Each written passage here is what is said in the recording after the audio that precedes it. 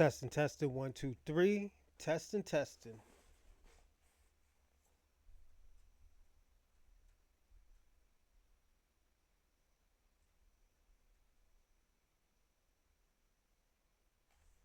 How you doing, everybody? And welcome to the Roslyn Podcast. I'm your host, Roslyn Perkins. Hope everyone's doing good. I'm hoping everybody's enjoying their weekend. We got a few, I guess events. We got NXT. We got, I think boxing, UFC. No, shout out to, Gaines. Hope you win your fight tonight. But, other than that, hope them niggas don't beat you down, though. One dude beat you down, though. But other than that, we got a great episode today. I got a big announcement. My announcement is, I think, Wednesday afternoonish, maybe Friday. Wednesday or Friday. I'll let you know Monday. We're gonna have a celebration. The celebration is a big party for. Actually, we might even do it both days. We might do 3 hours each, 4 hours each. Um, we're gonna be celebrating our first anniversary of the Rochland podcast. You know, I want to say this. When I first started, I only was getting 3 or 4 views, and this is like after I put it on because I did. Um, I was doing personally audio. I didn't want my face on there. I didn't want none of that cool shit. Hold on, give me a second, everyone.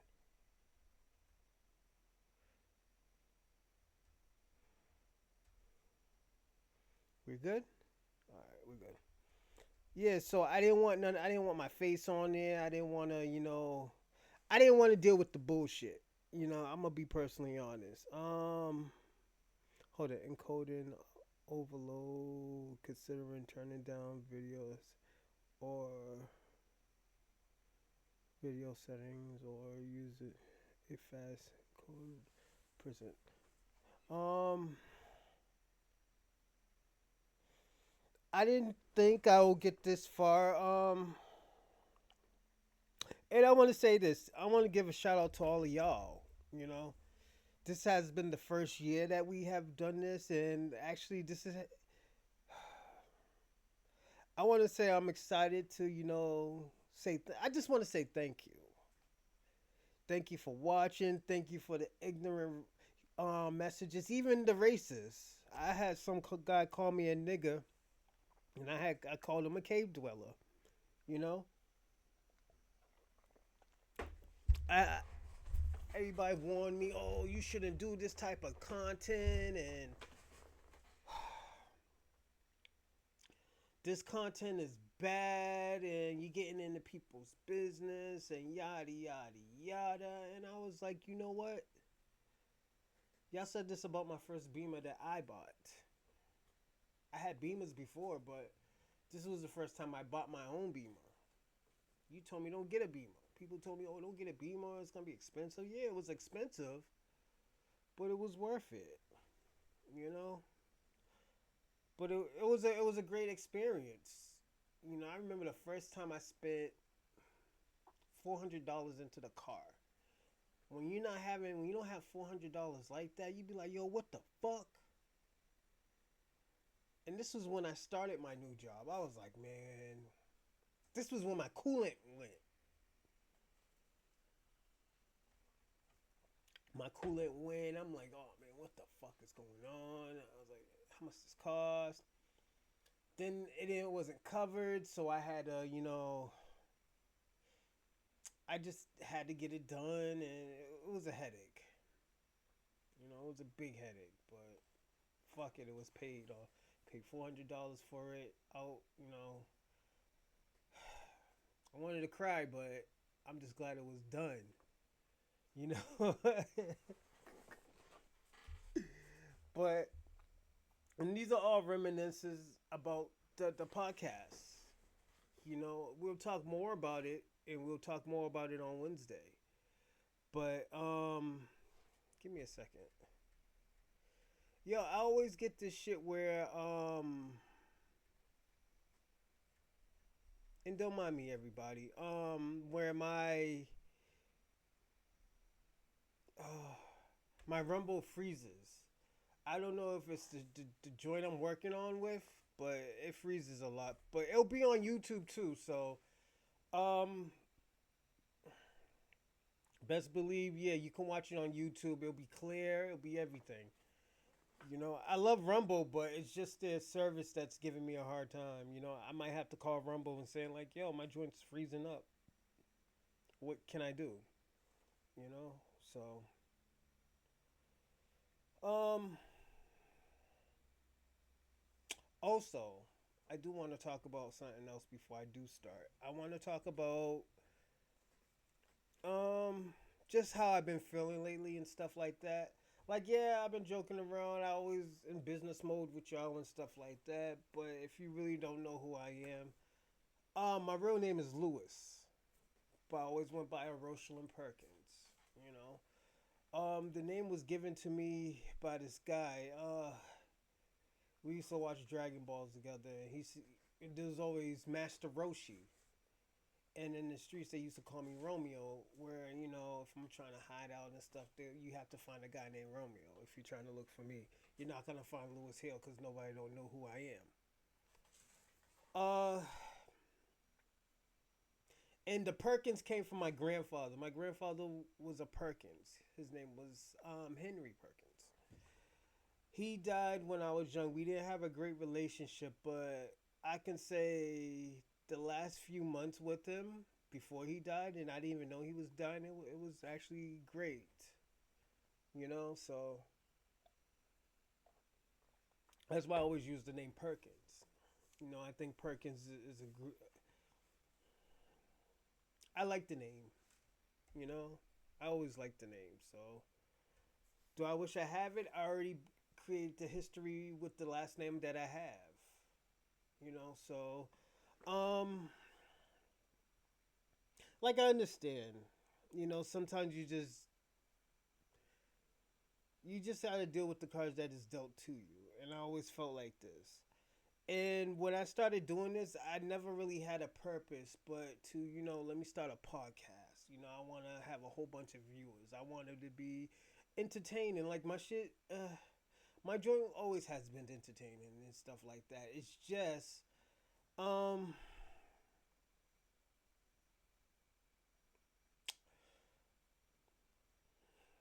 right. I want to say this. My stuff has always been entertaining. I know I have said crazy stuff. Sometimes it's borderline prejudice, But at the end of the day, this is what's my experiences. When I talk about Africans, when I talk about Latinos, when I talk about white people, like I have not been around a lot of white people in my whole life. I just started being around white people probably when I turned 17, 18. I'm not around a lot of white people. White people are like a fucking needle in a fucking haystack where I'm from, you know? You might get that one white person, but, you don't really consider them white because you really, like, when I was growing up, you really didn't consider people colored. I didn't start knowing colored until family. Family started explaining what's the deal, you know? Black experiences. Where did we come from? You know? Like my experience was different from other people. And the reason why it was different from other people because like yeah, I had a mother that was who was successful in her career, but at the end of the day, when you're successful, something gets taken for advantage.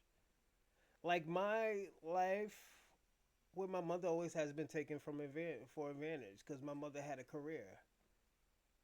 You know. Now I don't even talk to my mother. I'm so old enough now where, just put it this way, I love my mother with all my heart. But I love my mother so much that I love her from a distance where I'm not gonna get mad at her. I'm not gonna be near her, nor none of that bullshit. Like if she has to reach me, she will call my father. Like it's on that type of bullshit. You know, I'm sorry my hat's all dusty and stuff like that. You know, I just found this hat was all on the floor and shit. I try to do the best I can for wiping it off, but you know, sometimes the shit doesn't work. But I just wanted to wear the hat so bad, so like sometimes I just feel like yo, just even think. That's why I really don't think about what me and my mother's relationship. I just say we had a decent relationship, you know. But I know the truth, you know. Like one thing I was good at when I was younger is making everybody look gooder than they were. Like all jokes aside, if you hung around me, I try to make you look as great as you are. I try to let this guy look great, you know, because girls knew I was a freak and stuff, and I did my thing. But I didn't know about this other guy that I used to hang out with ever since I was a child. Girl was like, "Oh yeah, what's up with your friend?" Woo, woo, woo, woo. I was like, "Yo, you know, he said he's a freak. You know, he be doing all this, and that, and stuff like that." Then I find out they in the room for like an hour and a half. I'm like, "Yo, my man's getting his freak on. I'm getting drunk. I'm playing the sideline for this man." Man, out of that hour and a half, that nigga couldn't even get his dick up, man. All jokes aside, man, that shit was sad, man. I'm like, yo, what the fuck? Made me look crazy because I told her, baby, basically, I vouched for him. That's why I don't do hypotheticals or I don't vouch for people anymore. I don't vouch for people. I was like, I don't know, my nigga. You're gonna have to figure that shit out yourself. You know, I only bet on myself. You know, I don't bet on other niggas no more. At least when niggas know with me, you'll get the shit back, or at least I'll reimburse you if the shit doesn't work. You know, um, it's just very crazy, man. I just I had stories like that, and this is why I was like I let people look so good that they are, but that they're not. You know, and I just disappoint myself. Even with women, I used to go out with an Ethiopian girl. I put her on a fucking high pedestal. She couldn't even handle being on a high pedestal. Like what the fuck, you know? I try to make you feel like okay, you do the best things. I try to do the best things for you and stuff. And I was in a fucked up place at the same time when I was by myself. And like I always tell people this: I don't go out with white girls. There's only just God forbid. If anything, if I could go back, I probably would go only. I'm only attracted to probably one or two white in my whole life. Well, three white women in my life. One girl was named Sue, the whitest name ever from Saugus. You know, I think she's like a nurse or some shit. I met her. I met her through my cousin when I was younger. I don't know what she's doing now. But she was a cool girl though. She was very cool. I always thought she was sexy, but I'm not really attracted to white women. I tell people that all the time. Um, most white racist people would like that. Like, oh yeah, I like this nigger because he's not attracted to white women. I was niggas would have thought I would have been attracted to this white Iceland girl, or was she from Iceland or Greenland? This dude I used to hang out with used to try to talk to her. She was using him and stuff like that. I'm gonna say that she was a manipulator, man. I knew that, but I wasn't really attracted. I wasn't even attracted to her at all, man. She looked like a 13-year-old girl, you know. So some niggas is attracted to that shit. You know, I know a lot of white people is they're attracted to young looking women, you know, and I think this is why a lot of white people get caught up in sexual assaults and you know sex with minors, you know, because they're attracted to that.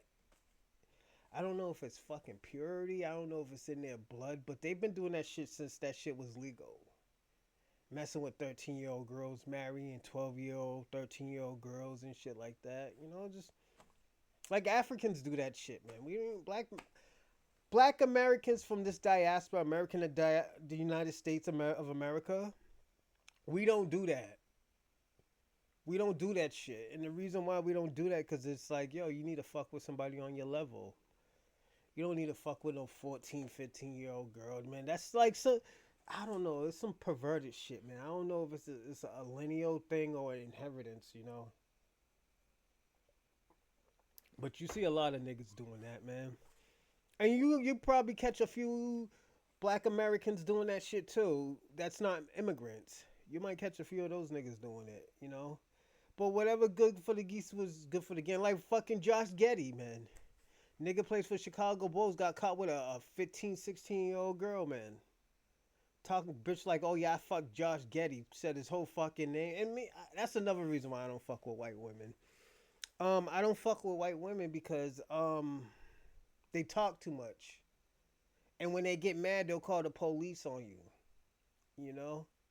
There was this one Irish girl, and shout out to her. I heard she just had a kid and got married to some African. And yo, I'm gonna say this, with Africans.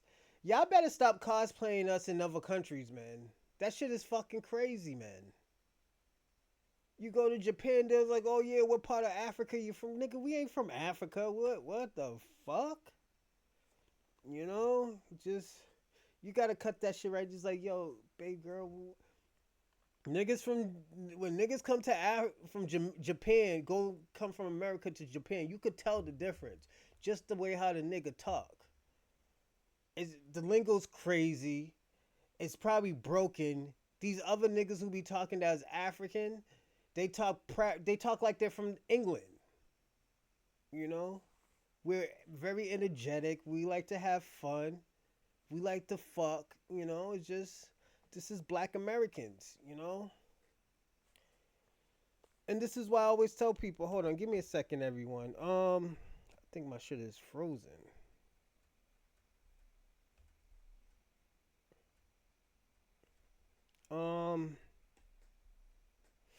But I do want to say this, like even shout out to Africans, I always give y'all shout outs and stuff like that, because even though I kick y'all back in, only thing I want y'all to do, and this is just me, I want y'all to protect y'all culture.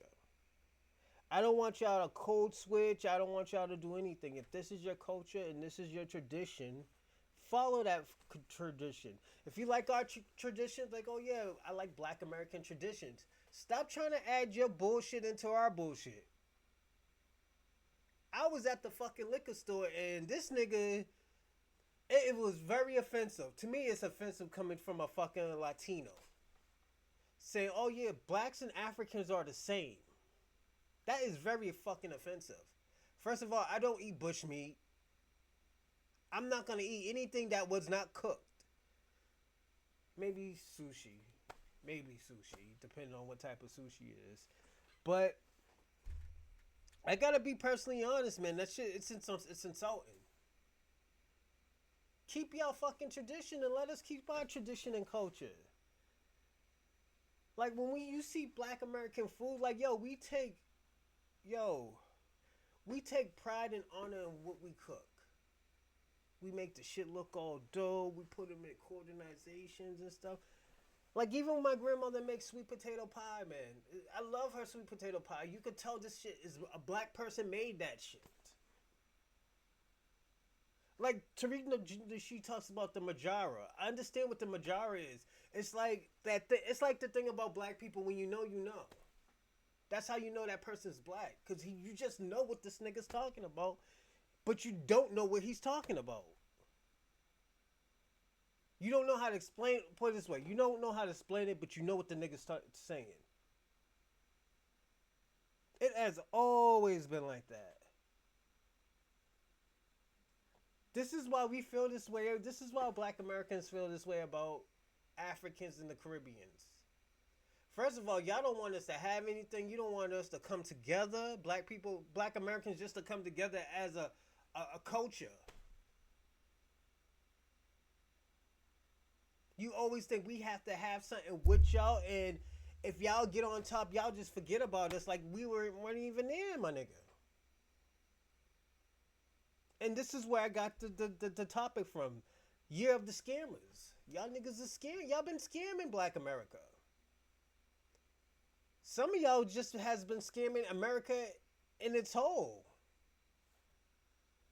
Y'all niggas did goofy shit. Y'all said goofy shit. Y'all grift.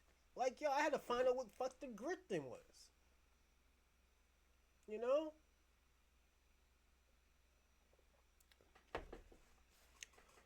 It's just like I tell people all the time, I don't give a fuck what you do. You could be the most racist person in the world. I will have a conversation with you. But once you start fucking, becoming a fucking chameleon, red flags comes up. Red flags come up. Cause bust it. I used to have this friend. He was a cool guy. We hung out, yeah, we cut the shits. But I kind of got Caribbean out of him, or first before I seen him, I was like, oh yo, he's Black American. He's a foundation FBA nigga. Started talking to the nigga. Oh yeah, woo woo woo woo woo woo. Talk about, yo, my great grandmama was Cape Verdean. Oh, red flags. Nigga darker than me, blacker than me, look more countryer than me. And it's cool. This is why I always tell people all the time, I'm like, yo, nigga, be you, man. You know? That's why, yo, my Dominican homies, I joke around with them all the time. They be saying, the little slick shit here and there and stuff like that. It's cool. You know why? Because I know they don't mean no malice about it. But once you start saying the shit when you're mad and start getting aggressive with it, okay. Nigga, you been feel that way about me.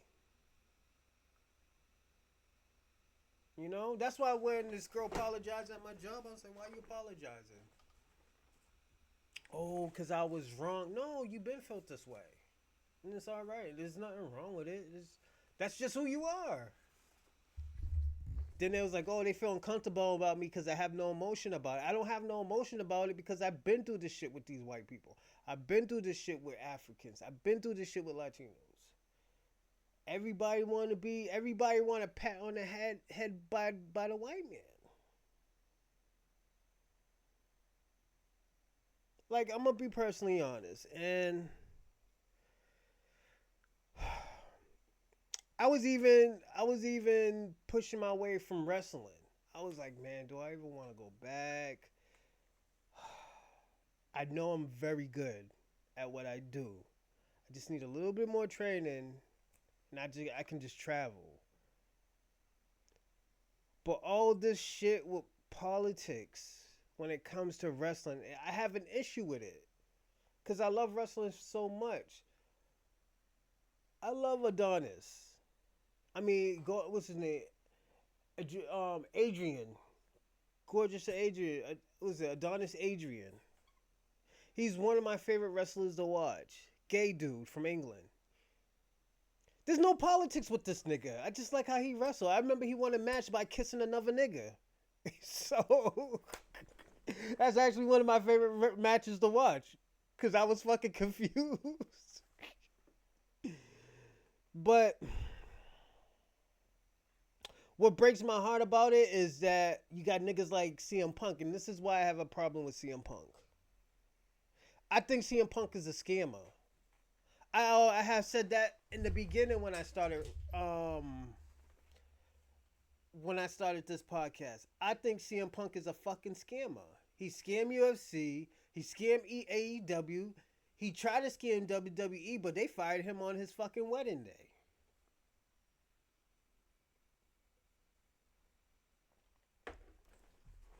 Did I feel bad? Absolutely no. I don't feel bad, nigga. You asked for that shit. You want to do the pipe bomb and all this other shit, make niggas look fucking stupid. That's why, you know what? I'm not even Hangman Page fan. But I was glad he punched you in the face. I don't know if that was real or fake, but I'm glad he did it. All jokes aside, I'm glad he did this shit. I'm glad Mad, what's his name? King Mad Dog did what he did and said what he said. I'm happy that I was excited when John Moxley said what he said. You're going to get everybody's hopes up and you're going to disappear and do something fucked up. You're a fucking scammer. Just say it, y'all. I'm a shyster. I'm a shyster, nigga. At least I know.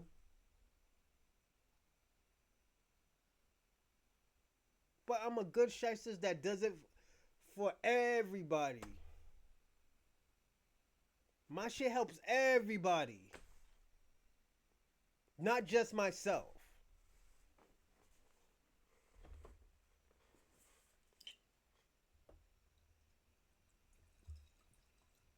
Like, it's gonna be a messy show today.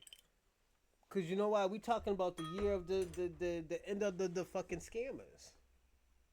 We got a lot of people we talk about. We're gonna be talking about people in my state. We're gonna talk about people in other countries.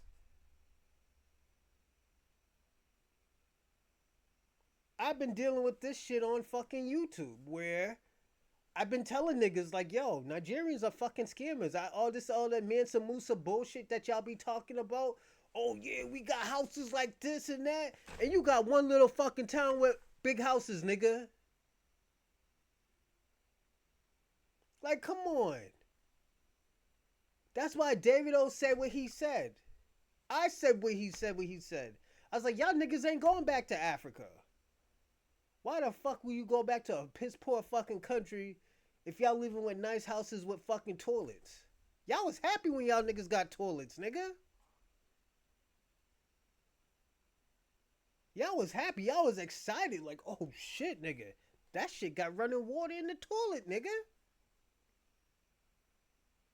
But we staying away from these black people in this country. I seen the videos. I seen what was on TV in my country. These niggas be shooting niggas and stuff.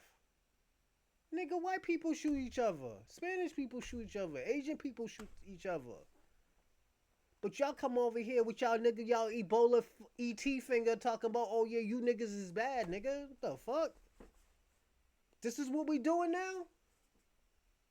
This is what we doing? Niggas lost their fucking mind, man. Let's be honest, man. Every time we're starting off with Nigerians first, man.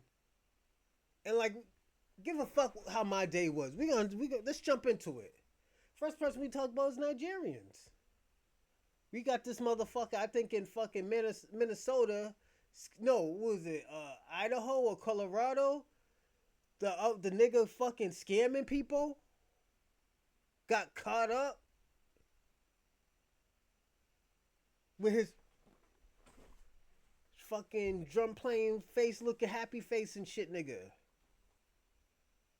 He was happy to get them fucking those fish cake nuggets with the cheddar biscuits.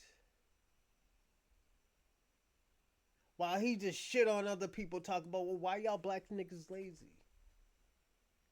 And this is the problem too. And there's always casualties to everything. I know some of y'all Africans is catching the work, but y'all niggas are not. Y'all as guilty too, cause y'all are not saying anything. Only person I ever heard say anything about Nigerians was David O and fucking Godfrey. Why you think black people respect Godfrey? You know, I'm Hebrew. We shouldn't even be fuck with Africans. Even though we got like fucking Hebrew churches in fucking Africa, Western Africa.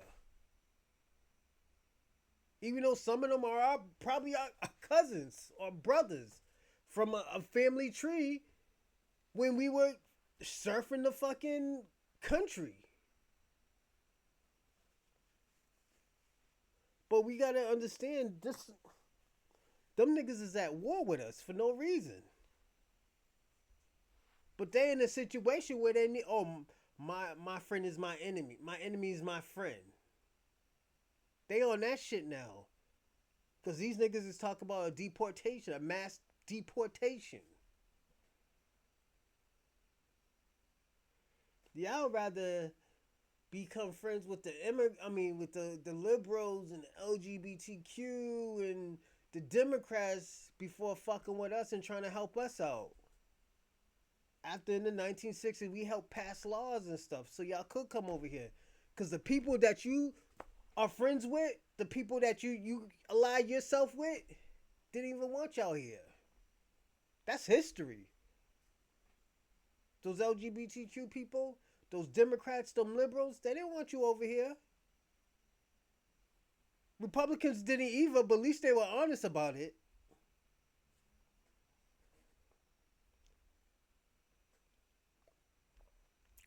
All them niggas wasn't on. I'm being honest with y'all because of this shit.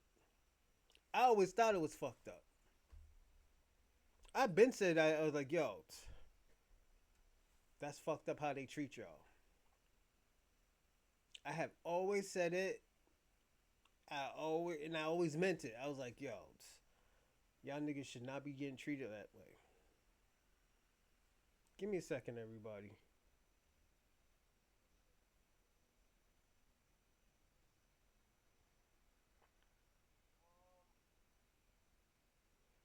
I know my joint is skipping, everybody. Don't worry, I'm gonna put it on YouTube. So if y'all want to watch this, y'all definitely could watch it on YouTube.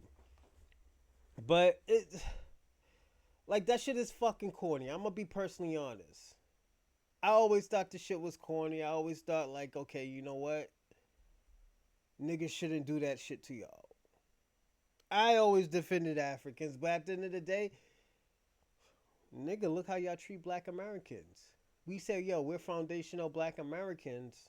We're not, we're African, but we got an ethnogenesis. We have an ethnogenesis.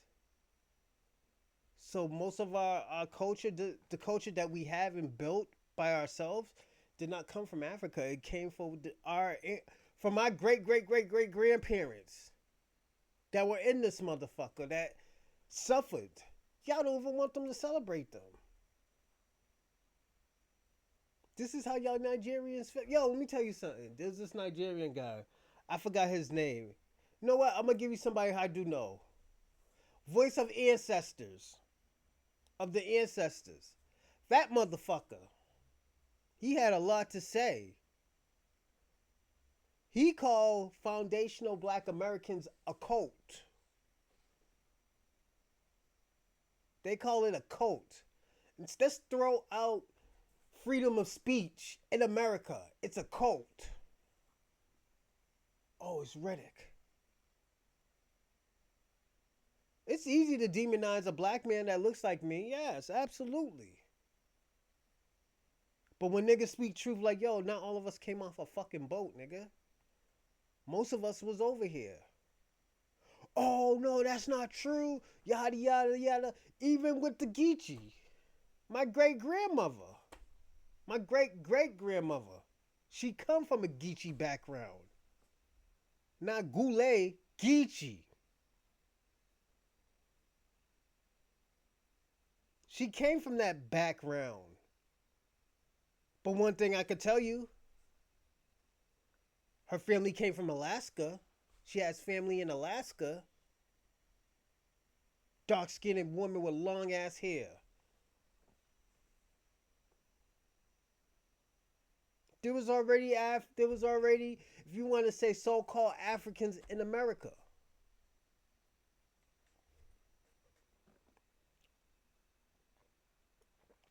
Even in South America. Even in the Caribbeans. Y'all finding fucking artifacts of African tradition. Different types of African traditions that you don't even know where it came from. What part of Africa came from. So we could tell Africa was mixed and mingled. And there's nothing wrong with it. It's still your culture. Why be embarrassed of your culture? Why be embarrassed of your culture?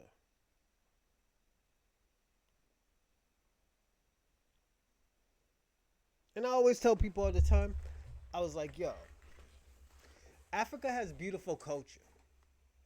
Their problem is that black American culture is lit. We innovate everything. If you see it in America, you're going to see it in England. You're going to see it in Asia. You're going to see it in Africa. Nobody sees what's happening in Africa. Like, Afro beats, nigga. You go to the projects and stuff. Niggas don't know what the fuck Afro beats is. I know African hip hop because I like French niggas. Those are the real niggas of Africa. That's why I be feeling offended when some of these Africans that come off the boat or second generation that don't even put in fucking work, don't even know how that shit feels. Came from a farming background. And when I say farming, I mean like was adopted by like Europeans and they taught them everything, baby, that they babysitting. And also, I'm gonna say this: with Nigerians, y'all have great culture. Y'all have a lot of pride, but y'all don't got pride in your own shit. Y'all have to lie. Most of y'all have to lie. Y'all got decent women. Like, yo, what the fuck? What are we doing? If niggas don't like your culture, so what? You still like, yo, nigga, you still do your thing. And if you want to blend in your culture with hip hop, let's say like, yo, you know what? I blended my shit with hip hop because, yo, I was inspired by Run DMC or something, or fucking Ice Cube, or fucking Kendrick Lamar, Jay-Z, 50. Like, look at that nigga who looks like 50 in Africa. His inspiration was fucking 50 Cent. And I think 50 is like black and Haitian. Like, come on. Just say like, yo, that was my inspiration. 50 was lit out here. I like how he moved, my nigga. You don't be like, oh yeah, you know, it's hip hop, but hip hop came from Africa. Like, everybody's trying to claim hip hop and rap now.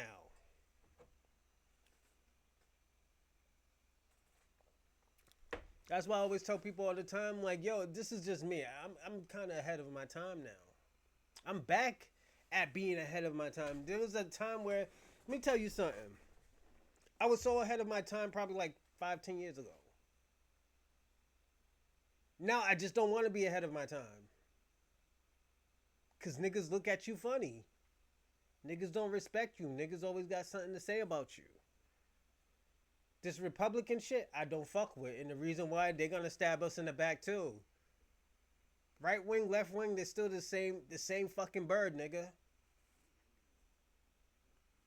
This is why I say, yo, black people was like, yo, we want tangibles. Y'all niggas is so jealous of black Americans of getting fucking reparation. Y'all not even thinking like, yo, these niggas is gonna help us. There's 43 million black Americans in America. All them niggas get $200,000, $300,000. You don't think them niggas gonna throw you $10,000 to help fix your fucking country? After knowing how thoughtful and grateful and loving black Americans is, unlike y'all niggas. Y'all niggas out here scamming old white people and stuff. That's why they don't want y'all niggas in this country.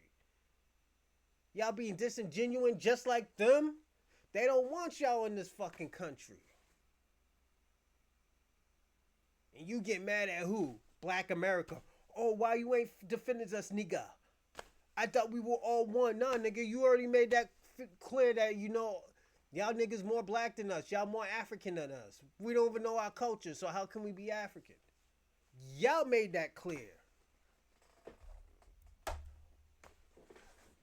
Y'all made that shit clear. We didn't say like, yo, you know, we was doing the Afrocentric thing. We didn't say, oh, yo, we from here, we over here. I was like, yo, we're from somewhere in Africa. But you know what? We're going to represent your shit, but with our flavor and our class. Y'all niggas wasn't doing the dashikis with the big pants and stuff, with the jabos and shit like that. Y'all niggas wasn't doing that. Y'all wasn't wearing the shit that y'all have now. Y'all niggas was wearing, your tribalistic shit. All of a sudden, y'all came in this Mansa Musa shit.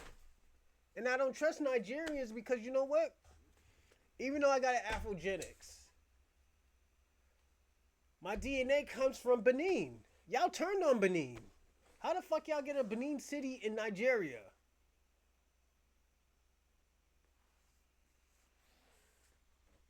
Why the fuck would you go to war with your own brothers? That's a nigga that I cannot trust. I'm sorry.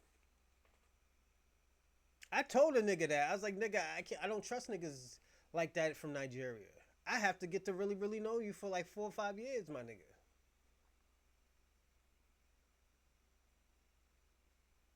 And not all Nigerians like that. So don't get. Let me tell y'all something.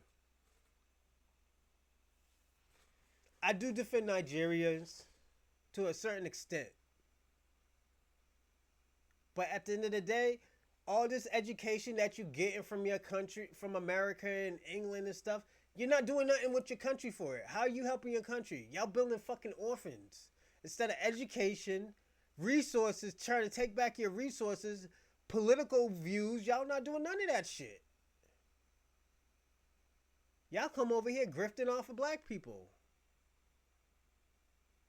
You're not the only ones, but at the end of the day, if I knew I was from Africa, if I knew I was from Nigeria or Benin or Togo or Sudan or South Africa, if I knew that's my culture, you don't think I would try to give back so my culture can be ill? Niggas, when I died, they was like, yo, that nigga Rosalind, I know he was born in America, but he did so much for the country. That's the real face of fucking Benin.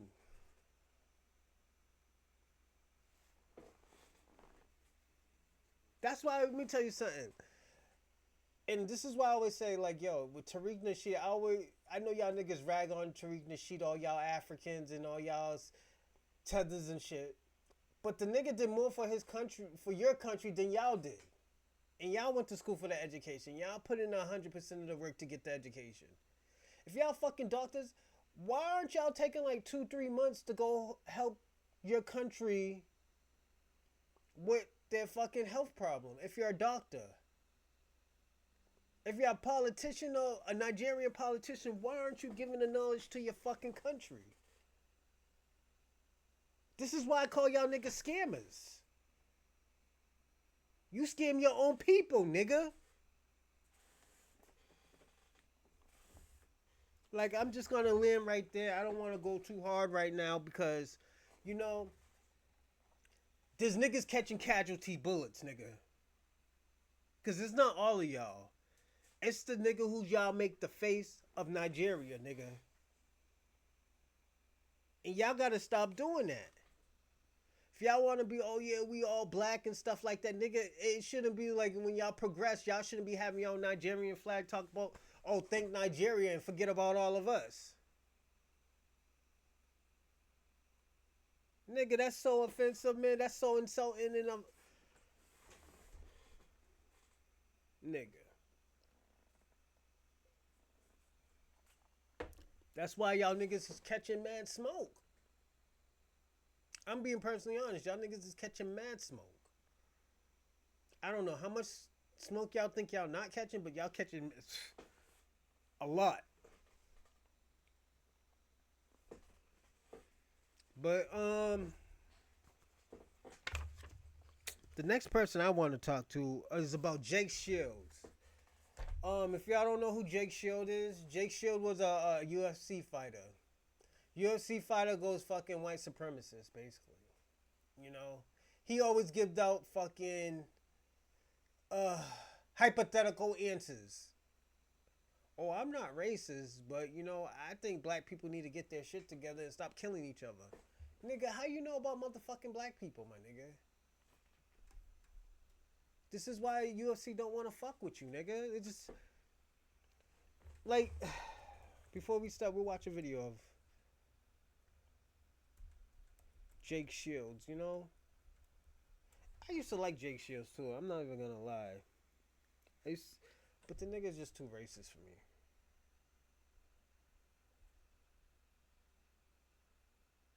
I know.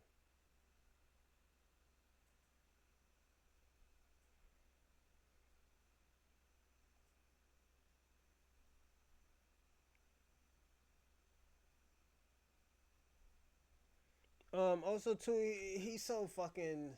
I'm gonna say this. What's up with you and white people and the Jews and stuff, man?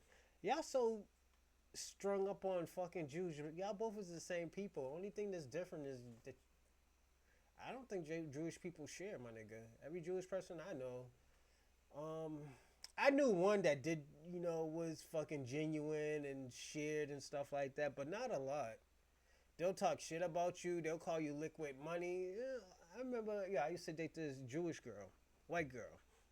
Hold on a second. Hold on. Give me a second.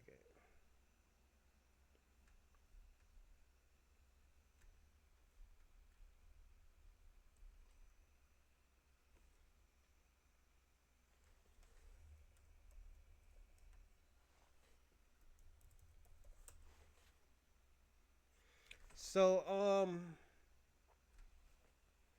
I'm gonna be personally honest.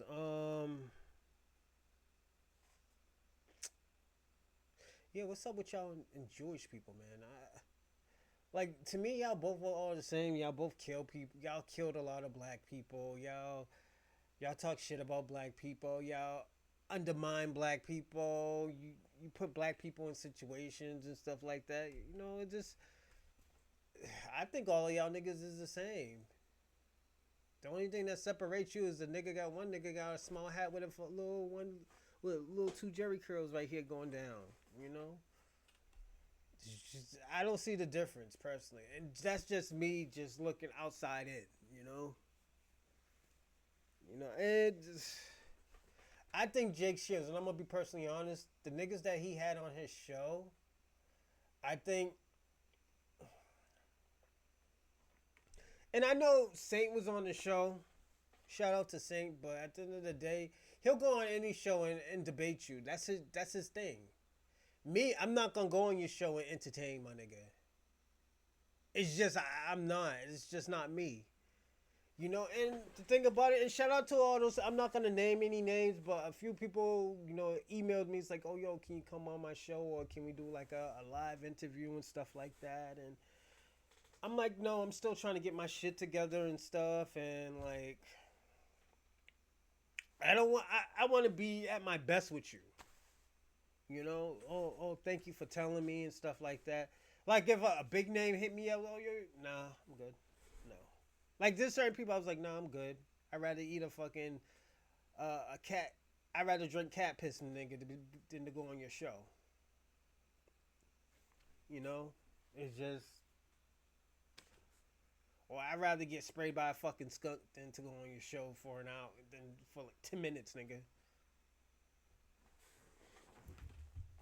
Like it's just like that with certain people. Have I said that to certain people? I'm not gonna tell you what person, but yeah, it's just some people just rub me very, very funny, you know. But I think Jake Shields, he's. I don't know. I don't know if he's a right wing like a full fledged right wing, or I don't know if he's like very conservative. Because the way how conservatives is, like back in the day, black Americans used to be conservative, and when I mean conservative, like yo, everybody on an equal playing field. But these right wing conservatives, they want to have the upper hand of everything. They want to be the hierarchy. You know. That's why with me, I've been having a hard time, like I told you, even with wrestling, trying to go there. I was like, man, I don't even want to go to this shit, man. And I love everybody there. It's just like even the dude who left because he was getting bullied, nigga. I'm gonna tell you the truth. The nigga was getting bullied, and it is probably the way how his mentality was. But I'm one of those type of people. If like, yo, if that's your mentality, my nigga. If that's your mentality, don't fuck with him. Just leave the nigga alone. Like, if you gotta work together, it's like, okay, we're gonna do this, and that. All right, boom.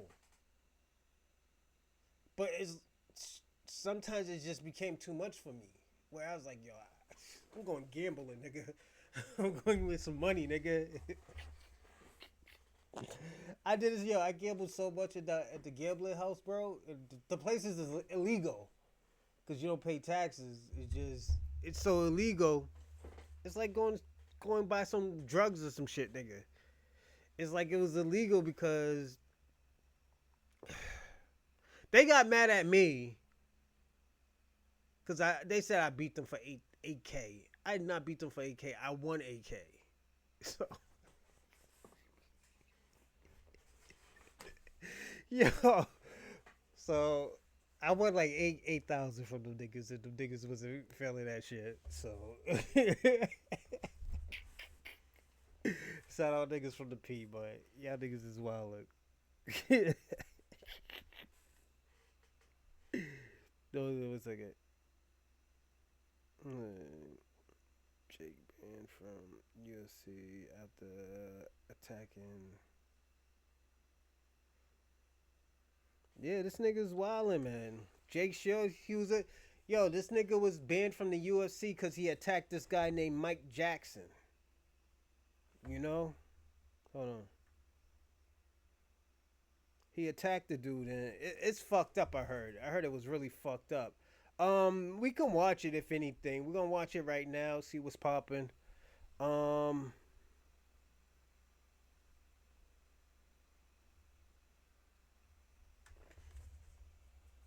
we're gonna see what's said, because sometimes that shit can be,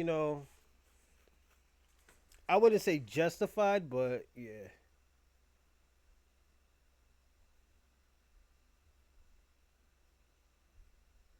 Let me see.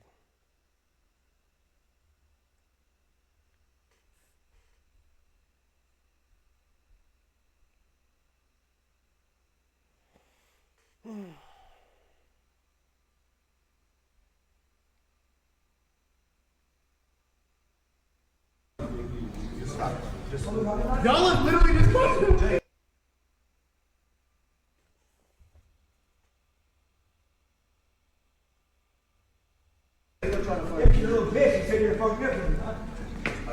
Can somebody get this motherfucker out of me? Jake, come on. Jake, come on. These niggas first coming Nazis. Coming Nazis. Y'all are literally just pushing. Jake, you're trying to fight. You little bitch, you said you're fucking Can somebody get this motherfucker out of me? Jake, come on. Jake, come on. These niggas first coming Nazis. Coming Nazis. Can somebody get this motherfucker out of me?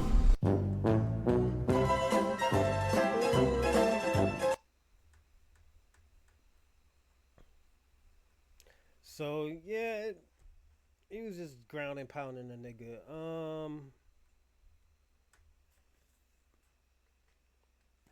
I'm gonna say this: you look weak, my nigga.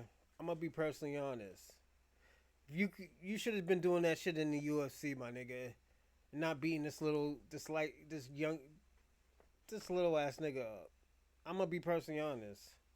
Like, why couldn't you do that shit before? Like, nigga, why aren't you a UFC champion, man? Are you even a? Let me see if he's even a UFC champion. Cause we don't want to hear, oh yeah, he's 5 championships in somewhere else. That shit is whack. We don't want to hear that. Was you a heavyweight? Was you basically a champion in UFC? If you was, then after that, it was like, yo, you did your thing, my nigga. Nope, you wasn't, my nigga.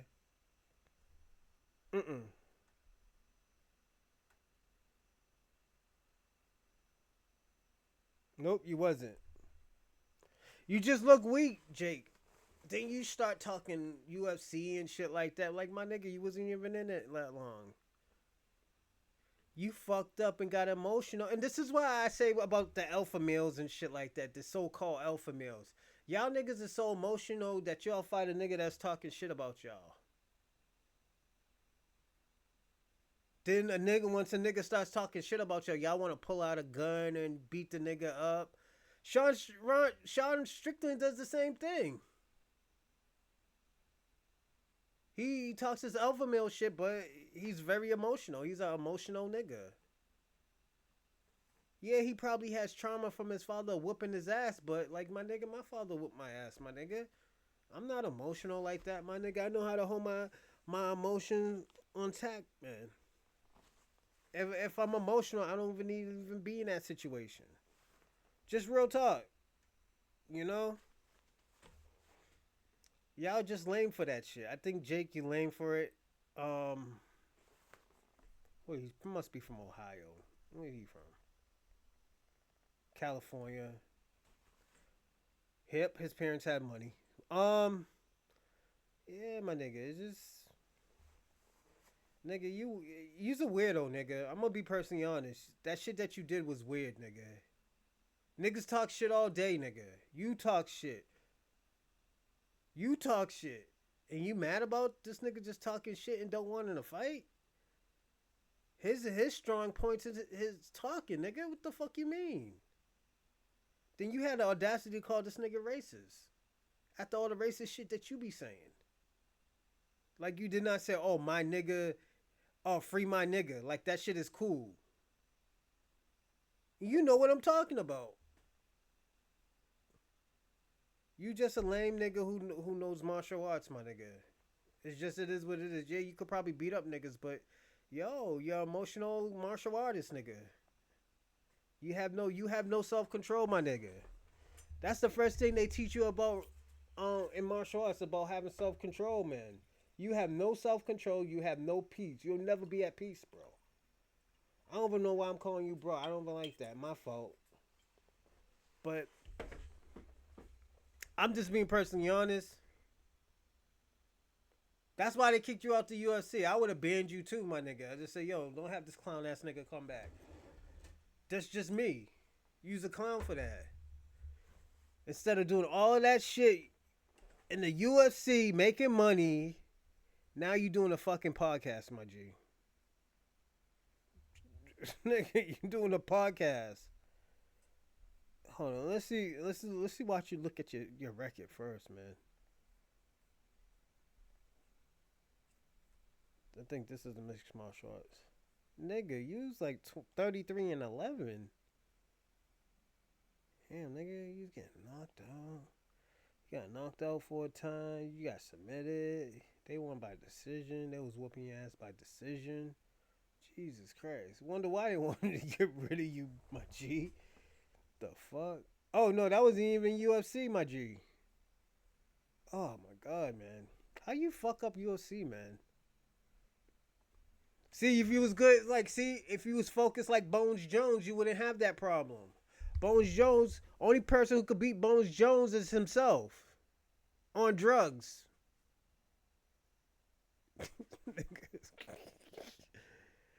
I'm just being personally honest. Only person who could beat Bones Jones is himself on drugs. That's it. And I like Bones Jones. I think Bones Jones is the greatest of all times. The dope one, the one on dope and the one off of dope, still the greatest of all times. Give me 1 second.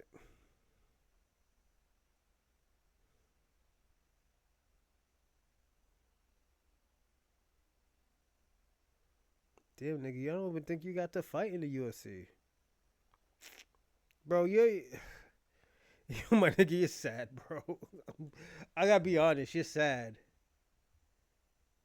You're very sad. First of all, we don't know how you was gonna be.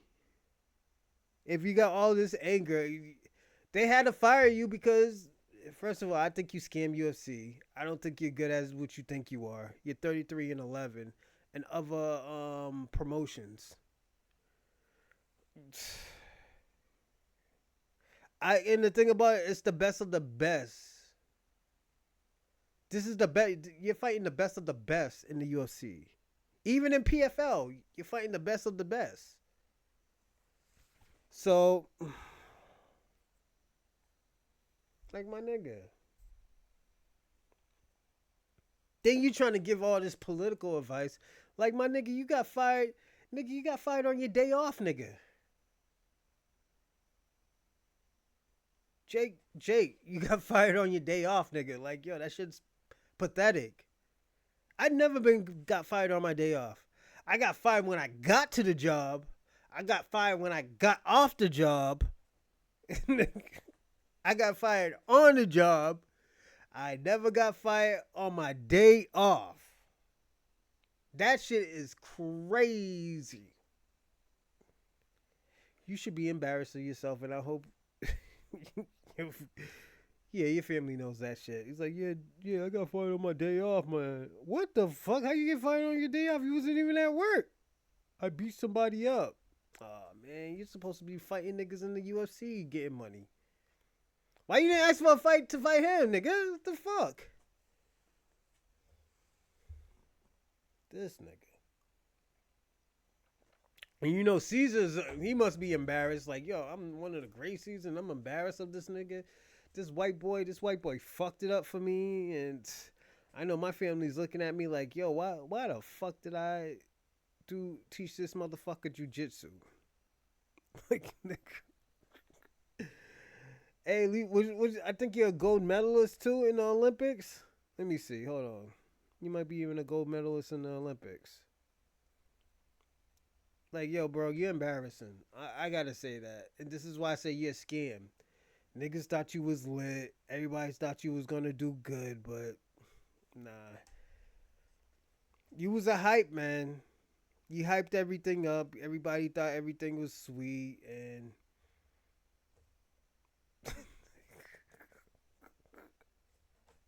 you dropped the ball as always. Yo. So, you know, I guess that was a blessing in disguise, if you ask me. It was a blessing in disguise because you was gonna fuck it up some way, somehow. Even your fucking podcast. You're gonna fuck it up. You're gonna find a way to fuck it up and get demonetized if you're not already demonetized. Talking about Jewish people and all this shit. Them niggas own this shit. Let me tell you what you do. If you want to do and say anything you want, make a platform like Rumble did. That's all you gotta do. Market it on Twitter, everything. You know? Hold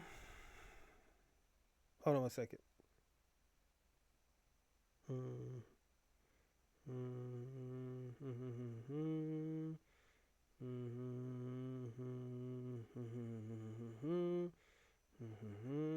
So you was like 2-0, huh? Damn, nigga, you was only 2-0. What the fuck you doing, bro? All right, let me land, man, because you's a fucking idiot. I'm going to be personally honest. Sure, Jake, I think you're an idiot, bro. Like, I'm going to tell you a story. I knew this guy. I thought he was a super cool guy. I thought, you know, the nigga did his thing. He was 10 toes down. This nigga always talk about, yeah, nigga, I used to fight. Woo, woo, woo, woo, woo, woo, woo, woo. But I found out the nigga selling wolf tickets, nigga. I remember I was fighting this nigga. He was like my big bro. I don't really call people big bro, but he was a big bro to me. You know, after he was off the dumb shit. You know. Nigga got mad at me because I was chilling with somebody he didn't like. And he's talking about me choosing a side. I was like, nigga, I ain't choosing no side. I choose both of y'all niggas. So you know what he did? He sent his little nigga after me. I get in a fight with his little nigga. I'm beating his little nigga up. Broke the nigga's jaw, I found out. My OG, not my OG. He's not old enough to be my OG. But my big homie tried to run up and jump me. Tell me why this nigga runs in the house and locks the door on me. Everything slowed down in my head and say, oh shit. I think I just fucked up. This nigga's big brother came out the house and had to stop that fight. This nigga's big brother had to come out the house and stop that fight. You know why? Because that nigga was yelling for his mom. Mom! Mom! Oroshi's fighting out here. This nigga's big brother had to come out there and stop the fucking fight. Then when he stopped the fight and pulled me to the side, I was like, I told the nigga, yo, go get my hat. These niggas was doing the merry-go-round stomping on my motherfucking hat, my nigga.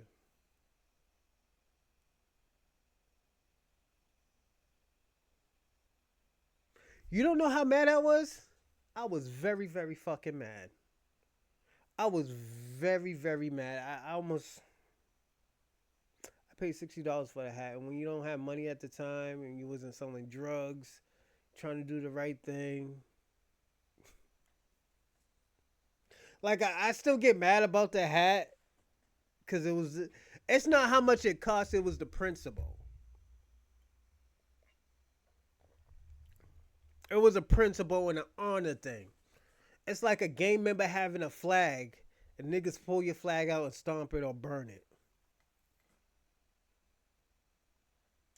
After them niggas stopped doing the merry-go-round around my hat, you know what this nigga does? He runs out, gets the hat. Yeah. Nigga, I don't want the fucking hat. It's stomped on the floor, nigga. Why would I put that on my head? Throw it away. You don't know how mad I was.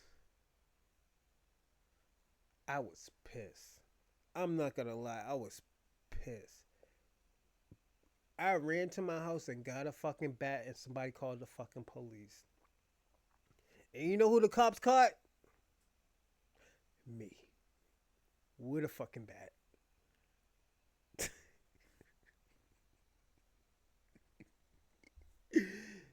Yo.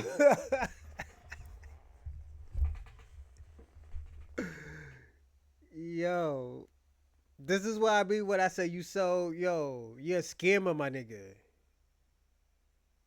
Nigga, you was getting beat up by these niggas in this second rate fucking promotion, my nigga. You only won 2 fights in UFC by decision. I'm not saying you're not a professional, but my nigga, I think you're giving yourself too much credit, Jake. If anything, I'm gonna listen to Mighty Mouse before I listen to you, my nigga. And this is the thing about certain performers. You got Mighty Mouse, you got Rampage. You talking about all these politics and you wanting to be like, yeah, you was Kobe Covington before you was Kobe Covington, my nigga. On podcasting. Not on UFC, because niggas don't remember you. We just know you're UFC because it's on your bio, nigga. But niggas ain't fucking with your shit like that. And I'm going to be personally honest. Your shit is trash. It's dusty and it's trash. And I'm not trying to be, let me be the nigga that talks shit about him and laugh about it. Nah, I'm not laughing about it. I'm not happy that your shit is trash and your career failed, nigga. But at the end of the day, I think you still should have pursued some type of MMA, my nigga. But you was a liability, nigga. That's why you had to do podcasts. I do this shit for the fun, nigga. I do this to rock out.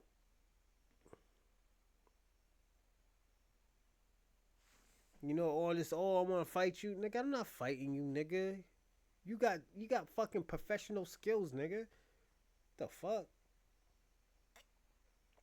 Nigga, you think I'm sneako? I'm all ego, nigga? Nah, nigga, I'm not fighting you, bust ass nigga. The fuck? You got martial arts skills. You break one of my fucking arms, and I'm gonna have to shoot you, nigga. Like, what the fuck? I ain't doing that shit. That's why I don't be getting these alpha. This is why I say, all y'all red pill niggas is bird brain niggas.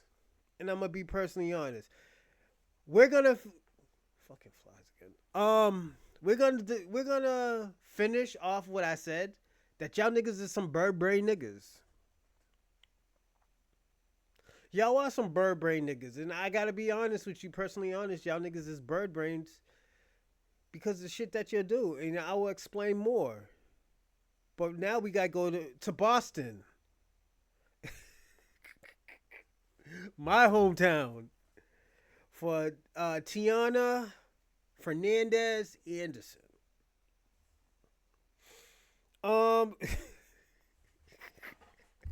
My homegirl got arrested by the cops yesterday while I was at work. Oh my God. Tiana, I'm going to say this. I know you from Cabo Verde. If people don't know what Cabo Verde is, she's from Cape Verde. Piera, I think. Cape Verde. It's off the coast of Africa. I don't consider it Africa. I just consider it a fucking island. You know, it could be Africa. Africa could claim it. They need something. Them niggas is African over there. You know, but if you don't know what Cape Verde is and what is Cape Verde is they were taken in, I think, in the 1700s, maybe even shorter than that, maybe even 16. They were the first to be colonized and to be put on a slave trade, I believe. They have great culture. And what I mean by culture, they do follow African culture, but they do have an ethnogenesis as well. Some of them are Portuguese. And I think some of them came from Angola. Most of them came from Angola. All this Portuguese shit and stuff like that, I do not believe. They say that they're Portuguese too. I feel like, you know, their stronger points is being African.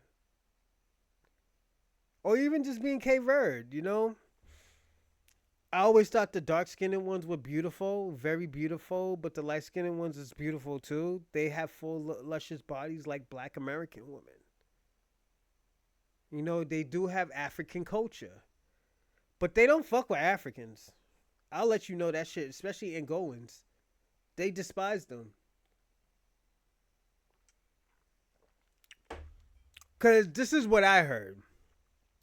Angolans, the niggas who are there now, they exiled them from Angola. And this is what I was talking about Africans. Africans can be very deceitful.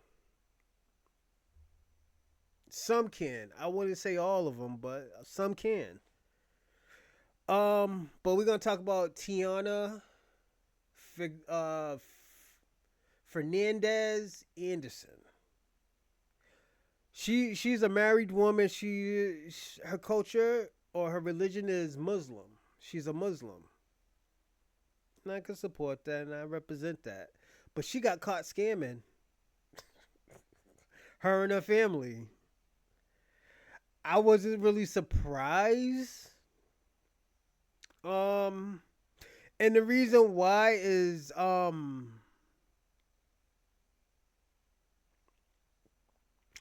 Cape Verde's in CVs in Massachusetts, they're good with the scamming. They're not really good like that, but they're decent.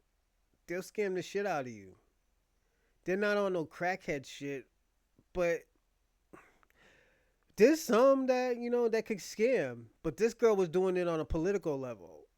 I think and the thing about niggas, what's this nigga's name? And I'm gonna go easy on Tatiana.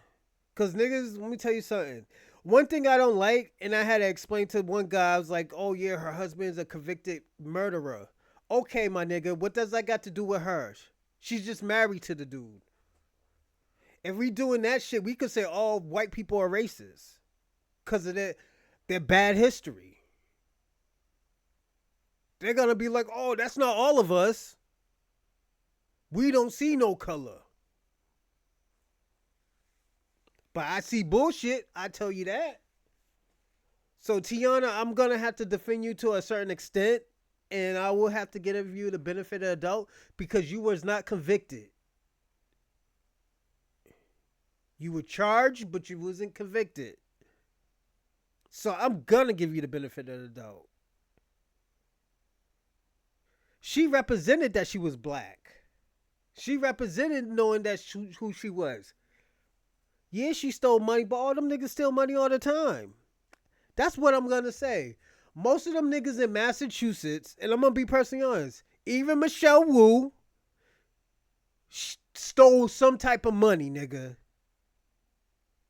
Let me ask you a question. In Boston, Massachusetts, there was an integration.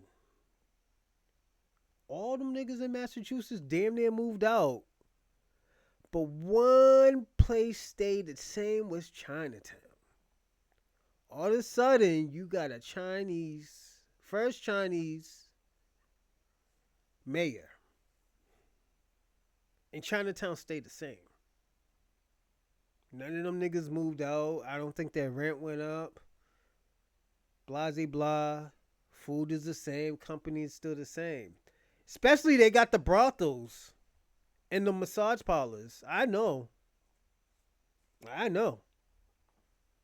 Once they say 60, 80, you know what that means, baby. You know what that means. But she don't know what I'm talking about. She can act stupid all she wants. She know what she talking about. Shout out to Sean Nelson. I'm going to say this. This nigga's on her back. This nigga's on her bumper, nigga. This nigga's about to lose his military reparation. I'm going to tell you that. This nigga's on some fucking Trump shit. When a black man's on some Trump shit, yeah, I told Sean, I was like, yo, you better stop doing for the catfish nuggets, nigga. You gonna lose your military benefits. Nigga yelling, niggas on the floor. Police brutality. Yeah, that's my homie too. Shout out to you, Sean. But that's my nigga. Police brutality. You know I'm gonna have to thumbnail this Sean, but yo, police brutality.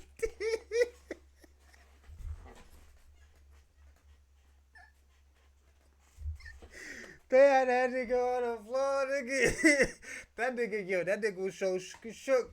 That nigga thought he was George Floyd's spirit for a second, nigga. That nigga was scared, nigga. He see them Irish white boys on that nigga. He was like, police brutality. He wanted everybody to know that nigga, he was on the floor, nigga, but...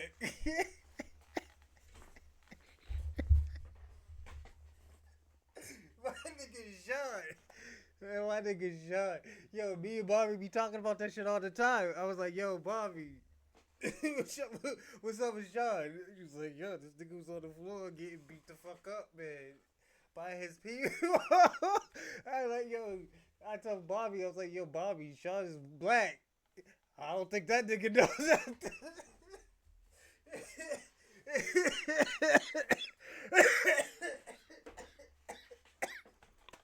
Oh my God.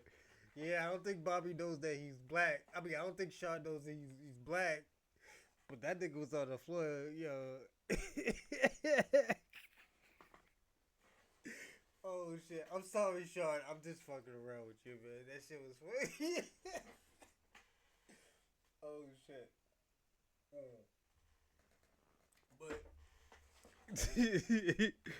But yeah, Tiana, I gotta give her the benefit of the doubt, man. And personally, I'm gonna put it this way: I think they got her. I'm gonna be personally honest. I think they got you, baby girl, and I think you should try to go for probation. Just see what your lawyer says and see what they have. That's just my thought. I think they're gonna use your husband against in the case where they're gonna like, oh well, you know, she goes out with murderers. So they're gonna use your race against you. I'm gonna be personally honest. Do I think it's gonna stick? It depends who's the juror is. If it's a all-white juror, yeah, they're not gonna understand. So you need to just go for probation and just call your political critic in. But I don't think you did any wrong. Them niggas steal money all the time. All them niggas. Even I think Scott Brown steals money. All jokes aside, you think they live under their means? Let's be honest. They don't. You know, even Michelle Wu. I think it was fucked up when she said, "I think you need to resign," and you didn't even get convicted. You don't even know what the fuck is going on fully. This is why I say, like, yo, yes, yo, you gotta watch out for these Democrats. She's a yo, Tatiana is a Democrat, but at the end of the day, you don't meet the complexion, baby girl. You don't meet you don't need the complexion. You know,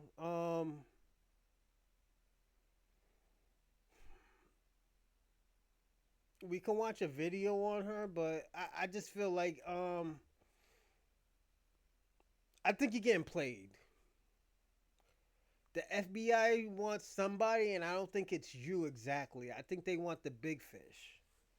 If you're willing to tell who it is, they're probably trying to get Michelle Wu out of there too, and Elizabeth Warner. Because I think they're gonna get Elizabeth Warner next. And the reason why is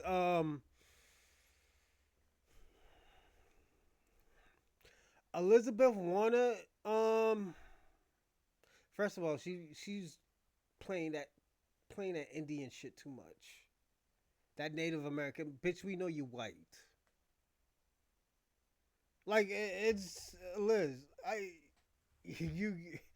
your counterpart Asian girl gave me my diploma at Bunker Hill. I forgot the lady's name. She's a sweetheart. I gave her a hug, but not because I got an Asian fetish or anything. I don't want y'all to be thinking I got an Asian fetish because my baby mother's Asian, but yeah, the lady was fucking Asian. But Elizabeth Warner, like, nigga, we can tell that you're not Native American. Like, we could tell probably your ancestors raped and pillaged Native Americans, but I'm sorry, it's just, come on. You're a $5 Indian. It is what it is. It's like me doing Africa. Yeah, I'm from Africa. I'm from Mbutu's cousin. I'm Mbutu's cousin. Y'all niggas will be calling me a $5 African. You know? Oh, you got no culture. You don't know where you from. What's your 21andMe? That shit, that 21andMe changes. You know? Like, I'm just gonna be personally honest. I don't believe in the 21andMe. I don't think the shit is accurate at all. I think it's a waste of money. And I'm gonna be personally honest. Let me tell you how I'm gonna be personally honest. Cause back in them centuries, there was nothing called Nigeria and Benin and Senegal and Central Africa and Europe. Them names was called something different. All of a sudden now we're fucking nigga, like we would have tribal names. We would have tribal names. It's like white people being called Neanderthals. Reason why they be calling Neanderthals because that's their race of people. They were from caves. They were barbaric. You know? They were hairy. They throw rocks and spears and sticks. They were professional at making fires. You know, so it's just it is what it is. Like Tatiana, I think it's fucked up, man, and I think you're just in a fucked up situation right now. Hold on, let me fix this. All right, there you go. I think you are in a fucked up situation at the point where you probably had to take the money.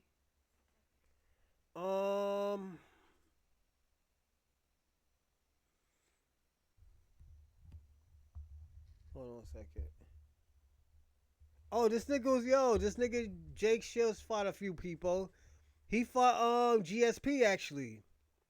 We might watch that later on, you know. But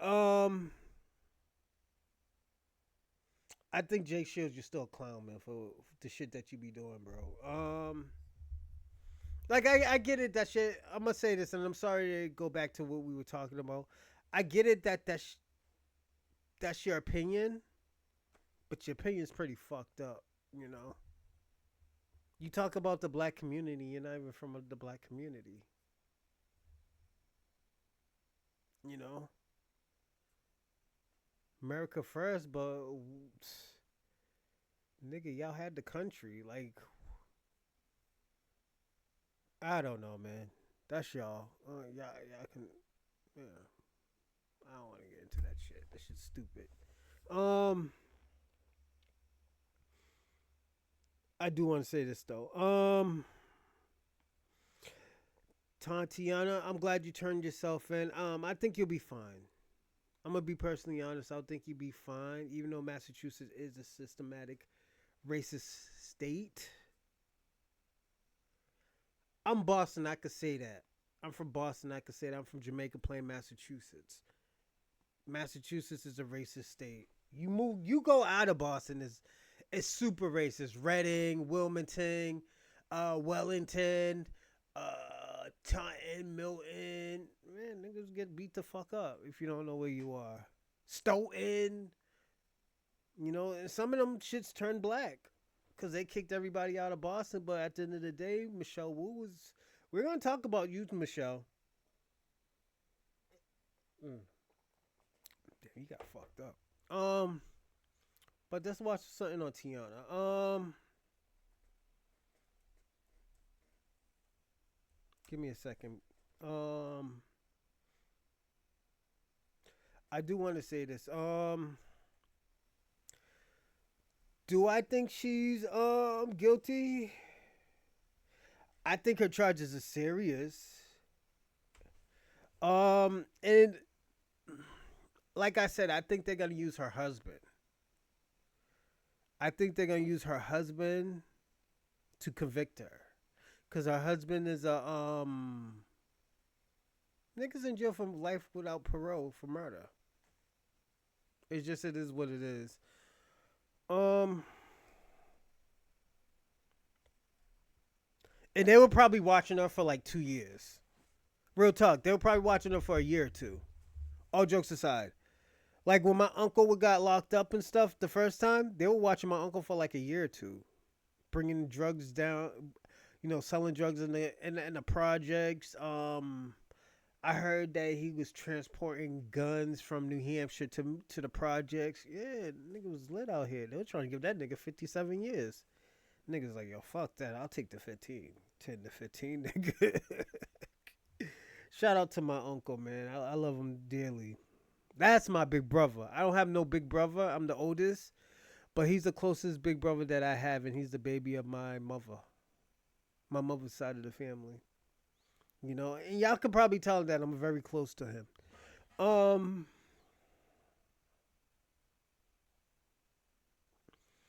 I think, and this is what I'm going to say.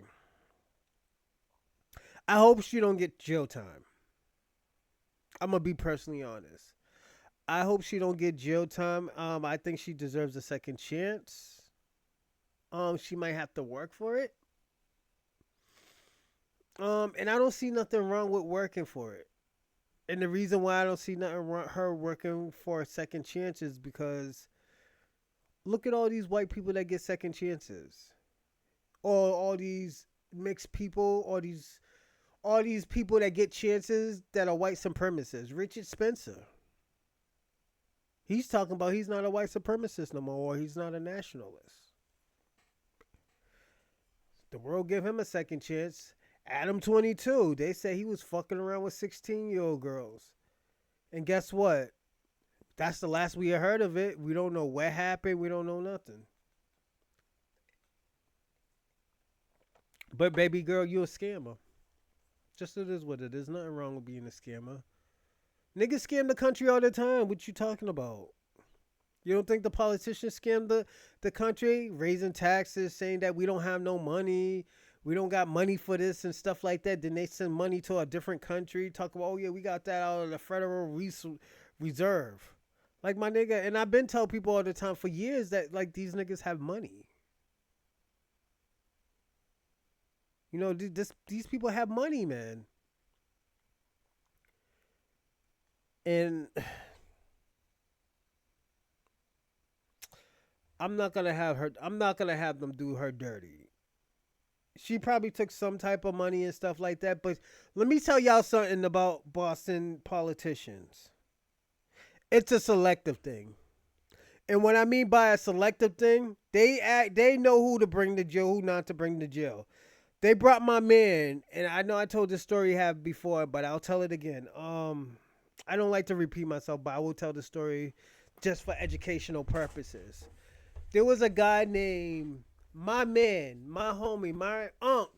I call him Unc Chuck Turner. While niggas was out here as a politician stealing a whole bunch of money, $60,000, $80,000, $100,000, $50,000, and this is the time. This is the money that they caught them with. This nigga get caught for helping a man get his liquor license for $1,000. They send this nigga to jail for. They try to make this nigga do 3 years in jail. He got on 32. 32 months.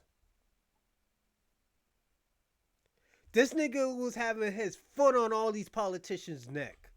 He was questioning all them niggas without a second thought. Yeah, the nigga looked like Mahatma Gandhi, but yo, the nigga was doing his thing. Every time I see him, he drive his gray ass beat down car, smoking a cigarette, looking at niggas, seeing if niggas is doing what they're supposed to be doing. His office is in the hood of Roxbury, Massachusetts, nigga.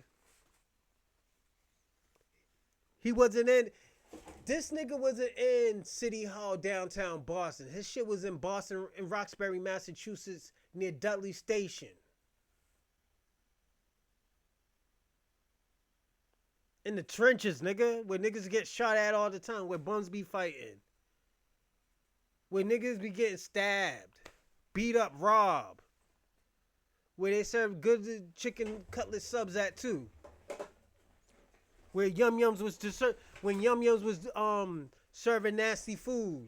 Sometimes niggas didn't even know if that was real ribs or chicken. Niggas had to think about that shit. They locked this nigga up for 32 months. They were trying to give that nigga 3 years. Was it 3 years? Yeah, it was almost 3 years, but he got out in 32. They sent this nigga to West Virginia. That nigga was like this when niggas locked him up. That nigga was Trump before nigga. That was Trump before he got shot. Trump got that shit from Chuck Turner. When he got locked up, he was like this. I'll be all right, my nigga. Hood nigga. Went to Harvard. Stayed in the hood. Y'all locked this nigga up for $1,000? Y'all spent thousands of dollars to lock this nigga up. While you let all those white politicians that was stealing money get off with 6 months probation, 8 months probation, 4 months probation, a year. That's the systematic shit I'm talking about. This nigga went to jail. He's the only one that damn near went to jail. Even the bitch who was controlling the prisons, Cabral. She was stealing money and she was doing crooked shit.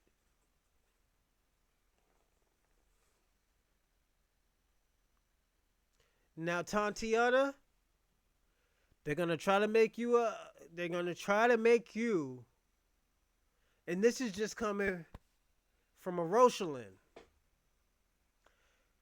They're gonna try to make an example out of you. But at the end of the day, a real nigga knows, and I'll come and visit you in jail, definitely. Pen pal and everything, sugar. But what they doing to you is wrong. Like, yeah, you stole probably $100,000, probably a little bit more, but they only caught you with the $100,000. And you use your family, but somebody told on you. I'm gonna be personally honest. Somebody told on you. All these bonuses. How do they? Let me ask you a question. How you think they know about the bonuses? How you think they know about? Oh yeah, she had her family. They were investigating that shit. $13,000, you gave up 7. They know about all that shit. I'm just being personally honest. But I'm gonna say this: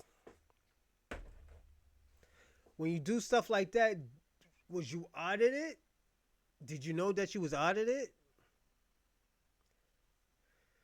One thing I always tell people about being a politician: if you're gonna steal money or if you're gonna do crime as a politician, even this is a lesson from Patrick. What's his name? Kwame Fitzpatrick. If you're gonna do crime, have a small circle.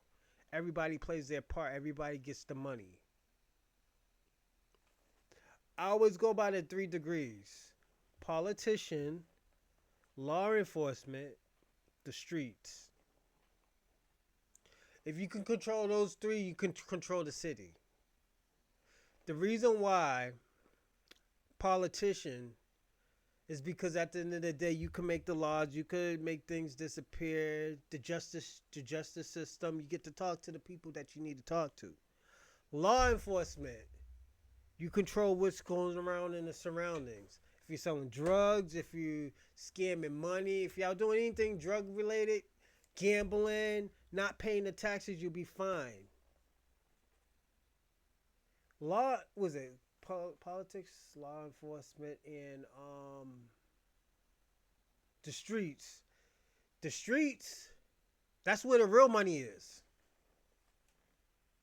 If you can keep that on the down low with no gang related or none of that, you're good. You're good. You got the law enforcement to back it up. You got the politicians to, to do what y'all need to do. And this also too, I think I got a short a TV show. I'm trying to get some grants for a TV show as well, where a person plays a politician where he's very crooked, but at the end of the day, people doesn't know. People know, but people don't know. He has his family working the situation out, as I told you. Streets, law enforcement, politicians. He has people in the shadows, but people don't know. Now law enforcement to get involved.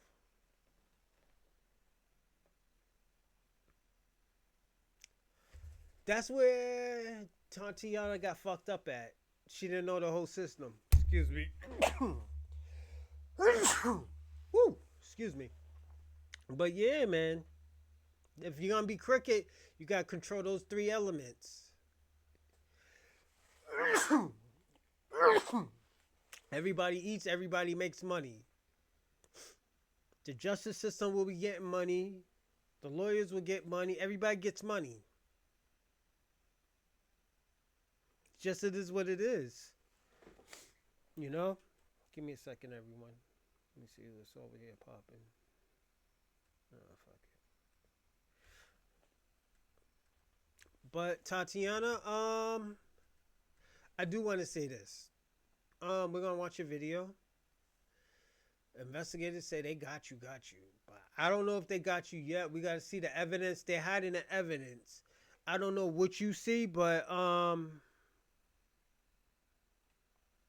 don't hold your head down. One thing I'm gonna tell you, that you look guilty when you hold your head down.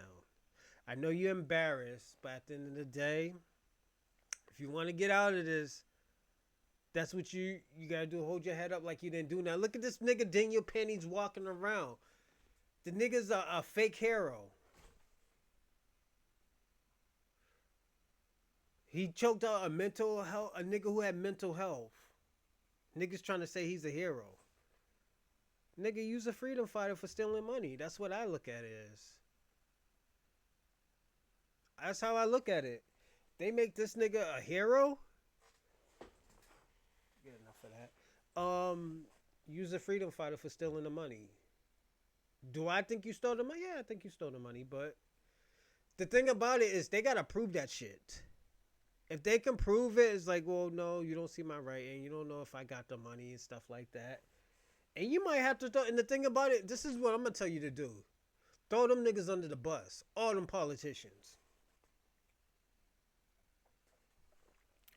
If they got evidence, you're a politician. Throw them niggas under the bus. Michelle Wu, definitely. Throw Michelle Wu under the bus. And the reason why, because at the end of the day, she asked you to fucking resign and she didn't even have your fucking back. Throw Michelle Wu under the bus. I'm being personally honest. If you know something about her, throw her under the bus. They'll definitely give you a bigger... Nigga, they might exonerate you. I'm just being personally honest. They might exonerate you because of it. Give me a second, everyone.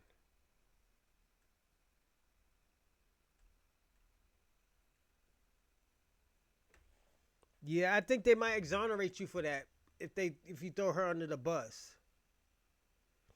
And the reason, I'm gonna tell you the reason why. First of all, she's bigger than you. Yes, you are a councilwoman. Yes, you have a husband that is in prison for life. Damn, I feel bad for you. You ain't getting no dick. You probably just getting communion dick every once a month, twice a month. Damn, that's if you're not on your period, baby. Fuck that. But yeah, throw Michelle Wu under the bus. Even Elizabeth Warner, the bitch didn't talk out for you. She just left you hanging. I'm gonna be personally honest. It's fucked up. Oh shit, my fault. I was just looking at something. Yeah, throw her under the bus. Fuck that shit. Use a civilian girl. You a crook, you know, and let's see how they were treating you. I think this was to me, this kind of broke my heart. I'm gonna be personally honest, and I know niggas like, oh, why you simping? And no, I'm not simping. It's just,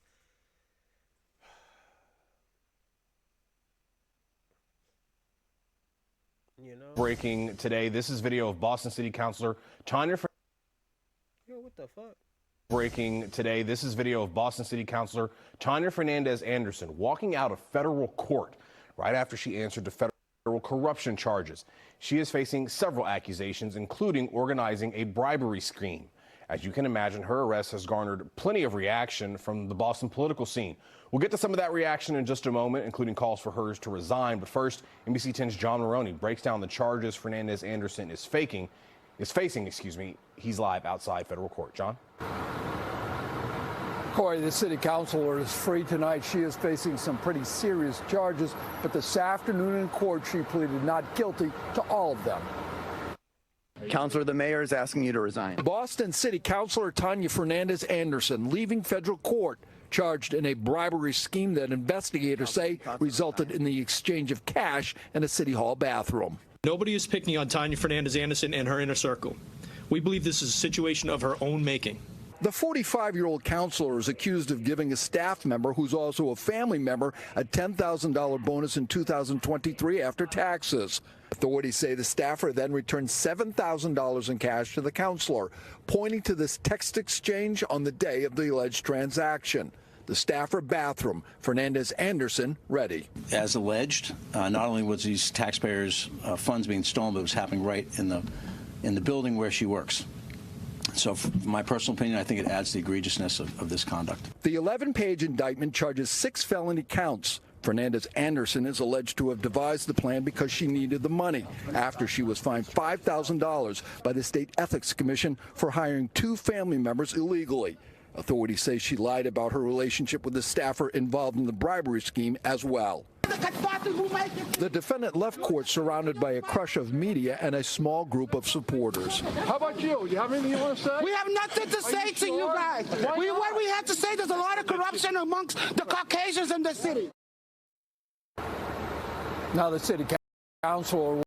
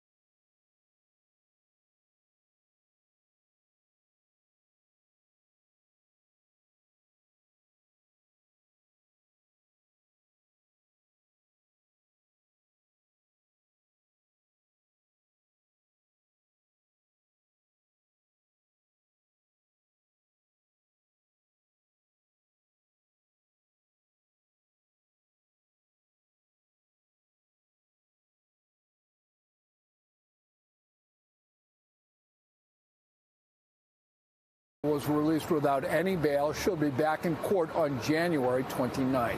Live in Boston, John Maroney, NBC 10 Boston. John, thank you. Today's announcement sent shockwaves throughout City Hall as fellow councilors react to the serious charges. NBC 10 political reporter Matt Pritchard continues our team coverage with what the councilors are saying tonight. Matt? Yeah, Corey, there was certainly a heaviness in the air at City Hall today. Many of the council colleagues of Tania Fernandes-Anderson reserving judgment, but those calls for resignation and added investigation are already coming. Days of waiting culminating in an arrest. District 7 Boston City Councilor Tania Fernandes-Anderson facing wire fraud and theft charges tied to an alleged kickback scheme involving a relative working on her staff. It's alarming and disturbing, right, that if we're using our power for personal gain. Boston City councilors reacting to the news. It's very clear from talking to residents that they think that she can no longer serve in this role. It's necessary for Councilor Fernandes-Anderson to resign. Boston Mayor Michelle Wu saying the same, writing in a statement, quote, "The serious nature of these charges undermine the public trust. I urge Councilor Fernandes-Anderson to resign." Now, Council President Rusi Louijean also calling for Fernandes-Anderson to step aside. I'm also calling for a standalone City Council Ethics Committee. Keep in mind, Councilor Fernandes-Anderson previously faced an ethics investigation for hiring family members and granting raises. I asked councilors if that limits the shock value of this moment. Whether things are surprising or not is not for me to decide. It's for the legal process to decide what is justice. When I came onto the city council, there had already been the issue, the ethics issue. Now, one area of mutual concern, the distraction this creates within city council. I think all of us know exactly what we need to do for our constituents, and we'll continue doing that. And we just have to continue to do.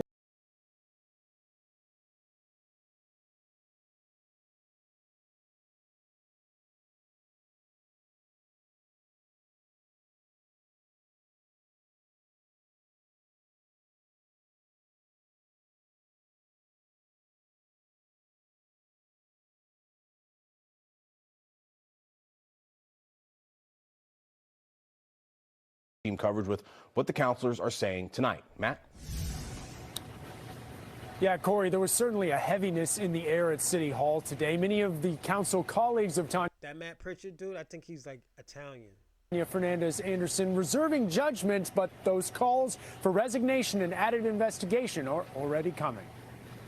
Days of waiting culminating in an arrest. District 7 Boston City Councilor Tania Fernandes-Anderson facing wire fraud and theft charges tied to an alleged kickback scheme involving a relative working on her staff. It's alarming and disturbing, right, that if we're using our power for personal gain. Now, Boston City councilors reacting to the news. It's very clear from talking to residents that they think that she can no longer serve in this role. It's necessary for Councilor Fernandes-Anderson to resign. Boston Mayor Michelle Wu saying the same, writing in a statement, quote, Let me tell you something about Michelle Wu. Michelle Wu is the most crooked one there. And I'm going to be personally honest. I'm going to tell you the truth. I used to rob Asian people because they don't believe in bank accounts. Because you don't have to pay taxes. I'm not trying to tell you don't go rob some Asian people, because they might chop you up, my nigga. But yeah, them niggas believe in machetes, nigga. So especially the ones that like Southeast Asia, yeah, like Vietnam and Cambodia and Laos, yeah, they got machetes out here, man.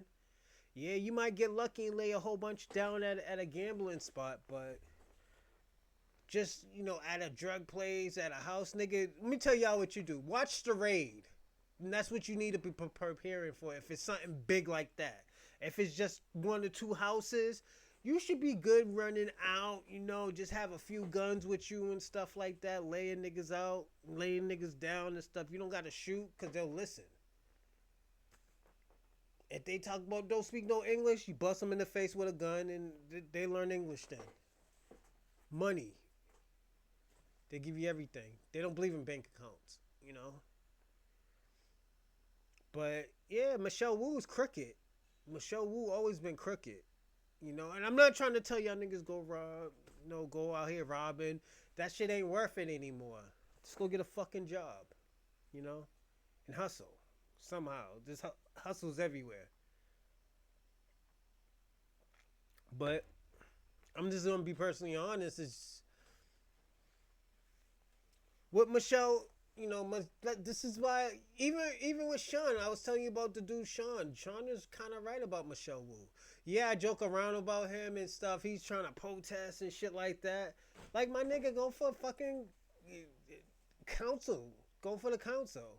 You know, like, yo, you know, woo, woo, woo, woo. Go in there all dressed up, you know, like, yo, what's going on? You know, my name is, you know, Rochelyn Hale, Perkins, Jordan, Henry, Tyler, you know.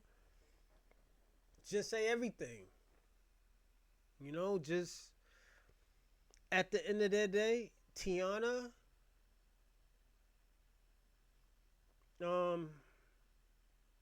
I think they just fucked up. You know, and when I mean that they fucked up, yeah, she's a city leader, but I feel like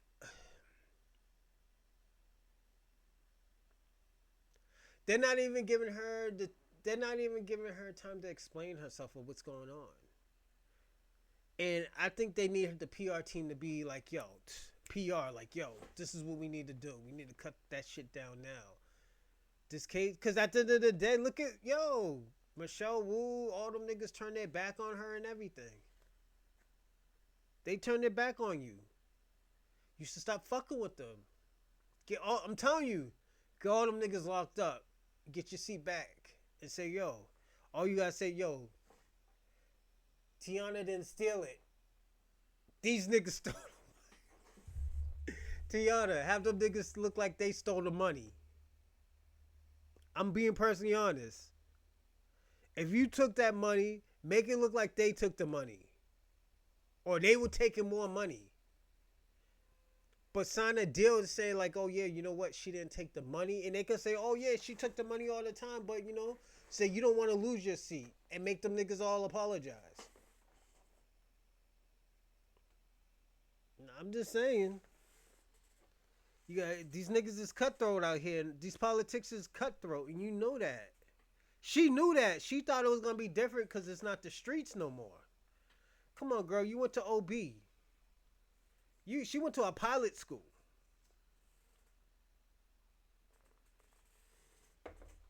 She went to John D. O'Brien. You know, and like her husband, yeah, her husband's a murderer, yeah. But they're going to try to use that against her. So all them niggas who's telling you to, oh yeah, step down and all this and that, set them up. You know, they're not on your side. Whatever's good for the geese is good for the gander. That's just how I think. Serious nature of these charges undermine the public trust. I urge Councilor Fernandes-Anderson to resign. Now, Council President Rusi Louis-Jean also calling for Fernandes-Anderson to step aside. I'm also calling for a standalone city council ethics committee. Let me tell you about Ed Flynn. Ed Flynn's a crook too.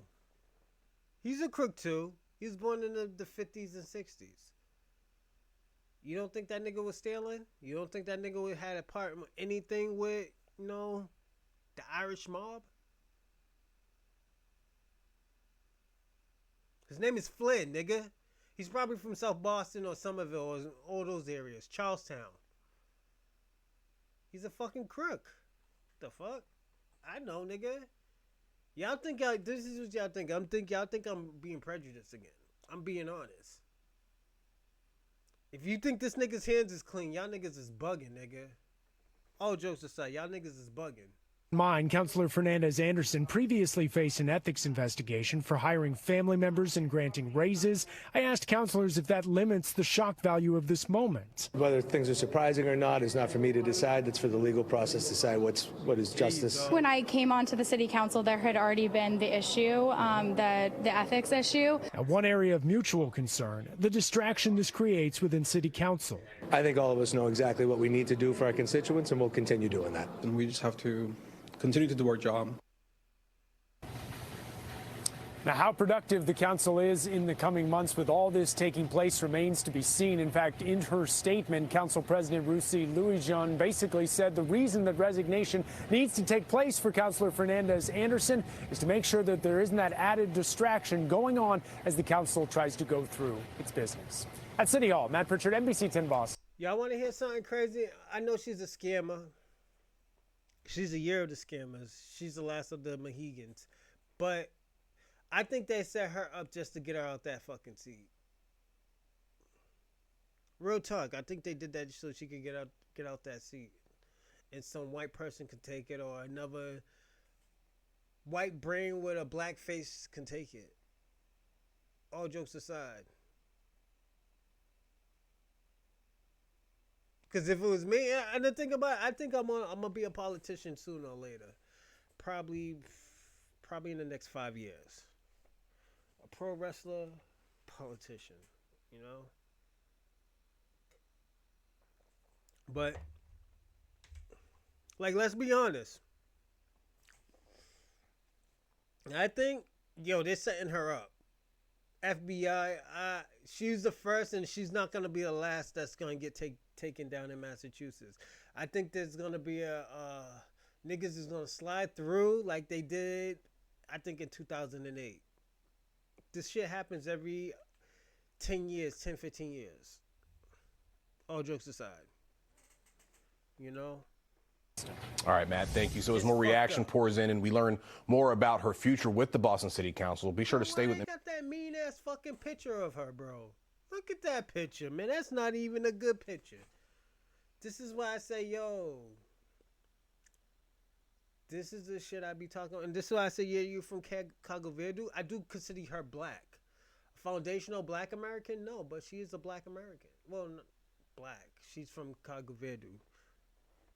Well, Cape Verde. Cabo Verde, I think, is a city or a town. I think they did her dirty. But you're still a scammer. She's a scammer, and it's cool. I don't see nothing wrong with scammers. I like scammers. My ex-girlfriend was a scammer, Next person I'm going to talk about, and leads into what we were talking about, is Michelle Wu. I always tell people all the time, I think Michelle Wu was a scammer. The reason why I think she was a scammer, because, look at all the crazy shit she was doing, man. Give me a second, everyone.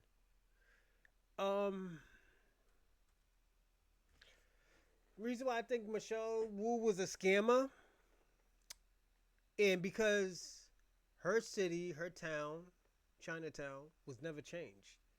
Every other place in Boston was changed except her town. And it's not, them niggas work hard and all this and that, and they getting this and that. Nigga, she became, somebody made her a mayor. She was a selected mayor. We didn't make her a mayor. This is what they offered us. There's like, she's the next mayor. Is she a good mayor? No, she fucking sucks. And that's one thing I'll say about Sean. Sean is right about that. Sean is wrong about everything else. She's a sucky mayor.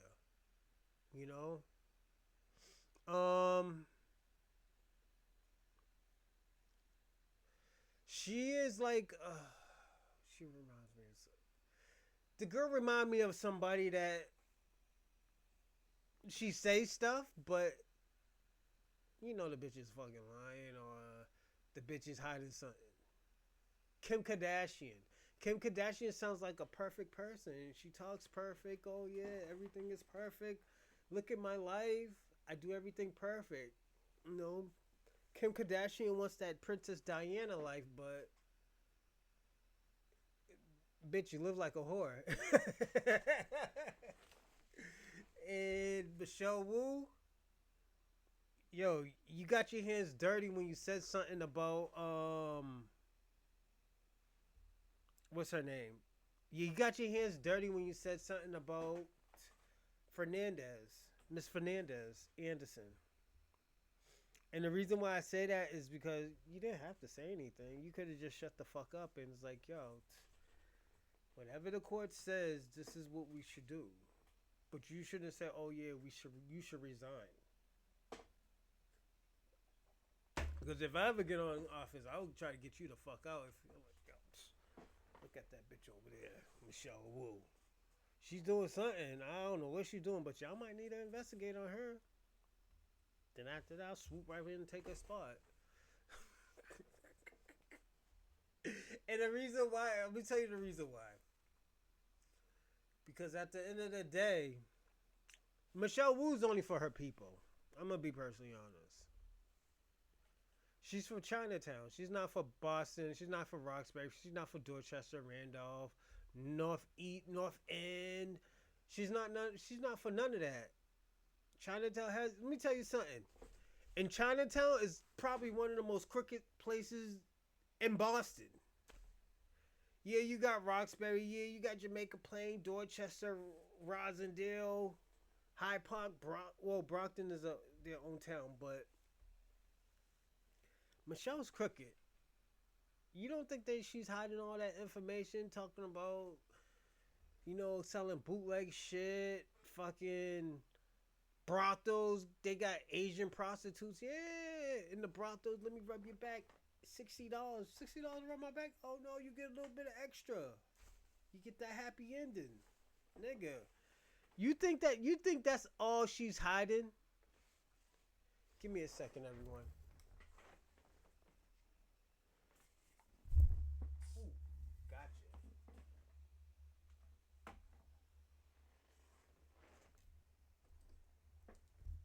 gotcha. But yeah, you think that's all she's hiding? Nah, she's hiding more. She's a scammer too. She's a part of all that shit that's going on in Boston, maybe even California. I'm going to be personally honest.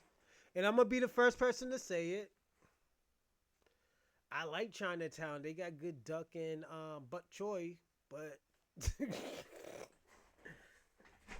the brothels I can live without. I don't have to get no Asian pussy. I don't have to get no Asian pussy from China, That's just what it is. When the nigga talk about when the white boys talk about they're going to get a masseuse in Chinatown, they're going to get some pussy. They're going to do some weird shit with the little Asian girls. And let me tell you something. I'm going to be personally honest. You know why white boys like Asian girls? Because they think they got the little coochie and stuff like that. So they think they could, they doing stuff. Because you know how white girls is always going to the black guys. So they go to Asian women because they got the little coochies,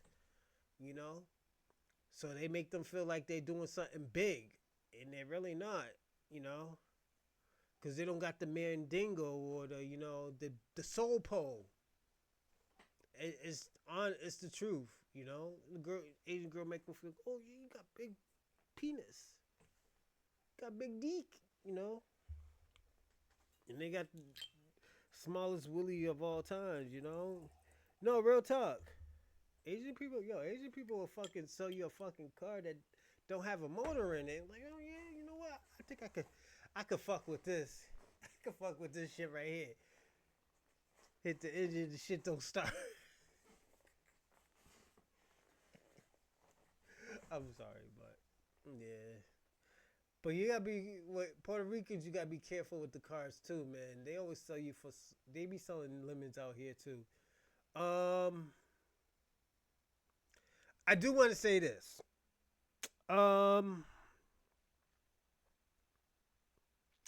Michelle Wu, yeah, she been here for a while, but I always tell people watch out for her.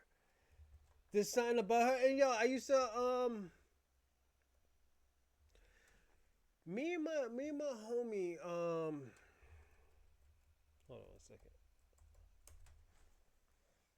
Me and my homie always talked about it because he went to school with her at OB. Oh, yo, she's good and stuff like that. Yeah, so, oh yeah, she's cool and stuff like that. She used to go to school with me, yada, yada, yada, all that good shit. I'm like, yo, my nigga, something ain't right about that picture. Yo, what you mean she was a good person? Like, yo, the bitch got sued for discrimination. Real talk. Michelle Wu, yo, got caught up discrimination lawsuits and shit and everything.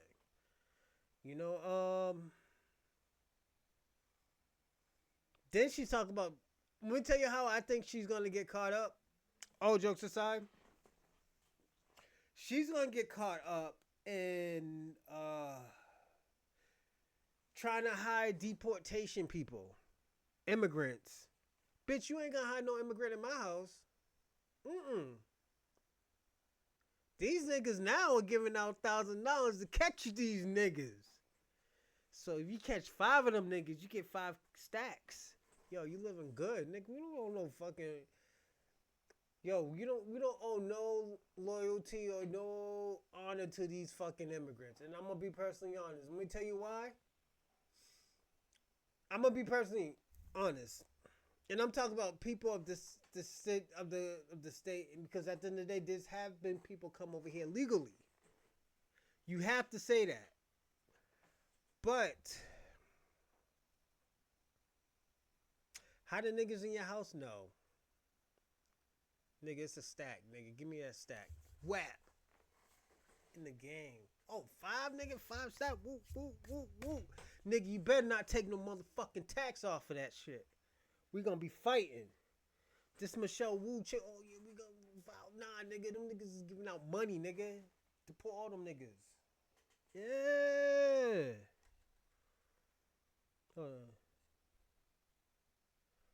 That's why I say, yo, she's fucked up too, because, yo, she's part of that system where, like, yo, if something pops off, yo, she's like, yo, this is what I'm gonna say. She told Tania Fernandes to step down after you taking pictures with her, keying her with it. Nigga, we gotta watch what she said about her. And it's fucked up. I think it's fucked up. I'll be back and I'll orchestrate everything, but right now, I'm gonna go to the bathroom and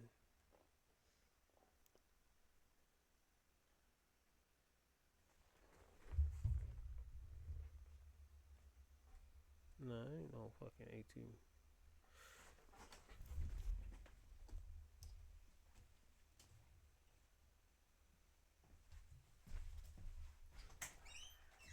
Doing our business. Boston Mayor Michelle Wu speaking publicly for the first time about the arrest of Boston City Councilor Tania Fernandes-Anderson. The mayor says while there is still a legal process that has to play out, she believes the city councilor should resign. The charges are serious enough that I believe it is of the nature that is going to undermine the ability for the public to trust and have effective representation in this case. So I think I've made my views clear on that. Anderson left federal court without saying a word after she was arrested for allegations of stealing taxpayer money. No, we're not commenting, guys. The city councilor was arrested at her Dorchester home on Friday by federal agents. According to the indictment, the illegal behavior happened in City Hall in 2023, when Anderson allegedly hired a relative to work for her and gave that relative a $13,000 bonus. Then that staffer gave Anderson back $7,000 cash inside a City Hall bathroom. She faces a number of charges, including wire fraud and theft concerning programs receiving federal funds. Well, I think we're all just learning and seeing what's unfolding as the allegations are coming out, and we'll continue to follow as the facts unfold. Mayor Wu says she has not spoken with Anderson directly since her court appearance. She says she plans to work with the city council president and the city council as a whole to continue to move things forward. The responsibilities under our charge are the ones that impact people's lives the most. Anderson is also accused of lying to the city by hiding the fact that she was related to the staff member. She faces up to 20 years in prison for the wire fraud charge and up to 10 years for the theft charge. Public officials who line their pockets with taxpayer money erode the trust and confidence of the public in the officials who serve them. Anderson was released, and right now these are just allegations. Meanwhile, the judge did set a number of conditions for her to follow, including staying in Massachusetts and surrendering her passport. Outside City Hall in Boston, I'm Paul Burton, WBZ News. Yeah, man, they did her dirty, man, like I told y'all. I'm gonna say this, man. What if feeding your dog fresh Yeah, they did her dirty, man. They don't. Whole Foods was easy? At Sundays for Dogs, Yeah, Tiana, we start with all natural, human-grade ingredients. Yeah, Tiana, they did you dirty. I've been saying that. The reason why I say they did you dirty because at the end of the day, you couldn't. They don't know if you're guilty or not. They're just telling you to resign. Why the fuck would they tell you to resign if they don't know you're guilty?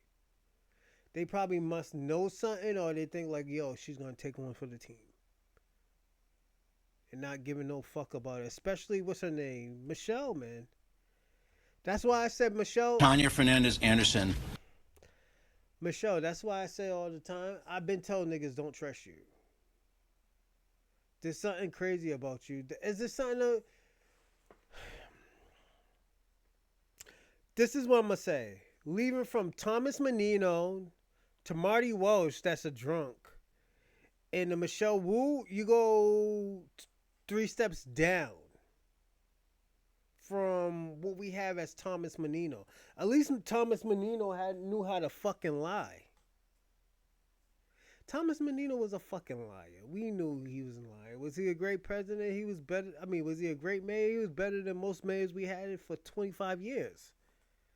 And we could see the difference that the nigga was lying. But at the end of the day, he did great stuff for Massachusetts, well, Boston. He set up programs. He set up all that shit. Michelle Wu, you don't set up anything. Marty Walsh talks about him being fucking drunk and being a recovering alcoholic. Like, nigga, come on. I'm gonna be personally honest. Wasn't Liz Warner the only time we see her election? The fuck?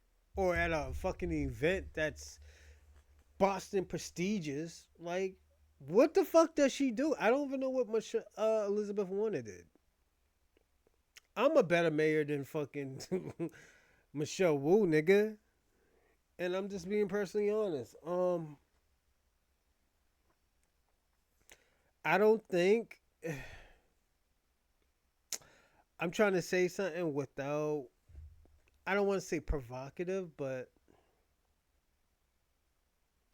we know what's popping off in Chinatown.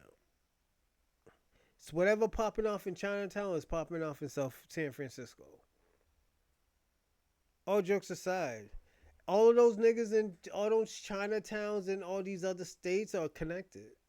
You know, I know because at the end of the day, you know, them niggas know how to stick together. They're like Jewish people. They stick together at a certain time, even when them niggas is doing wrong. Like, look at when them niggas found all those tunnels with fucking bloody fucking mattresses.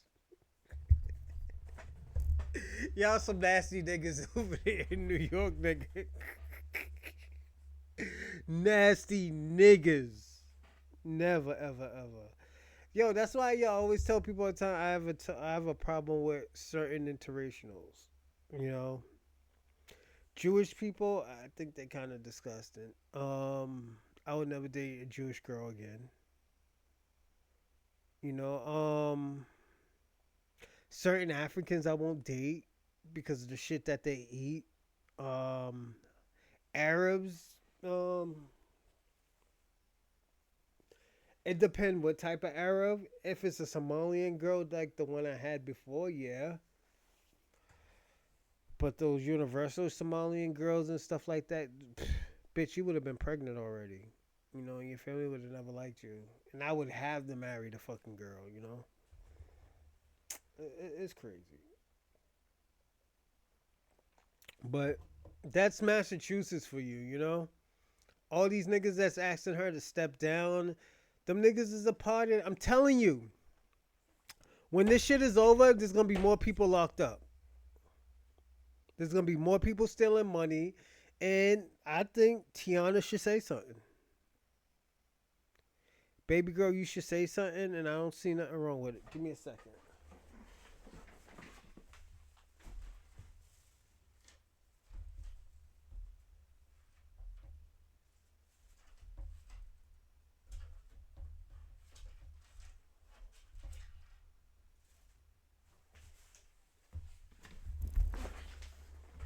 Yeah, I think she should say something. You know, is she gonna say something? Probably not. I don't know. But at the end of the day, I would never think anything different from you. You're a politician. So you only be honorable to yourself. I'm being personally honest. Michelle Wu, we already know who you're honorable to. You're honorable to the white man, so to help your peoples, and I get that, you know. I don't see nothing wrong with that. You're doing your thing. Because you got to look at it. When you give credit to your people, you give credit to the liberals. But you got to understand that the liberals is not running the city. It's black Americans. Or just, if we want to be honest, black diaspora. It's the black diaspora. You give no credit to that. So, and this is why I always tell people all the time, stop voting for this bitch. This bitch is a cancer. I've been said that. I said that for years ago. Yeah, Sean said it. Then Bobby. Then I was like, yeah, Bobby. I've been saying that shit for years. Ever since. I've been saying that shit for like 3 years. 2-3 years. And I haven't been in Boston like that in like 2 or 3 years. But I know she's crooked. I know she can't be trusted. I know she's her culture before anybody. And the thing about it, them white people gonna get her out fast. She ain't gonna turn on her own people. She's gonna turn on white people before she turn on Chinese people. And they're gonna get her out. All this Irish shit. Even Irish people will turn on Irish people before they turn on white people. I know that. Or they'll turn on their own culture before they turn on white America. It is what it is. It's Boston. You see that shit all the time. Whitey Bulger's situation. That nigga turned on his own people, turned on the Italians, and that's why Italians and Irish don't have a good relationship with each other. I'm being personally honest. That's why they don't have a good relationship. It was because of Whitey. Whitey fucked that up generationally. Oh, these potato niggas is gonna tell on niggas. That's what them Irish niggas be saying. Oh, what? He's a McGee? Oh, no. The Lucci's ain't fucking with him. Oh, no. The Lucci's ain't fucking with him. That nigga be telling, man. He look like a Whitey Bulger over there. Then he messed it up for my man in Charlestown, because my man in Charlestown was Italian. I mean, he was a fucking Irish. And he stayed 10 toes down and had to do 10 years because of Whitey. Was it McNeely, I think it was? I think his name was McNeely. He was solid. McNeely, shout out to you, and you was solid in Charlestown or Somerville. Nigga, you was solid. It's just, Whitey Bulger left a bad stigma on Irish people. Like, Irish people didn't fuck with black people. I know that. But at the end of the day, nearly, I think I met you like twice. Once or twice. And you only been nice to me. I don't remember meeting you. I think I met you a few times. But I know you won't remember me because I always stay low key. But shout out to you because you did your time and you could have just told and did less, if not anything. You did what you were supposed to do as a man. Like, I'm in this game, so I gotta fucking stand 10 toes down on the shit that I was doing. Real talk.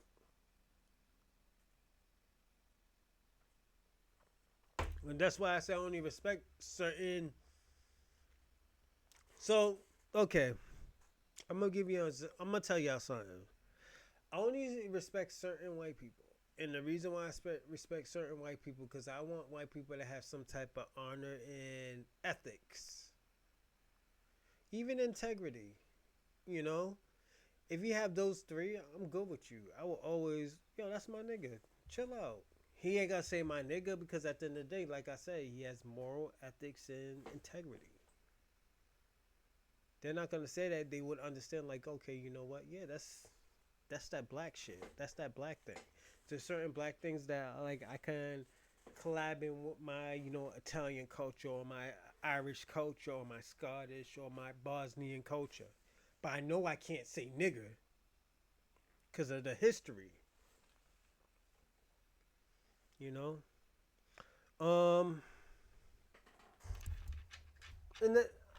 I'm explaining this, that's why I always tell people, I have got a few people that was like, yo, nigga, you're borderline racist. I'm like, no, I'm not. I'm prejudiced. If anything, I would be prejudiced. I'm not really prejudiced. I do prejudge a lot. Oh yeah, I prejudge a lot. But the nigga at the liquor store, I'm gonna be personally honest. The Dominican nigga at the liquor store, he did offend me when he said all Africans are the same. Africans and blacks are the same. No, we're not the same. African blacks and blacks are different, very different. We have integrity. We are not tribalistic, Them niggas is tribalistic. Them niggas don't even like their own people from their country if they're not from their tribe. It's just, it is what it is. That's why I always tell people all the time, like, please don't say that. There's a difference. It's like a difference from Puerto Ricans and Dominicans and Argentinians and, Cubans. Cubans think they're black. There's a lot of Cubans that say, like, yo, I'm black. I'm from Cuba, but I consider myself black. I understand y'all struggle. Because we got to deal with that shit from our own people. But, that's why when I was younger, I always dated women who were darker than me. I love dark-skinned women. I always did when I was younger.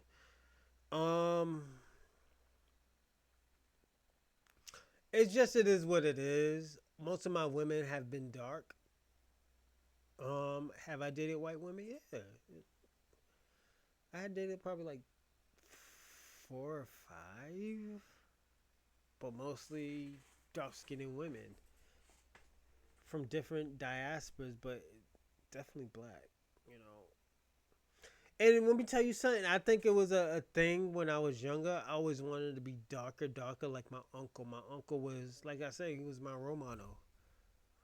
He was darker than everybody, but he was super cool. Everybody liked him. All the women wanted to fuck him and shit like that. Yo, my Uncle Mark, yeah. Everybody wanted to fuck my Uncle Mark. So nice. Fucking drug dealer. He was a dangerous drug dealer, I'm not gonna lie. But he was out there. He was lit out there. But women love him. He was polite, nice. Let me ask y'all a question.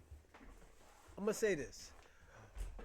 Why y'all think the way how I talk? I'm so nice to people and stuff like that. I'm ratchet. So I'm like both of my uncles. One of my uncles is dead, but my other uncle is very nice. I'm very nice. I'll talk to you, joke around with you, hug you. I'm your friend. But when I flip, I flip. I'll punch you in your fucking face and don't care. And it's probably because I blacked out. Or I wasn't thinking. It's just the animal instincts just pop up. And that shit started happening when my uncle got killed. I'm just being personally honest. And do I think it's bad? To a certain extent,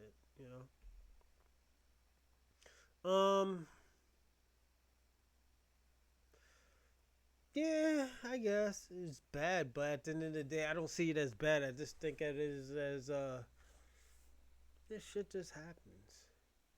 Am I gonna get? He got killed over, a busted ass nigga touching his girl's ass. Let me tell y'all something, and I'm gonna say this. I'm not friends with everybody in Boston. I'm not friends with everybody who are like, oh, supposedly a celebrity. 1090 Jakes, I would never say anything to the nigga. I'll walk past the nigga. And the reason why, this is just me. He did a documentary on my projects. He talked about my uncle. He didn't even know the whole story. He just talked about, oh yeah, this nigga killed him and niggas represented it. He didn't even know the whole story of what's going on. And the thing about it, he gets information. He gets information. Me, I have a problem with that because at the end of the day, I know what happened. He in jail. The nigga who's in jail, yeah, he got to spend his time in the jail. But to think about it, Jake's 1090 Jakes did not talk about, oh, the nigga was trying to go into protective custody or the nigga was in protective custody because he was scared for his life. 1090 Jakes didn't talk about, oh, yeah, the nigga was trying to get out and play insanity.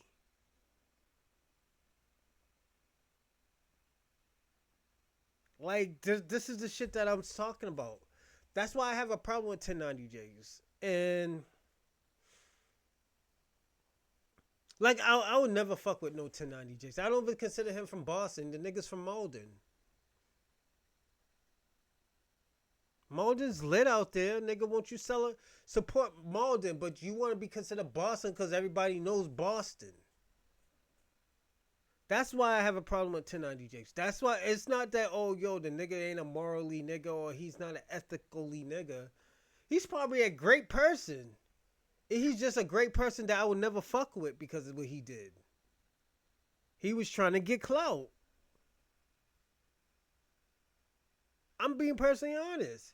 He was trying to get clout and he didn't know what the fuck he was talking about in Boston. I know the whole situation that went on when that man got shot up, my uncle. And that nigga went to jail while that nigga was like, niggas didn't know that nigga was crying, talking about he wanted to go into protective custody because he's scared for his life. And the nigga got mental illness. But you know what white people do, man? Adam 22. Oh, yo, so what happened? How's Boston? Oh, yeah, I'm from Malden, but the nigga wasn't doing no crime in Boston like that. Niggas wasn't robbing no mall. Let me tell you something. In Boston, niggas wasn't robbing anything in Boston like that. Only niggas who had drugs and stuff. Niggas wasn't robbing companies like that. That's that old Italian, was it the Departed shit. Niggas doesn't do that. I'm being personally honest. Oh, I went to jail for 7 years in Boston. Nigga, really? What was you doing in jail, nigga? There was no Bloods and Crips in Boston like that. What, was you fucking around with niggas out of Boston? To be a Blood and Crip? Oh yeah, Florida. That's where that shit is, you know? And like I said, shout out to Florida. There's nothing wrong with that. But at the end of the day, don't try to, you know, park that shit with Boston. You from Florida, nigga? The fuck? You from Florida? Why don't you want to be from Florida or Malden? Why you faking the funk like, oh yeah, I'm from Boston, and niggas really think you're from Boston, you're not fixing it. You're not saying, oh yo, I'm not from Boston, I'm from Malden. Look at, what's in the Luke Jordan, was it Joyce Lucas or some Lucas Joyce, or whatever the nigga's name is. He's from Springfield, Worcester area. He say all the time, I'm from Worcester, Springfield area. What's my other man's name? Technology. My Spanish cat nigga from Lawrence.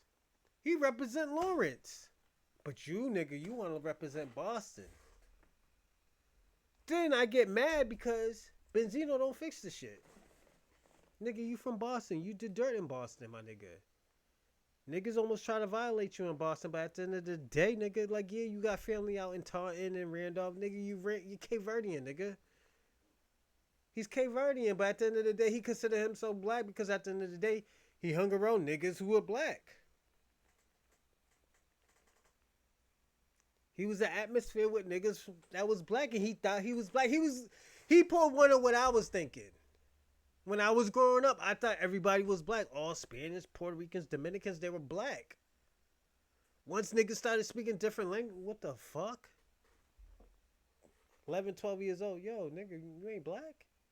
Oh, I'm Dominican. Yeah, that's black, right? Nigga, I don't know what the fuck that shit is. I used to think all these niggas, like I said, I think all these niggas is black because I'm from the projects where everybody sleep with each other. From the blacks to the Puerto Ricans to the Dominicans to the Mexicans. I didn't even know Mexicans didn't like black people until I got older. Like, oh, these niggas don't fuck with us like that? Fuck, where I been at? Now Michelle Wu. The fuck are you doing? The fuck are you doing? I hope Tania Fernandes-Anderson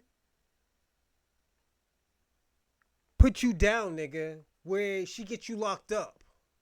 I hope she gets you locked up, my nigga. And the reason why I hope she gets you locked up, because at the end of the day, first of all, you didn't do shit for Boston. You just did shit for Chinatown. That's it. It's cool.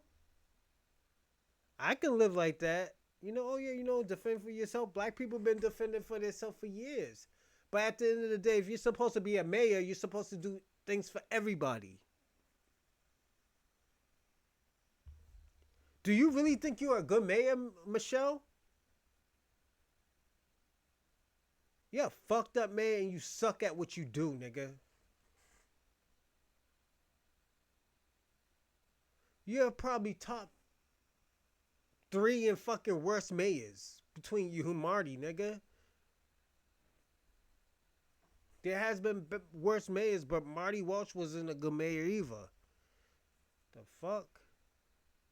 Worst thing that ever happened to a mayor is fucking Thomas Menino dying, nigga.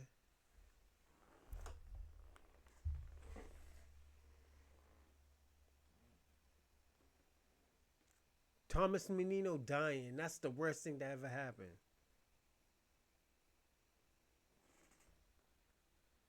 But the next person, we're going to go up a little bit. We're going to go to New Hampshire. We're going to go to Adam 22. I think he's the biggest fraud of all time.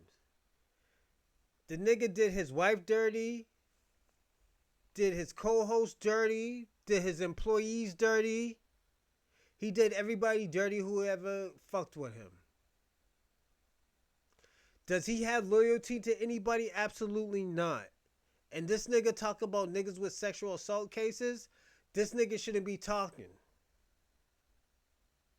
Because they niggas been saying that, yo, he was molding a girl until she was 19 to fuck her. That dirty nigga. Like, let's be honest. Like, that shit hurts, but at the end of the day, nigga, you did what you did, nigga. You waiting till that bitch turned 18, 19 to fuck her. That's molding a girl. That's grooming somebody, nigga. Then when a perv buster busts you, you're like, oh, that's not what happened. That's not what happened. Let's go to the perv buster.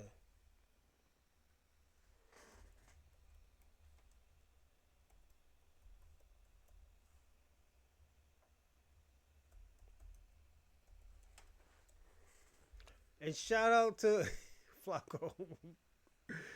Thanks, Flacco. We got content. We're gonna watch this shit.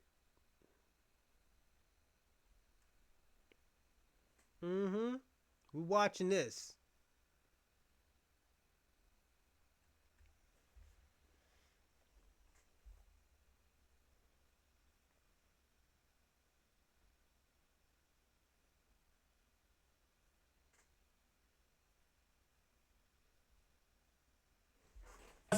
That right there is a different, right? But in terms of can somebody change, I do think there's a possibility for anybody to change. Anybody?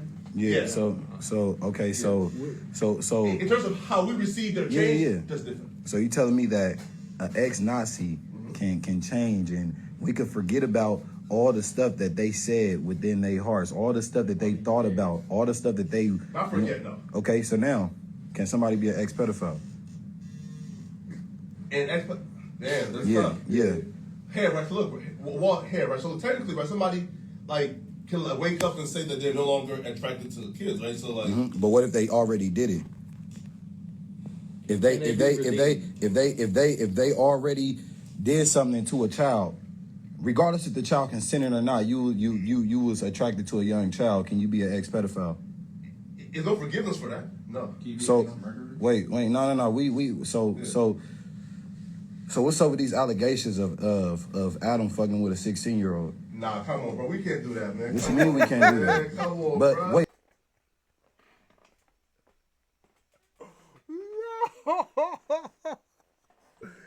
Yo, Flacco fixed that shit really fast. Yo, he got nooked. I wish I could see his face. Was let's see get If they already did something to a child, regardless if the child consented or not, you was attracted to a young child, can you be an ex-pedophile? Is no forgiveness for that? No. So wait, no. So what's up with these allegations of Adam fucking with a 16-year-old? Nah, come on, bro. We can't do that, man. What you mean we can't do that? Come on, but bro. wait, no. I'll be a hypocrite if I don't address it. Man, come on. But I'll be a hypocrite if I don't address it though. Especially with. Oh man, like this stuff is come on, bro. We can't come on. Man. I'm just saying. I would. Hey, Flacco. Wait. Flacco. I'll be a hypocrite if I don't address it. When you know what I do. And if some paperwork, hey, hold on, if some paperwork was put up on my table, I'm just a perv buster. So if some paperwork was put up on my table, well, hey, what you doing? You turn. What you doing? Live over with already now, man. You said what? The live over with, man. Man, come on, man. Like, we just got to be real about it though. But I'll be a hypocrite if I don't address it. Man, come on, bro. Like, we can't come on, man. Like, so somebody could be an ex-Nazi, but somebody can't be an ex-pedophile? Huh? You heard me?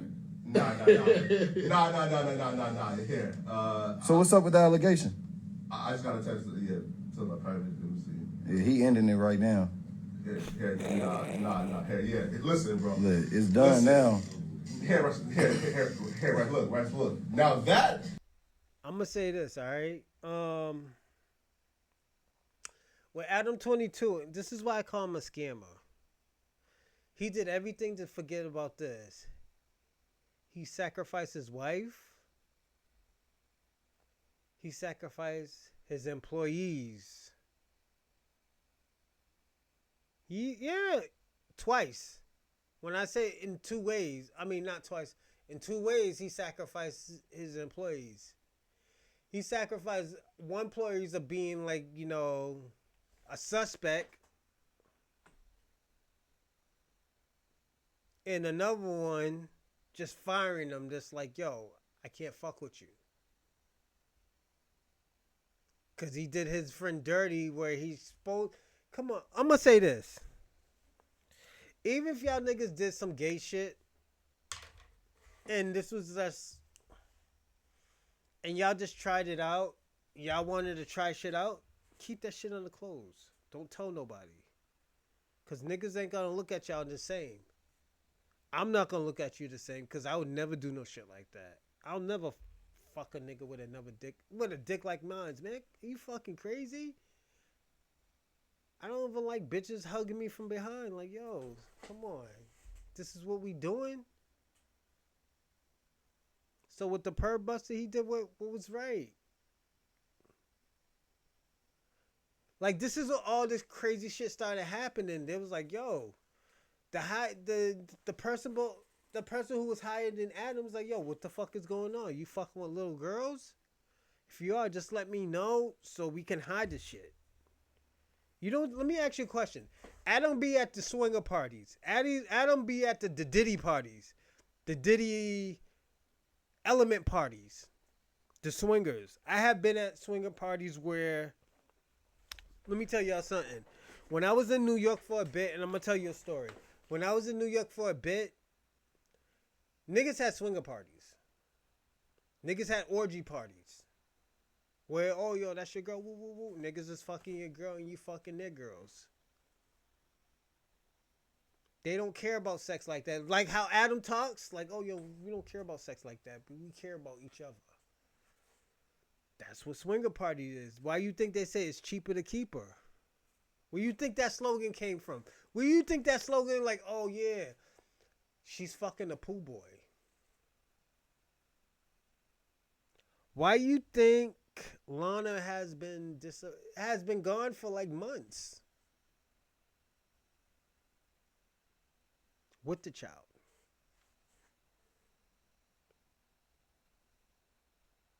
You don't think she found another? You don't think she found a soul pole with a nigga who's like, yo, I take care of your little one. What? I'll teach your little one how to, you know, what a real daddy is. You can call me daddy.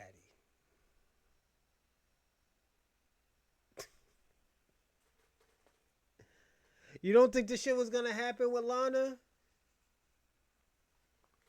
Lana wanted to be back in the industry, but I don't think she was ready to have a baby. I'm gonna be personally honest. I don't think she was ready to have a baby yet. She was still having fun. But Adam probably manipulated her. It's like, yo, just have this baby. I'll give you everything. We get married. I'll do everything. I won't have no prenup and everything. I'll take care of you for the rest of your life. Not knowing that he's damaging his daughter. Doing gay shit, taking pictures and stuff like that, knowing that he's gay for pay. And I know gay people would be mad at him because at the end of the day, he's selling the image that he's gay and he's really not. Gay people don't like that. It's insulting. How I know, and I know people gonna ask, how you know? I had gay friends. It's insulting. You rubbing up. That's like a nigga rubbing up on another nigga and talk about, oh yeah, what's up with you? And just like, yo, let me get some money, baby. Nigga get some money, nigga bounce off on you. You're like, yo, what the fuck? Nigga bounce off on the gay nigga. That gay nigga ain't gonna appreciate that. That gay nigga gonna be ready to fight. But finish this. We'll go back to it and I'll tell you what's up. Now, is it done? Did you end it? Yeah, bro. Yeah. You ended the line? Yeah, bro, right here, right? Because look, yeah, right. You feel me? Like, because that's something, you know, right, you know, like your contract. What? Nah. You feel me? Nah. You gonna trim that out? Huh? You gonna trim that out? It's already ended, I think. Let me see. When did it end?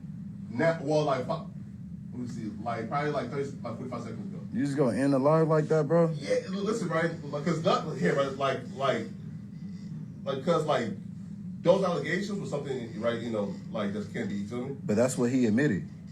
He admitted that himself with something that he typed up. Where? Yeah. You want me to read it when he said how old she was and how old he was? Yeah, see, look like he wanna bring up shit about other people and all that. But when some shit get brought up about him, regardless if it's in the past, are you reformed? Oh, who is Adam 22 reformed? Would he not fuck around with a little girl no more? Now it's crazy that you ended that shit, bro. We have to, bro. Like, come on now, bro. Feel me? Like what? That's fucked up, bro. But he'll have it up on here where Adam came up in here and was about to fire the nigga. That should have been some. Hey, yo, Lush, come out here. Let me fire you on the low, nigga. Yeah, come on. Yeah, it's right. No. Here, right? So like, bro, like in terms of those allegations, like, yeah, right. Here, right? Like those are something that's like, you know, like they were like that's like deeply serious, right? Now, like me personally, I haven't really like you know like went in like the deep dive circle, right? You feel me, right? So like, it's because so one, it's not like my platform, right? Right? Is it allegations or is it something that he admitted? Hey, can y'all still hear me in the mic or is it done?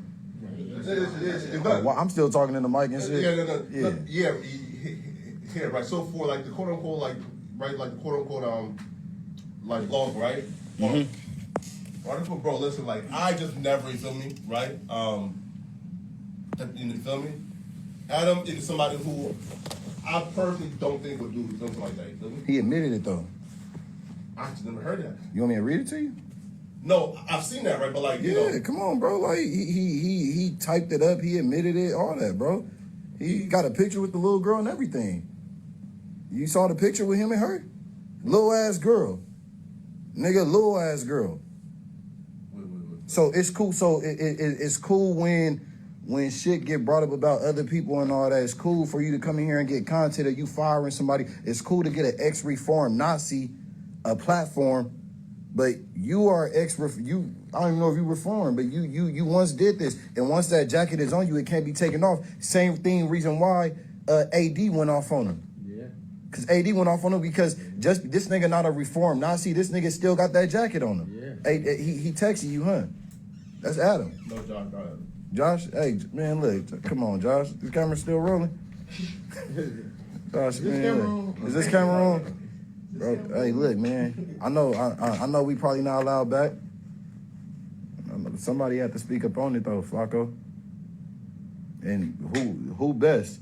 Than the Purr Busters. OPB. No, and he's asking, why did I end it? Why you end it, Flacco? You see that? Yeah, look, even Josh like kept it going. Come on now. Put it back on, man, you know? We're gonna talk about something else. Yeah, the rain. I'm talking about it was the rain. That's crazy. The chat was going up. They wanted to know what was going on. That was content right there. That's what y'all do, things for content, right? This is what I'm gonna say. The reason why I call Adam a scammer. Adam 22, Adam Grand Mason. He got the most racist fucking name ever. Adam 22, you got one of the most racist full names of all time. Adam Grand Mason. We don't know if it's a secret society or a racist fucking slave owner. I'm being personally honest.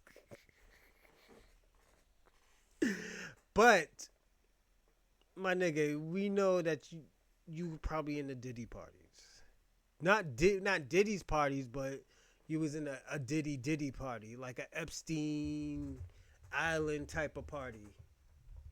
My nigga, you hang around with porn stars all the time. So you know you must have been hanging around with underage girls. Let me ask you a question. Why you think Tiana Trump would never sleep with you? I'm being personally honest, Adam. She knows something. She knows something about you. She could talk about black people. Oh, yeah, you know, they this and that. They're trashy hood niggas. But at the end of the day, one thing I have respect with Tiana, shout out to you, Tiana, is, and I'm gonna take my time saying this.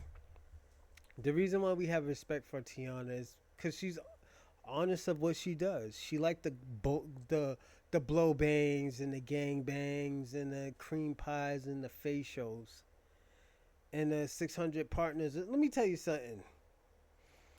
I think I was talking to Tiana one time, or somebody like her.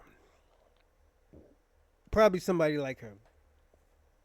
And this was when I was single. I was like, I would never fuck with you, Tiana. She's like, why? She's like, I told her, you know I love you, but at the end of the day, you have the greatest personality in the world, and I would love you to be my wife. We would have made amazing kids, but at the end of the day, you did so much to damage who you are that it's gonna affect me and our kids, and I want to make you happy, and I know I know if we have kids, it will damage the kids, so it will damage you. I wouldn't want to act like, okay, people don't know. I think it was the girl who had her OnlyFans. She cried. I hugged her, but at the end of the day, she understood where I was coming from. I was like, I told her I would never want to hurt you, and so that's why I would never date you, because I never want to hurt you. I don't want to be that person to hurt you. You know? Because niggas don't, if you don't tell me that you sleep with a lot of people, I would never know. But niggas stop popping up the woodwork. I'm like, yo, what the fuck is going on, nigga? You know, like, yo, I was dating this one girl, very beautiful, black, family from the South. I didn't like her grandmother. I'm gonna say that. And the reason why I didn't like her grandmother, because her grandmother used to use her. And she knew that I didn't like her grandmother. And it's not that, oh, I hated her. I know that she fucked up her granddaughter's credit. You know? And I had an issue with that, because at the end of the day, she had a child. Me and her child used to want to fight each other and stuff like that. We had animosity against each other. But it wasn't like that. If she ever need if her daughter ever needed help, she know I will help her. Oh, Rosalind, can you help me? What you want? I want these sneakers. My daughter got those sneakers. I want the same sneakers as your daughter. You know, you're my imaginary daughter, right? Shut up.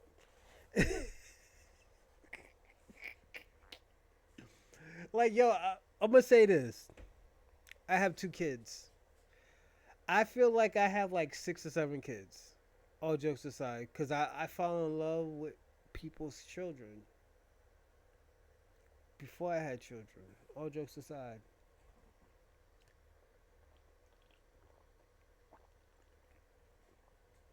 Is it nuts? Yes.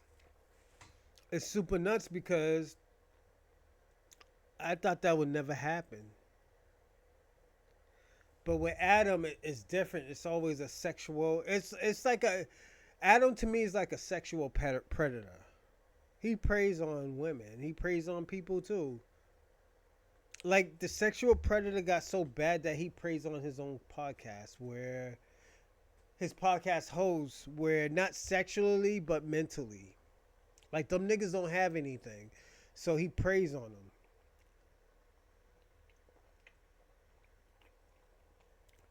The only nigga who has something is probably Whack. Brick Baby didn't really have nothing starting. This nigga came in here bummy. Like, niggas is making money off of YouTube. Yes, it's dope. Twitter, dope. Like, niggas is lit out here. But the thing about it is just...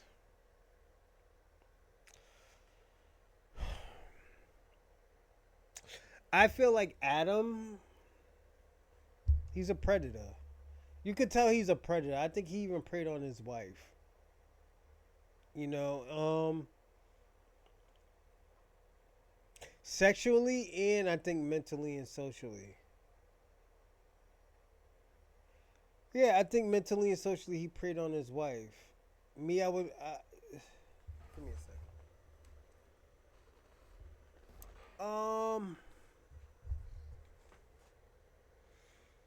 I think I talked to Lana, or I think I talked to somebody who knew Lana, and I think...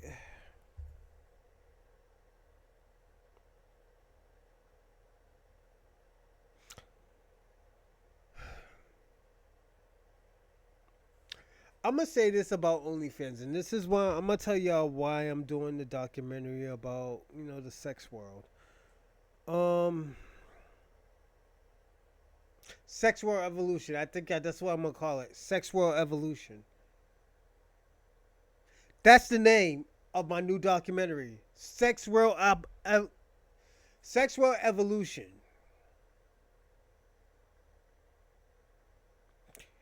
And the reason why I'm going to say that,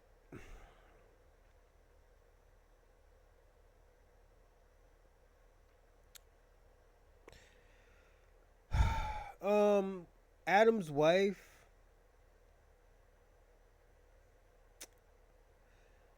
I think she's just comfortable of having money. Not having to struggle and stuff like that, because you know you will always have money. It's a comfort, but at the end of the day, you know that you're not going to be happy. like, yeah, you get to sleep with other people and stuff like that. That's cool, and you could travel. But I feel like I actually feel bad for her. I used to feel bad for Adam, but I feel bad for her.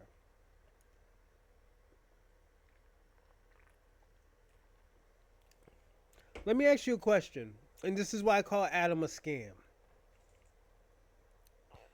Adam 22 let his wife sleep with Jason Love. Jason Love is one of the most known adult entertainers in the world right now. But I already knew about Jason. Shout out to you, cuz. That's my cousin. Not my cousin, but I call him cousin.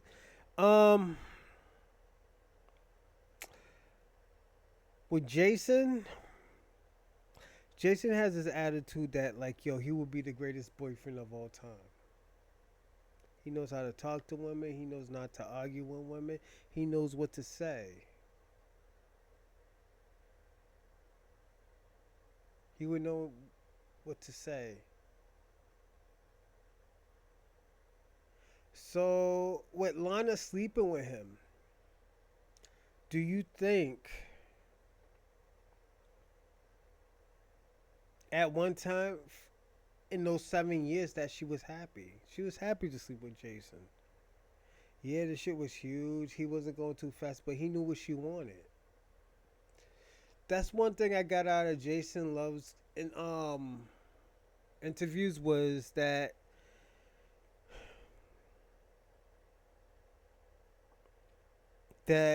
he knows how to make a woman happy. He knows how to make his girlfriend happy. Yes, everybody has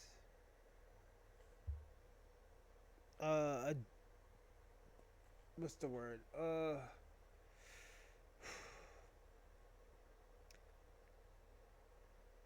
Have a chip in the diamond. But at the end of the day, he knew how to make her happy. He has that, and Lexington still has it. Lexington still has that mentality of business, but he knew how to love you. Jason Love knew how to separate business from love, you can tell. He said to the fan bus that the difference between him and Adam is that there was love involved with both of them. With her, it was just being satisfied. But with one thing about being satisfied, it only lasts for so long. And the thing about it, he pipped me to some game because it fucked me up when he said that. I was like, oh shit, what the fuck is he saying? Because when I was involved with women, it was just a satisfying thing. Yeah, I would say I love you. I might fall in love with women. I was in love with women, but I wasn't in love. I wasn't in love. I loved the woman. I loved the girl, but I wasn't in love. I wasn't in love because at the end of the day, I still felt like I was by myself. And like that's what was the difference. With Adam, she probably loves him. Like, oh, yo, I've been with this nigga for 7 years. You know, he took care of me. She's just looking at the beneficial parts. But at the end of the day, has he respected me? Has he loved me like he was supposed to? Or did he use me like, you know, the sexual? I think this is what happened. And I'm going to be personally honest with Lana. I think Lana stayed in the business wise of thinking at stuff. Like, I don't think she would have had that child if she would have knew that, like, it was in business. I think having her baby, that she thought she loved him, but it felt like it was more business. Instead of having a baby by who she loved. A lot of women do that, and I don't see nothing wrong with it, but at the end of the day, I do see that, like, you know what? you should fall in love with who you love. You know? It might be harder, but at the end of the day, you love who you love. You know, me, I always tell people all the time,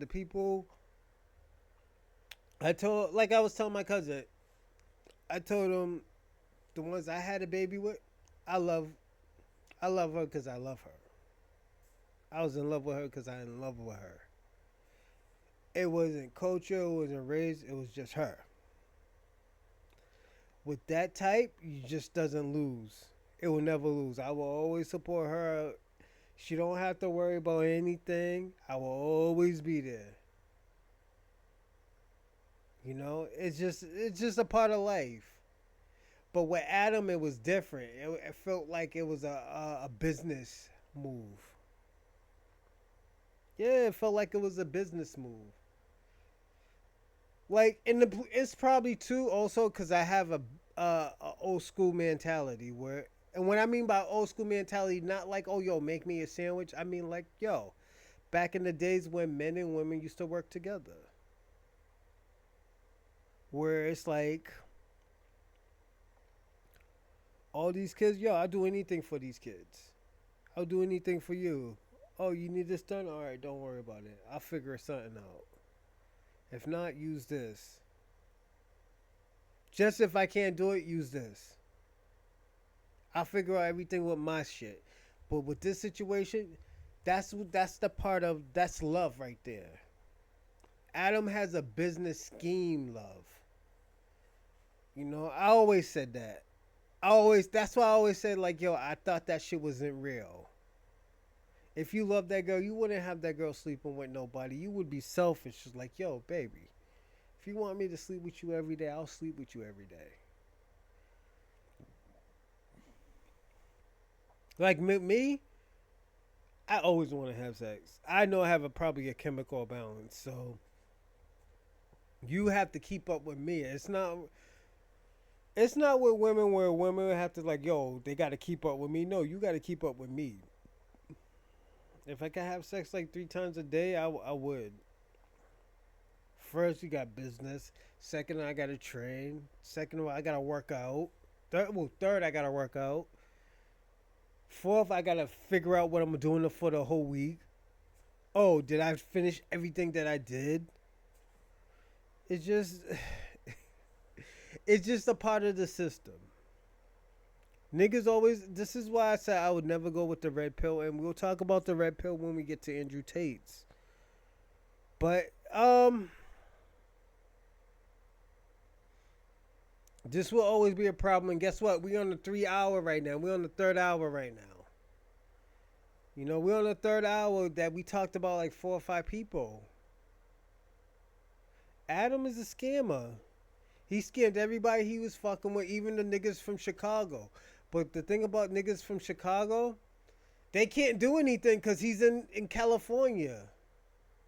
If they're going to do something, they better do something like Lil Durk did. Hire somebody. But Adam is already tapped in with somebody where a sucker nigga's going to tell Adam. And the reason why I say it's a sucker nigga, because there's no honor in that shit. Telling niggas the business. Knowing this nigga's going to tell the police. I'm just being personally honest. Niggas gonna tell the police.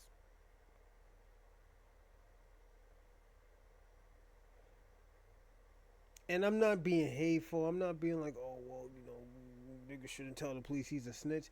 Adam is a white man. A white man isn't a civilian. A white man just gets in everybody's business like a fucking Karen. He's going to get everybody locked up over there at no jumper. Then he's going to find another dummy.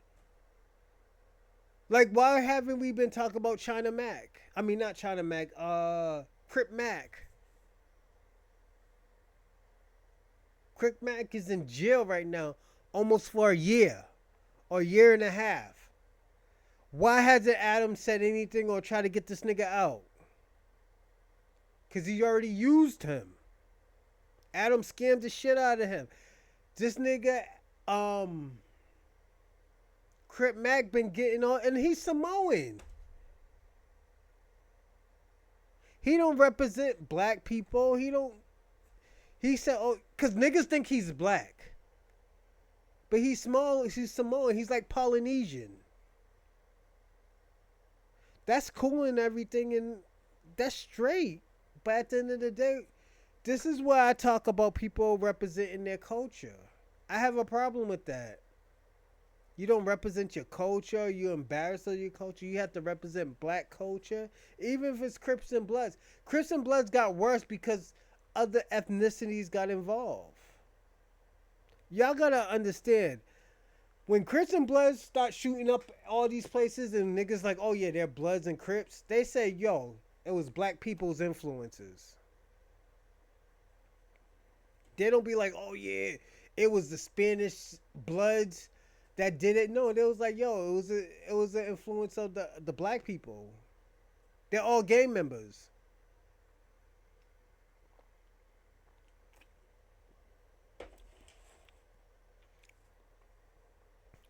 That's why, like, shit like that, the shows like that, I can't do. I'm sorry, I can't do it. Like, yo, he defamed my people so much that, like, it's ridiculous. And the thing about, he's from New Hampshire. New Hampshire is one of the most racist places in New England. He ain't gonna fight over no black culture. Them niggas is comfortable having sex with each other. You don't think Adam did anything gay?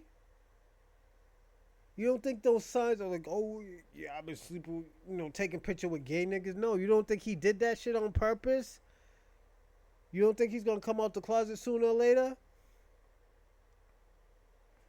All right. We'll see.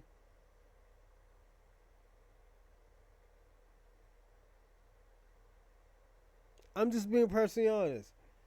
Wack knows something, and Wack isn't saying something. This is what I'm saying. Wack isn't saying something. He have seen something in No Jumper. I know this nigga probably slept with a transgender before. And let me tell you why. Back in them days, niggas didn't know that there were transgenders with the dick cut off. Niggas don't know what that shit is. You don't think this nigga, and for him to out house phone like that? House phone should have fucking pistol whipped the nigga. He should have brought a gun and pistol whipped the nigga. I'm just being personally honest, and I'm gonna say this. AD, you should have been out before that. After you heard that shit, you should have been like, yo, I'm done. I can't let you do that to my cousin. I don't want to hear no explanation. I don't want to hear like, oh yeah, I'm sorry, they fucked up. No, nigga, you the boss. I would have been left. You let this nigga make an excuse of why he did what he did. And the thing about it, I would have let House Phone move on you, Adam.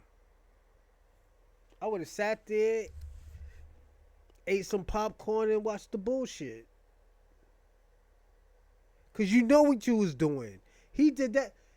Let me ask you something. AD, you think that nigga did that shit on an accident? He did that white shit? Oh, I don't know what happened. I didn't know that was going to happen. I didn't know it was going to do that. Nigga, AD, if you would have did the same thing to Adam, say, oh, yo, I didn't know what that was happening. That nigga was like, yo, we won't let you go because you're a liability, nigga. That's what he would have said. He said you would have been a liability, nigga.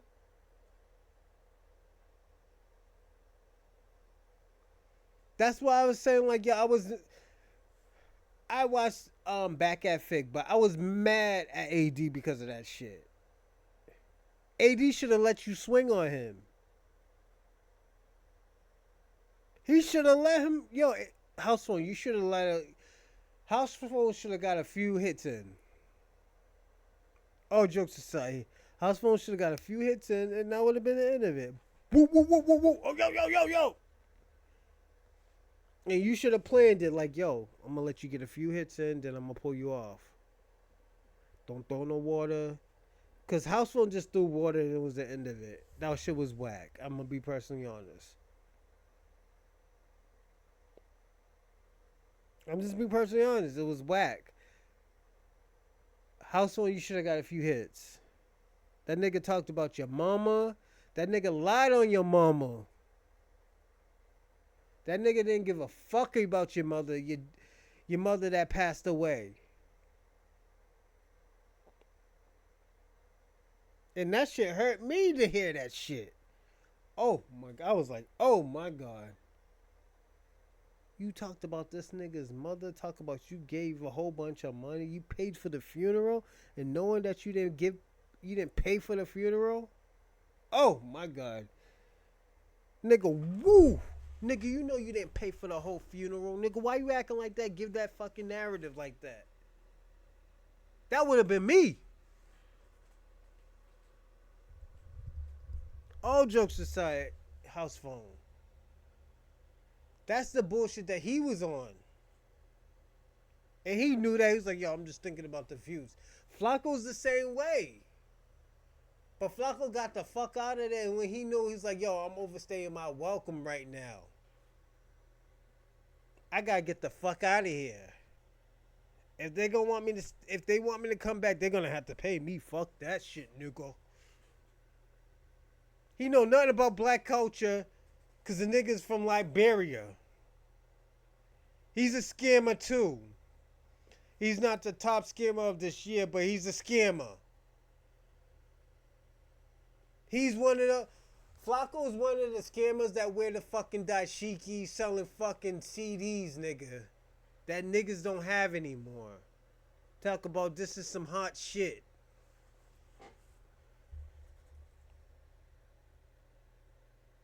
That's Flacco. That's poetic Flacco right now. He could talk about, oh yeah, I got this, I got that. That's what scammers talk about, nigga.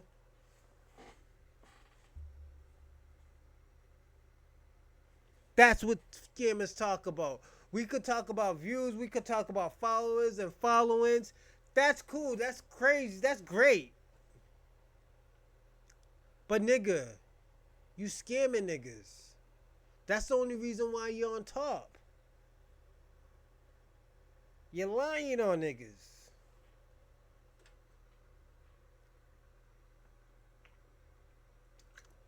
You see how I put everything in? Everything is adding up. Flacco got fucking Adam 22 lying. Oh, I don't know what happened. Which is Michelle Wu just making up like, well, you know, maybe you need to fucking resign so we don't get this shit on it, so we could get this shit on and popping. Like, yo, just throwing niggas on the bus. Flacco throws niggas under the bus. Fernandez stealing money and stuff. You stole money from from the 9.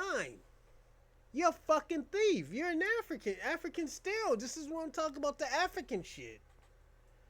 That's why I was telling niggas like, yo, Africans are scammers. I will never trust an African if I don't know an African like that. I gotta know you for like 5 years.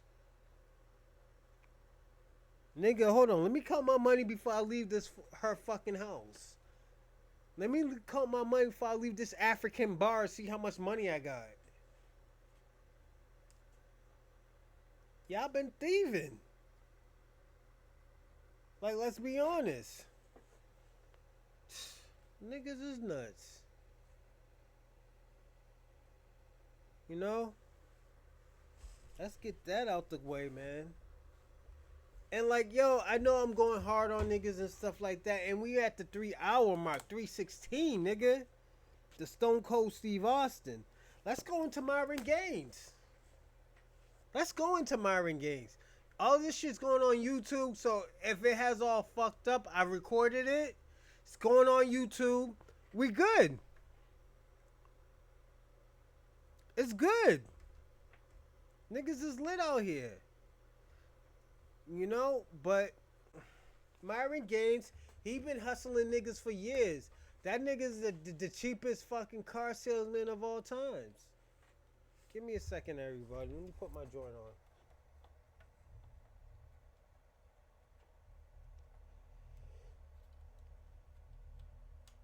This nigga Myron, let me tell you about this bitch ass nigga Myron. This nigga bitch ass Myron been going from I'm trying to help black people. I'm trying to help men of all age. Nigga, you don't know nothing about having bitches, nigga. You get this one fucking Argentinian bitch that's about to get deported, nigga, and you talking about, oh, she's a good girl because she let you cheat, nigga. You don't think she's fucking another nigga with a soul pole, nigga? Let's be honest, because you got a little bit of money. She probably throwing money to her cousins, nigga. I'm going hard right now. Let's be honest. You don't think that... Let me ask you a question. You think she's fully faithful to you? After you just say, like, yo, if I'm not doing my job, she's gonna leave me. First of all, you losing money, nigga. You going El Cheapo talking about, oh, I brought her to a Italian restaurant. It was like mid-tier. Nigga, are you serious? You probably brought everybody to that fucking restaurant. And she just doesn't notice because she's from South America, nigga. She's the only one that fell for the okie doke because she's a fucking foreigner. But once she gets Americanized, she gonna take your shit, nigga. Let that bitch have a baby by you. Let's be honest. She probably thinks she Hispanic, nigga. Yes, I'm going in on your girl. Fuck her. She she's a borderline look like a man, nigga. Bitch look like she got a mustache.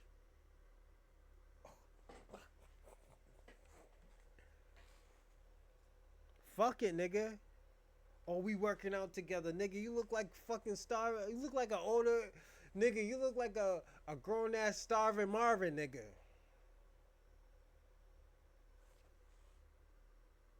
We serious, nigga? This is what we doing? This is what we doing?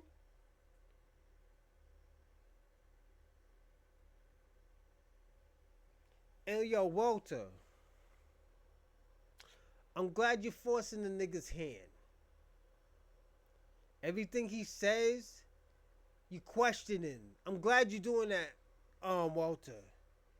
Even though you're still a tether,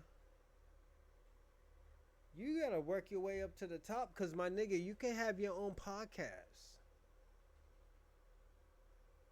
Call it Sucker for Love. Say like, yo, you know what? These are the type of girls I love. This is, yo, nigga.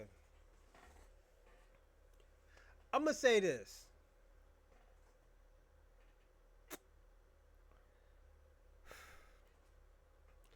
Myron, you never been cool. You don't know nothing about bitches. You never knew nothing about bitches. You always had problems with bitches. You arguing with niggas about niggas who know bitches, who had bitches for almost all their life. You just started getting bitches when you turned 30, nigga. Are you serious? You was paying for pussy, nigga. Let's be honest. And you gonna be like, oh, all of us was paying for pussy. No, nigga. We wasn't all paying for pussy, nigga. You was paying for her to leave, nigga. We was paying for a good time just because we being generous, nigga. Like, yo, I'm out here. Like, yo, baby, what you want? That's not paying for pussy, nigga. Don't try to make a false narrative.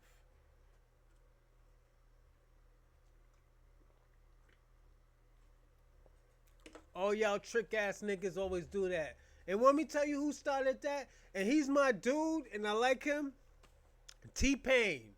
It ain't tricking if you got it. Yeah, it is tricking, nigga. Fuck you, nigga. I like T-Pain, but fuck you, nigga. That's tricking, nigga. It's tricking. Baby girl, what's your name? Come on. Put it this way. I bet you Myron was at our house in Boston trying to get bitches. How do I know that? Him and his crew team, they wasn't getting no hoes. They had to find relationships. And they probably married the bitches that they didn't want to be with.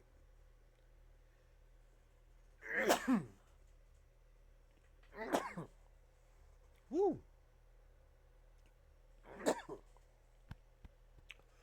Woo. But it is what it is. You marry who you love.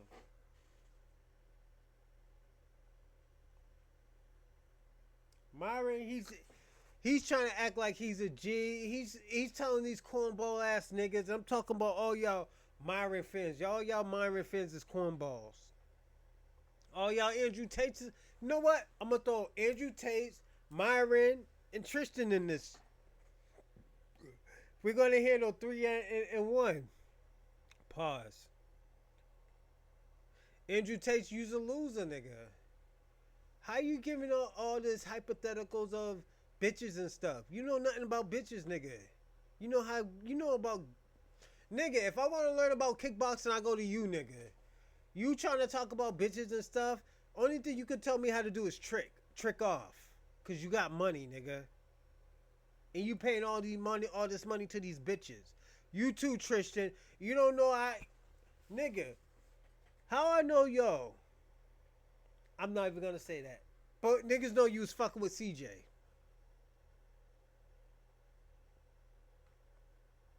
You was fucking with CJ. Who's CJ?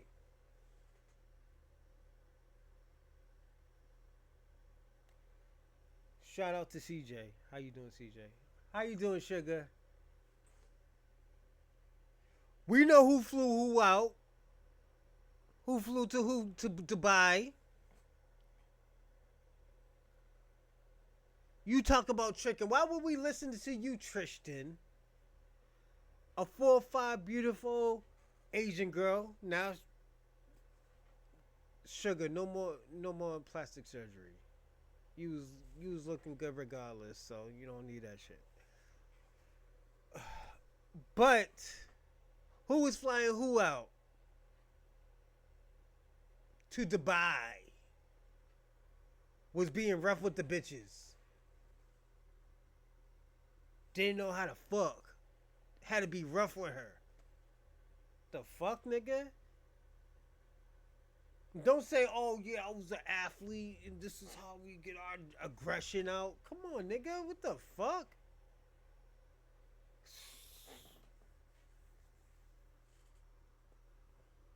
This is what we doing?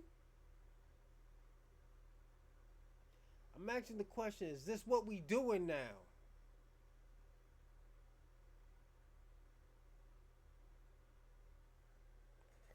First Adam, then Andrew, then Tristan, then Myron.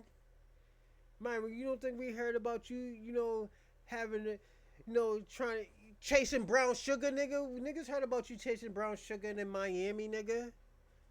You couldn't get that shit up in Boston. Them foreign bitches was denying you. Especially the white bitches. Those white bitches wanted black men in Boston. We had the cosplaying Africans in Boston. At Northeastern. How do I know this?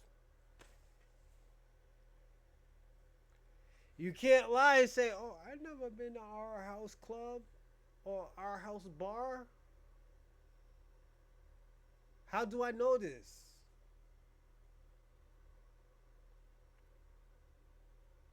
Niggas wasn't fucking with you, nigga. You was on a crew team, nigga. You rode boats, nigga. You was Kuta Kente before Kuta Kente, nigga. You rode boats to get to fucking America. Your father was rowing boats before he got to America, nigga. Like, yo, what the fuck are we saying, nigga? You was a cornball ass nigga.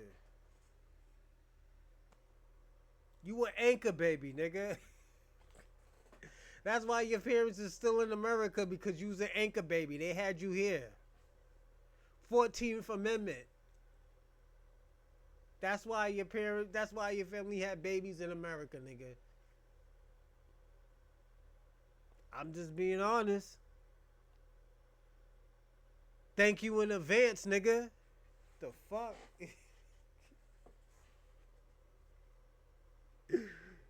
Yo, this nigga's just tripping. Then we got this Andrew Tate nigga. Andrew Tate, yo, you's a loser, nigga. I gotta be personally honest. I think Tristan's is a little bit more in there. Y'all still be trying to talk about black things and y'all just look crazy. Y'all know nothing about black American culture. Stop talking for black people. Talk for your white people. Y'all was grown up white. But y'all talk about black culture. Only person who could kind of talk for black people who grown up white was probably Colin Kaepernick. Because he caught the shit in college. It's like, yo, in middle school and high school. He's like, yo, why isn't these niggas harassing me? Why are these niggas harassing me? What did I do to anybody? Then their parents didn't want to tell him, their adopted parents didn't want to tell him why they were harassing him.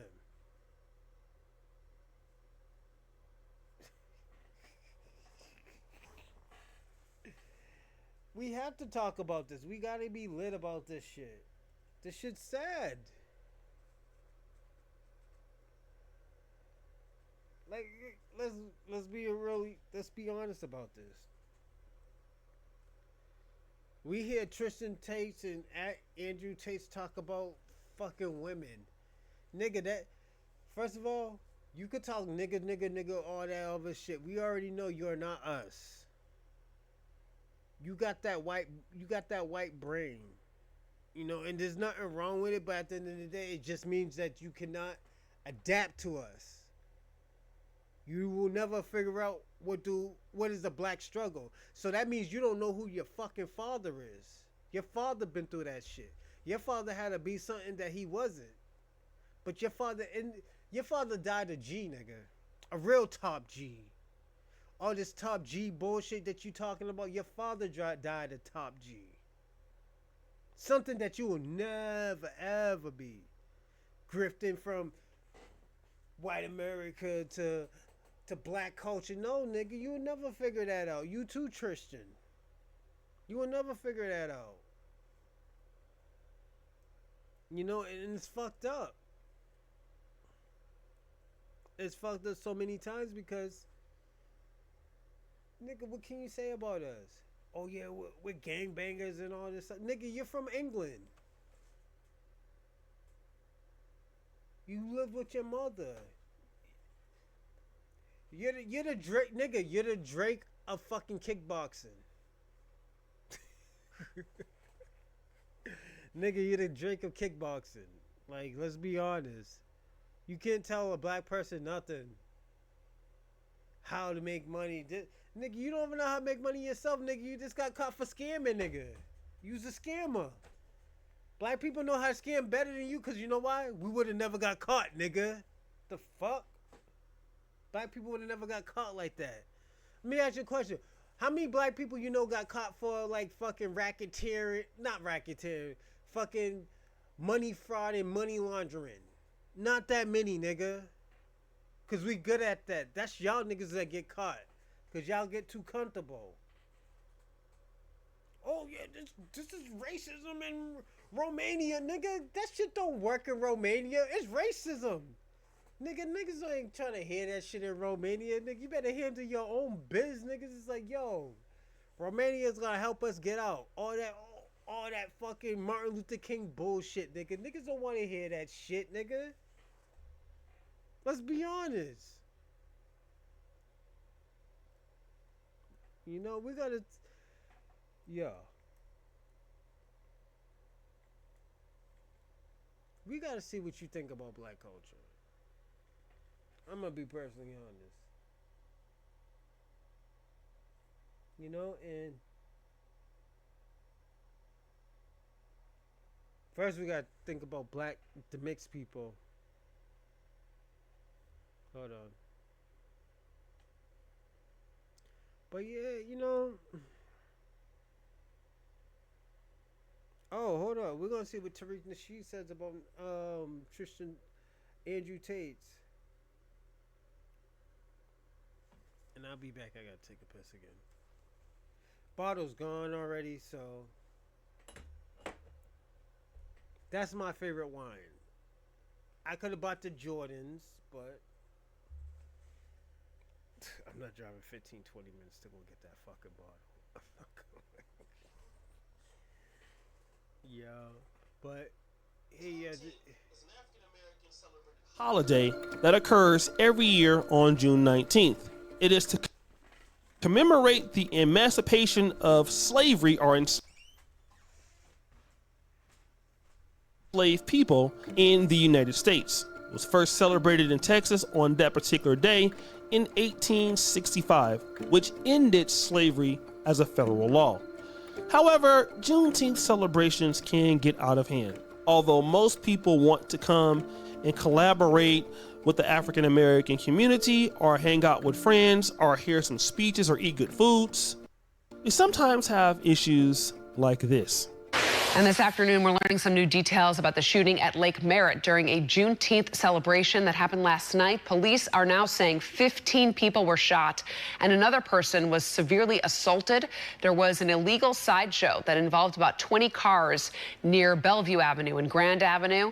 And now police are telling us one person got out of a car and attacked a person in the crowd, which then led to more fighting and then gunfire. People in the crowd allegedly were starting to punch officers while those officers were trying to provide aid to the victims. We understand the officers were seriously hurt, but one of the victims now tells us what happened during those terrifying moments. I've seen that one individual, actually a couple individuals, but necessarily one by me drop, and that's when I kind of was just running because of the payoff. And we have issues like this. Suspect is a constant connection to the mass shooting that killed 2 people at Juneteenth celebration in Rock last weekend. Now, just few minutes ago, police held a news conference to give us an update on this case. KVUE's Eric Pointer is live in Round Rock. So, Eric, tell more about what police said this presser. Say that they have made an arrest in connection to the incident. They have been working tirelessly. Hold people accountable. They say that this endless tragedy was a result of different groups fighting together, and one person in this group had taken custody. We had a booking of 17-year-old Ricky Thompson III. Of course, negative news always goes by quickly, especially by American. People want to belittle the actual holiday of Juneteenth because terrible things like this happen. We ever look at the whole of the African American community, people who come out and build relationships with other African Americans, or the good collaboration that comes with such events. Nope, that's not what happens. We only see the bad part. But then, what if you do have a great celebration on Juneteenth? What's the response? Rewind! Let's go to Washington, D.C. at Freedom Square. There was a successful Juneteenth celebration to read through. Most music apps have a one-size-fits-all workout playlist. But the YouTube Music app has ad-free playlists personalized to you. Your kind of workout. You better work, index finger. Get YouTube Music free. Try 1 month free.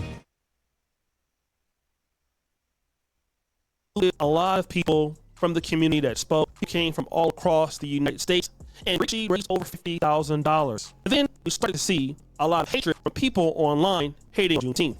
Sneeko made a very rude post on Twitter, also known as X now, but I want to weigh in on Andrew Tate's post because for me, that is the most important. Andrew Tate made a post that says Juneteenth isn't a real holiday. It's wrapped in the word BS. Of course, the ability of this post became limited because it violated X rules against hateful conduct on site. But Tariq decided to respond to Andrew Tate in kind. Tariq Nasheed says this, and you really ain't white, so you spewing self-deprecating anti-black babble to earn brown points from white supremacists will never bring you closer to genetic whiteness. Now, as you can see, he responded to Cobra Tate, which is Andrew Tate's handle on X. But I think it's very interesting. Let us look at Andrew Tate's father.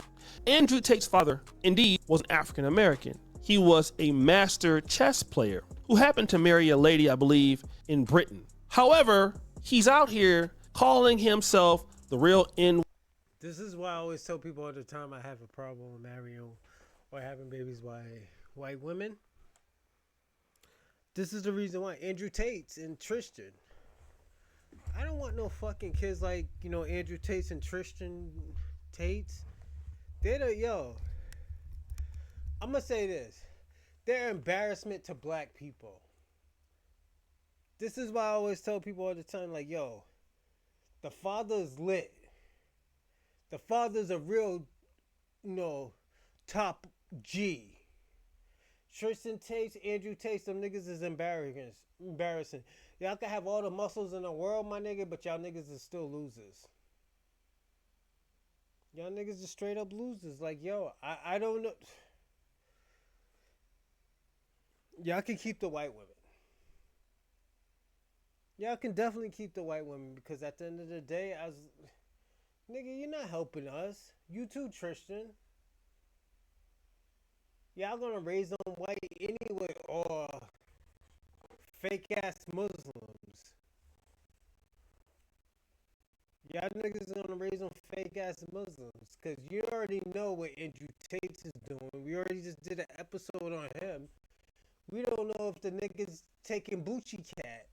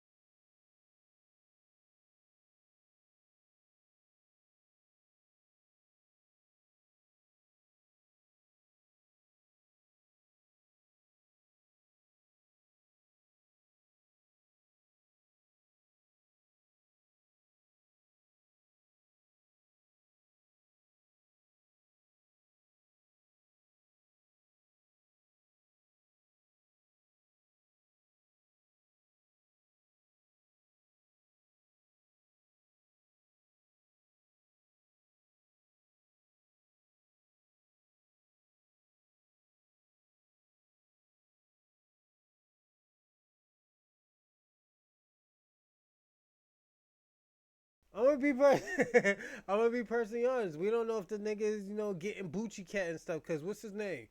Joe Rogan said like he seen gay porno in fucking Andrew Tate's phone.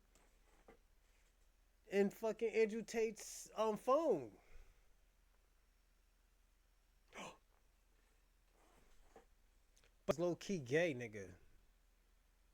And y'all just don't want to come out and say that y'all niggas is gay. Just say y'all niggas is gay. There's nothing wrong with that. Yo, let me tell you something. Y'all know how many successful gay people are in this world?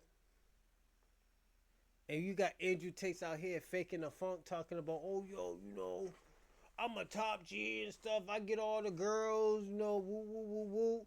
Nah, nigga, you don't get all the girls. You get all the white girls that are dumb blondes, nigga, that don't know anything. You walk off with your shirt.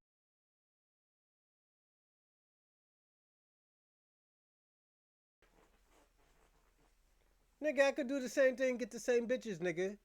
And you're twice as bigger than me. I got the 6-pack, the muscles and shit like that. Nigga, come on. But me, I would get more girls because just how I talk and make them feel good. It's not that, oh, yo, I let them do anything. Nah, my nigga, they would want to do something because it's me, nigga. They do it because they know how you are. They'll do it to me. They will make me a sandwich, and I was like, baby, you don't gotta make me a sandwich. I don't even like sandwiches. They will make me what I like because they like me. It's not because I'm an idiot like you, nigga. That's what you have to figure out. You think your bitch like to make you a fucking sandwich? Let's be fucking honest.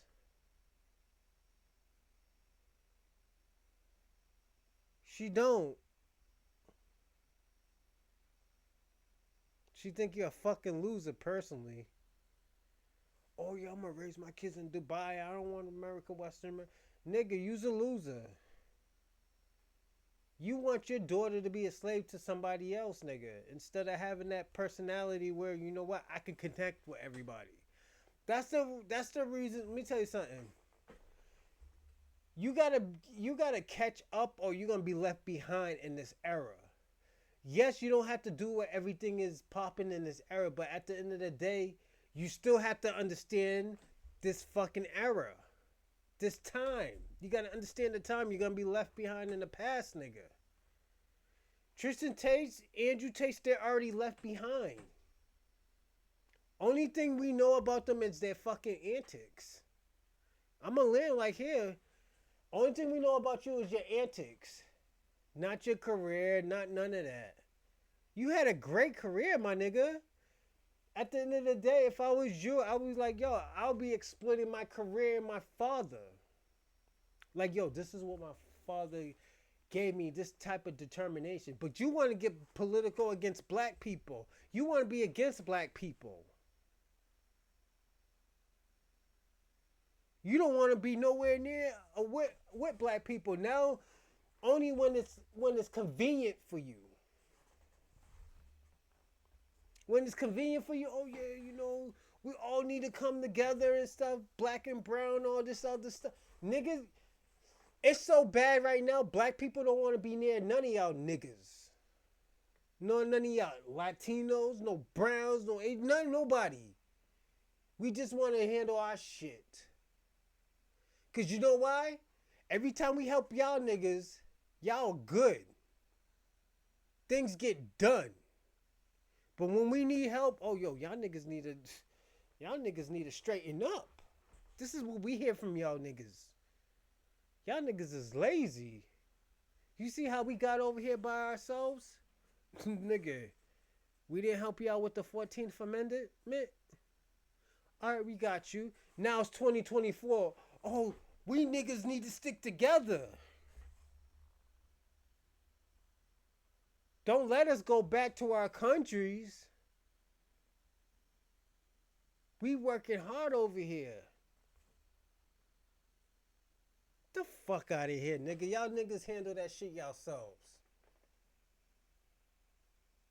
Y'all deserve all that bullshit that y'all get.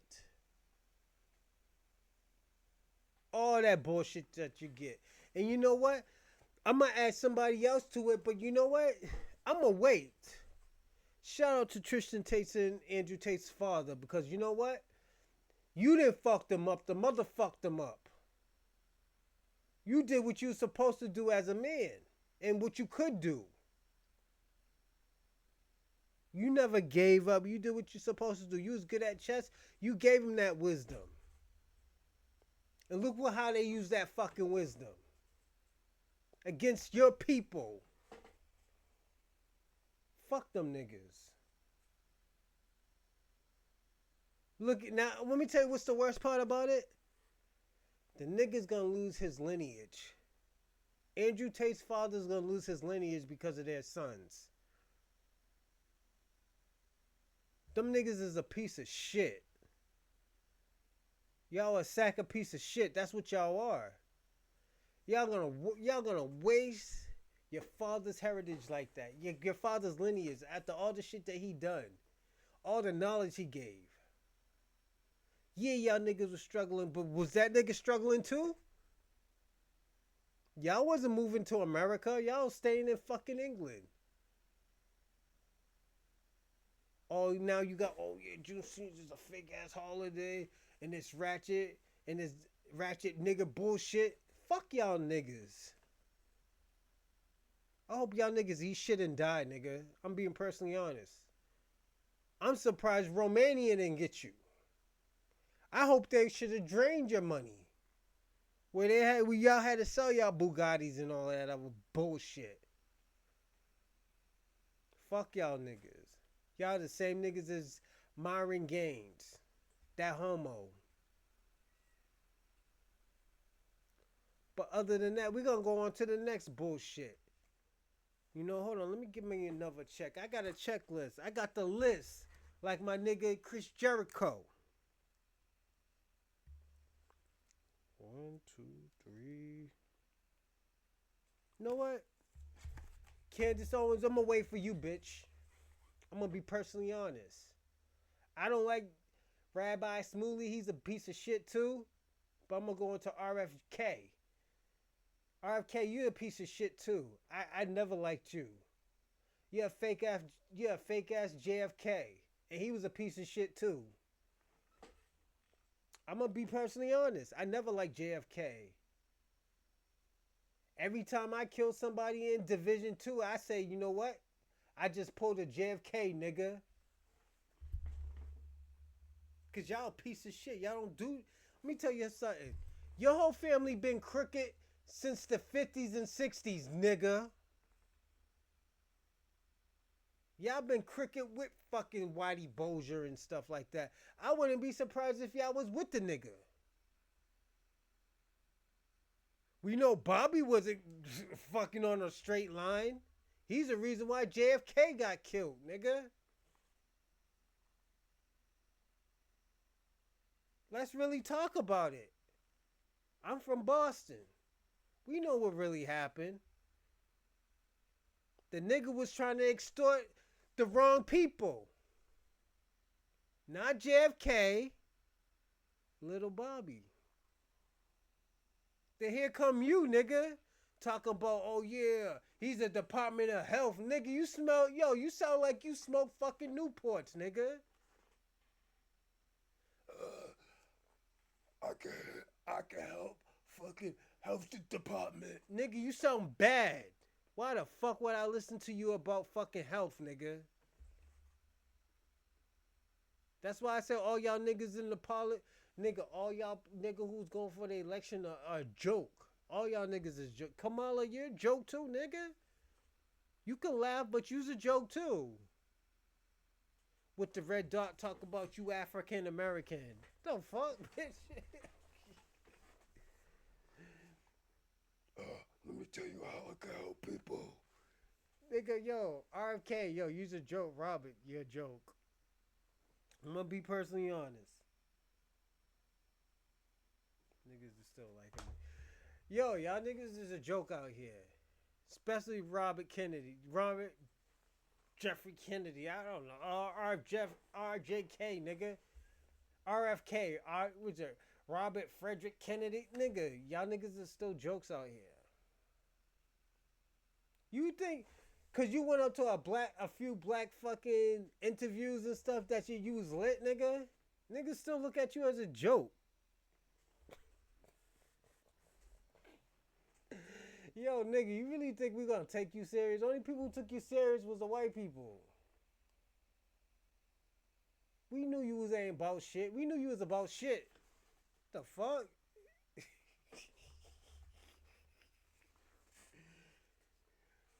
I'm trying to help the black community. Nigga, get the fuck out of here. Let's be honest. Roland Martin just went off on you. You trying to tell black people how to feel after fucking niggas seeing how y'all used to treat black people in 70, 80 years ago. And shit still haven't changed. Y'all niggas still killing black people, especially the civilians. Fuck you, Daniel Penny, too. You creepy looking fucking sex offender looking motherfucker.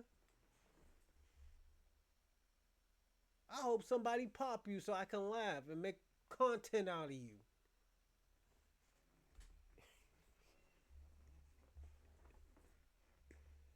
Yeah, I'm on my petty shit right now. Oh yeah, RF Kennedy talking about, oh yo, the black community could do this. Nigga, you sound like, yo, you got the little joint up to your neck. Niggas ain't fucking with you, bro. Come on. You know what? I'm gonna look for some shit.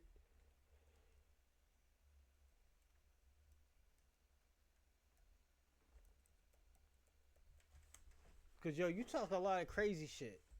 You talk like you know black people. What's your name? Hold on. Yo, and your boy Roland Martin went off on you. Cause that racist statement talking about, oh yeah, black people need to stop being sensitive and be empowered. Nigga, y'all Irish niggas was indigenous servants. Y'all chose to come over here to this fucking country. Talking about, oh, we were slaves too. No, y'all niggas wasn't. Y'all chose to be slaves. What the fuck? Why would I listen to a scheming, fucking lying fucking Irishman? Let's be personally honest. When I think of Irish, I think of Whitey Bulger. Only white people that I think black people trust is the Italians. At least we go by the same type of fucking rules. If you's a rat, niggas ain't fucking with you.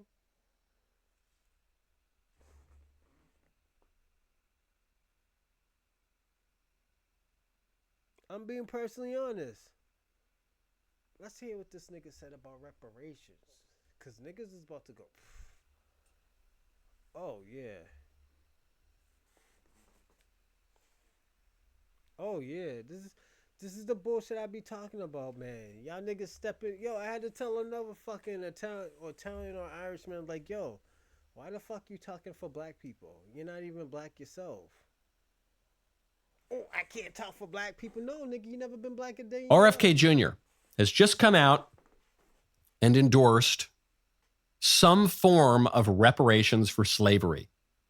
And I love this story. I love this story. Some conservatives are really upset by it. I'm not. I'm so happy about it. Here's what he said. He said, we need federal tax dollars to, quote, rebuild black infrastructure like banks and businesses. He supports, quote, direct redress payments or tax credits to black people by virtue of being black.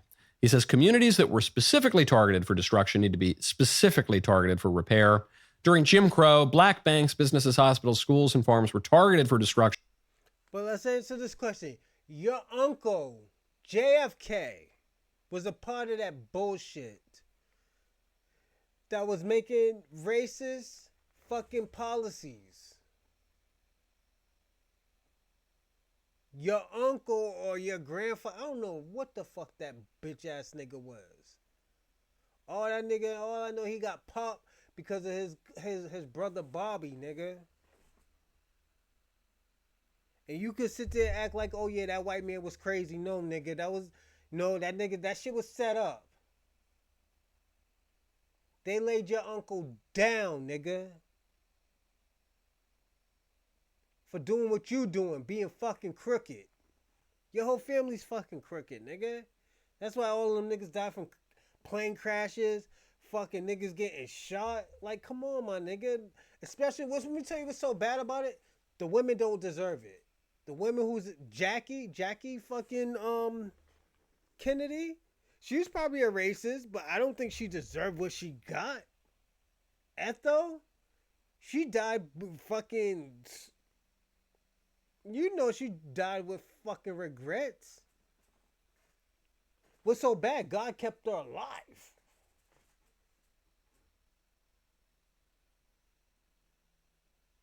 Now you doing the same thing.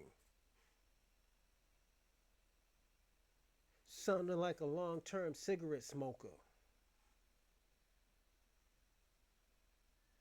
Why the fuck would I listen to you about fucking reparations?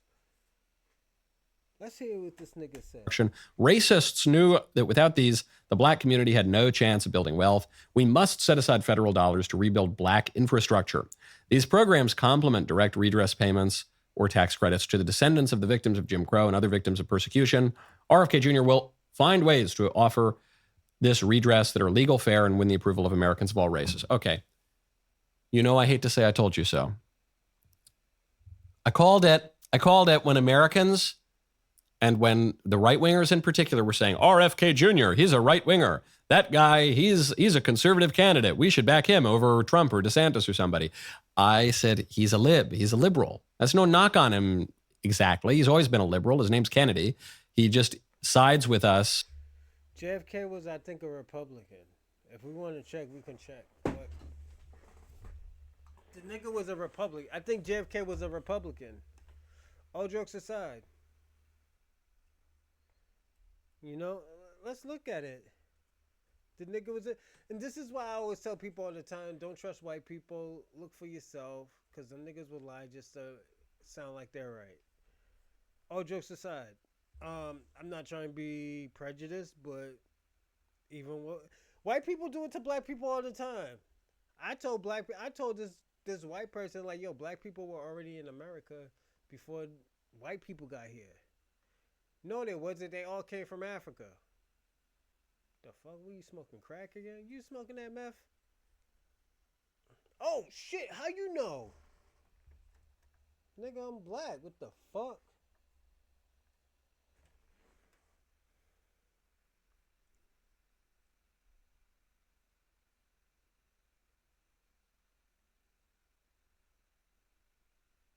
Oh shit, he was a part of the Democrat Party. Who's the one that's part of the Republican? The nigga wasn't a Democrat, but we'll give him that. I was fucking wrong. I'll say that. He was a Democrat, but I never knew he was a Democrat. Them niggas come off as Republicans. All of them niggas. I know that they needed the fucking Italians to win the election. You know, but I didn't know he was a Republican. I mean, the Democrat. One of them niggas is a Republican. We already know RFK is, but give me a second. I'll let you know.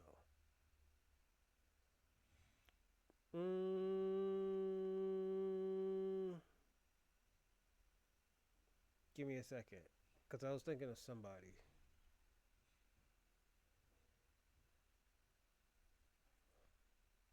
Damn, why does his family look crooked, man? Yeah, all them niggas look crooked. They were all bootleggers and shit. This is why I was like, yo.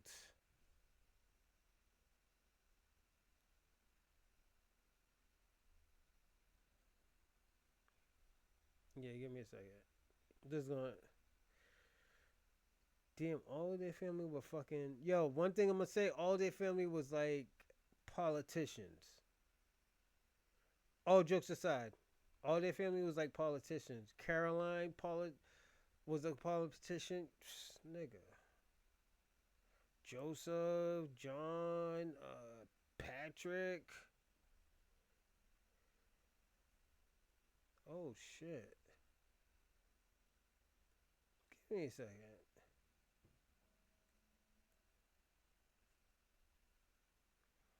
Oh shit, yeah. Most of them, these niggas was from Boston, man. Never mind, they were from Boston. They were Democrat. Never mind. I'm gonna say this. I thought someone wasn't from Boston, but most of these. Let me tell you something. When any Kennedys from like Massachusetts, they're Democrat. All jokes aside, I was wrong. I commit when I'm wrong, nigga. So, but yeah, we're gonna get a good laugh at that. I know, fuck you, Bobby, too, and because I know Bobby's gonna talk shit. But yeah, I was wrong at that part. Most of the Kennedys were Democrats, but damn, I want to say this. This nigga popped off as a Republican. Let me see, hold on. Damn, what's all of them Republican? Yeah, all of them, most of them are Republicans. I don't know which one I was thinking of. I was probably thinking of RFK, but yeah, he fucked up. I'm gonna be personally honest. I'm gonna say this. He's a bitch ass nigga for what he did.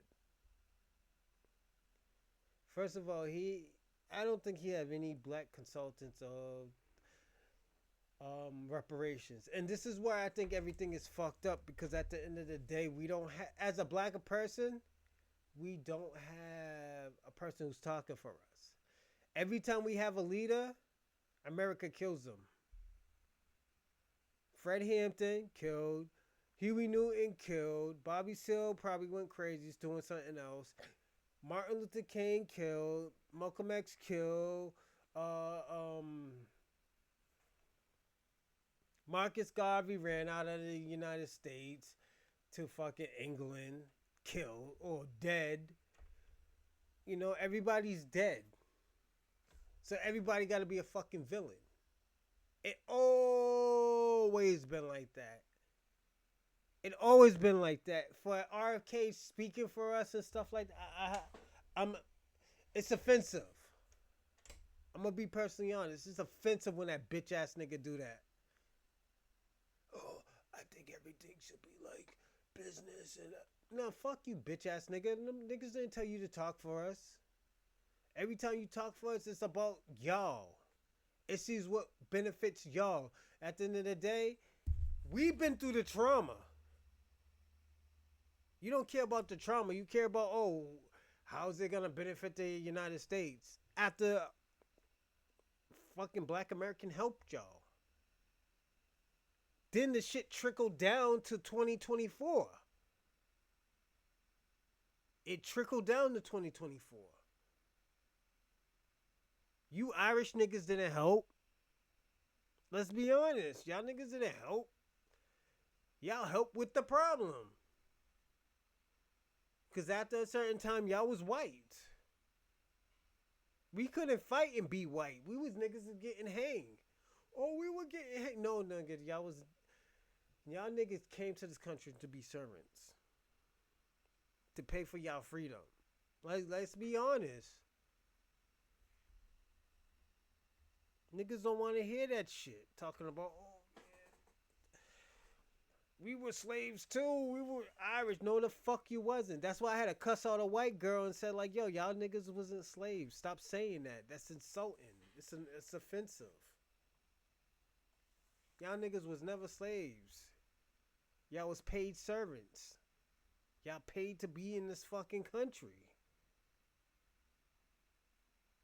And there's some Asian women that's nice out here, and there's some Asian not Asian, Irish women that are beautiful out here that a black guy might want, and a Irishman that a black girl might want. But come on, my nigga, y'all niggas can't be doing that lying.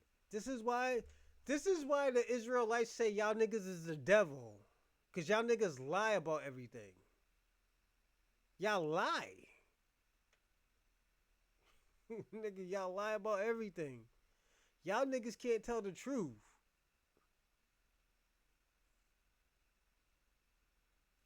If it degrades on how evil y'all niggas is, if it degrades on how good y'all are not gonna tell the truth. It's just, it is what it is. I think Irish people is cool to drink with, but at the end of the day, y'all niggas lie.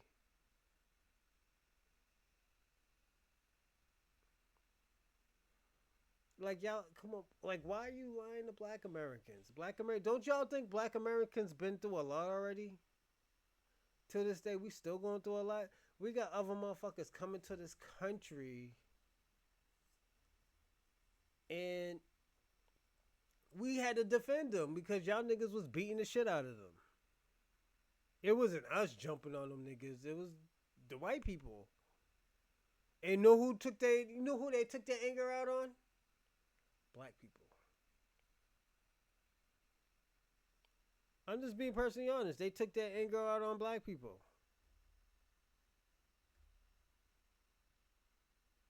And what did y'all do? Nothing. Now for RK, I'm gonna say this. Fuck you, you struck throat nigga. I hope you go to jail, nigga, because at the end of the day, you're crooked as all your whole family. Your whole family's crooked. Y'all can talk about black people, talk about, oh yeah, we sell drugs, we kill each other, but my nigga, you was the worst of the worst back in the days. Y'all all was bootleggers, stealing money from the government, killing black people in Boston, beating the shit out of us. You wasn't helping us. You was beating the shit out of us. Especially your grandfathers. Your grandfathers was the most racist ones. They never told y'all how to talk to black people. That's why you always undermine us. So fuck you and your Newport throat looking motherfuckers. Eat shit and die, nigga. I'm just being personally honest. I don't like the Kennedys. I never liked the Kennedys. You know what? I'm going to put a strike on that. Next person I'm going to get at, I'm going to be personally honest. I don't know if this is a hit list tonight, but yo, Myron Gaines. Myron Gaines. I've been getting at you all this year. Me, O'Shea, fucking,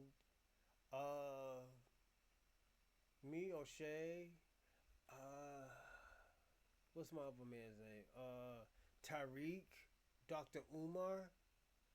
A lot of us FBA niggas. You got a lot to say about black people, but at the end of the day, you wouldn't be here without the 14th Amendment. You could talk about, oh yeah, I'm Homeland Security, nigga. They fired you, nigga. You was a you're a Homeland Security reject, nigga. The fuck you talking about? I was Homeland Security. I know all the laws, nigga. You's a reject. You's a loser. What you talk about? Oh yeah, I did this, I did that, nigga. You sound like a dope fiend. Talk about what you used to do. You sound like an old nigga. You was a loser at Northeastern. You was a loser in Connecticut. Now you was a loser at Homeland Security. Now you a loser at podcast. Trying to, nigga, you on life support right now, nigga. Only people who keep you on life is the nigga who's fucking with you. DJ Academics is keeping you alive, nigga. The fuck? All that gay shit you was doing. And let me tell you something. Let me tell you how I know you was doing gay shit in Boston. Because Boston is an LGBT community-based state. You could lie and talk about that. Oh, these gay racial slurs. You could say all of that. But my nigga, I could say that you was fucking around with it. Having niggas kiss up on you, laying up on you and stuff like that. Niggas probably fucking around with your Bucci cat. Say I'm lying. Don't worry, your girl's Latino. She's used to the gay niggas and stuff. She used to, fucking around with down low niggas. She's from Argentina. She's okay wrestling around with niggas with lace front wigs and fucking, tits and shit with a dick, nigga. She's Asian. She's Latinos, nigga. What is you saying? But you want to talk about Black America. You know what? Let's add another person into this. Nick Fuentes. I think you was fucking him.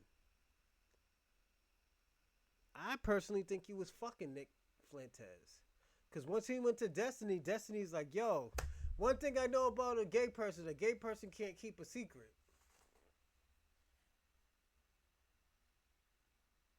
A gay person can't keep a secret.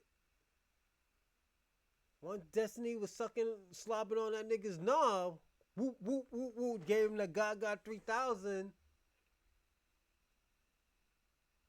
We didn't really hear nothing gay about him. We didn't hear about no gay content about fucking Nick Fuentes. That's what I'm going to say. We could talk about Nick Fuentes, but at the end of the day, was Nick Fuentes doing something gay or not? And he get locked up. Y'all could say that's the Jewish people or the what? I call that shit karma, baby.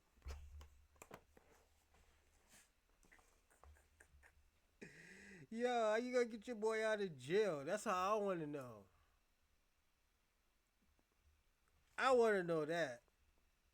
That nigga out here getting the Gaga 2000, the 3000.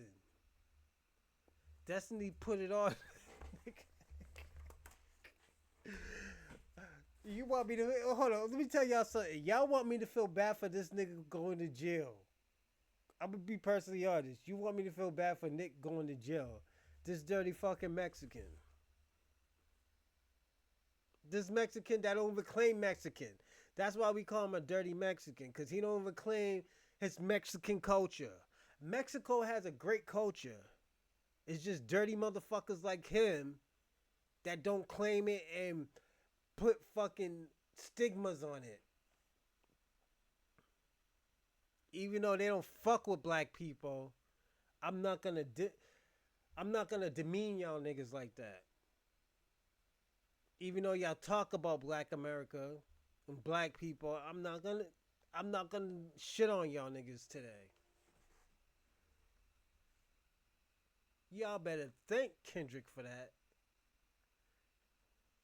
I would say y'all better thank a union member, but y'all better thank a black man. Y'all better thank a black man for that. Y'all better thank a a Cali nigga for that. All that trauma y'all caused black people in fucking California.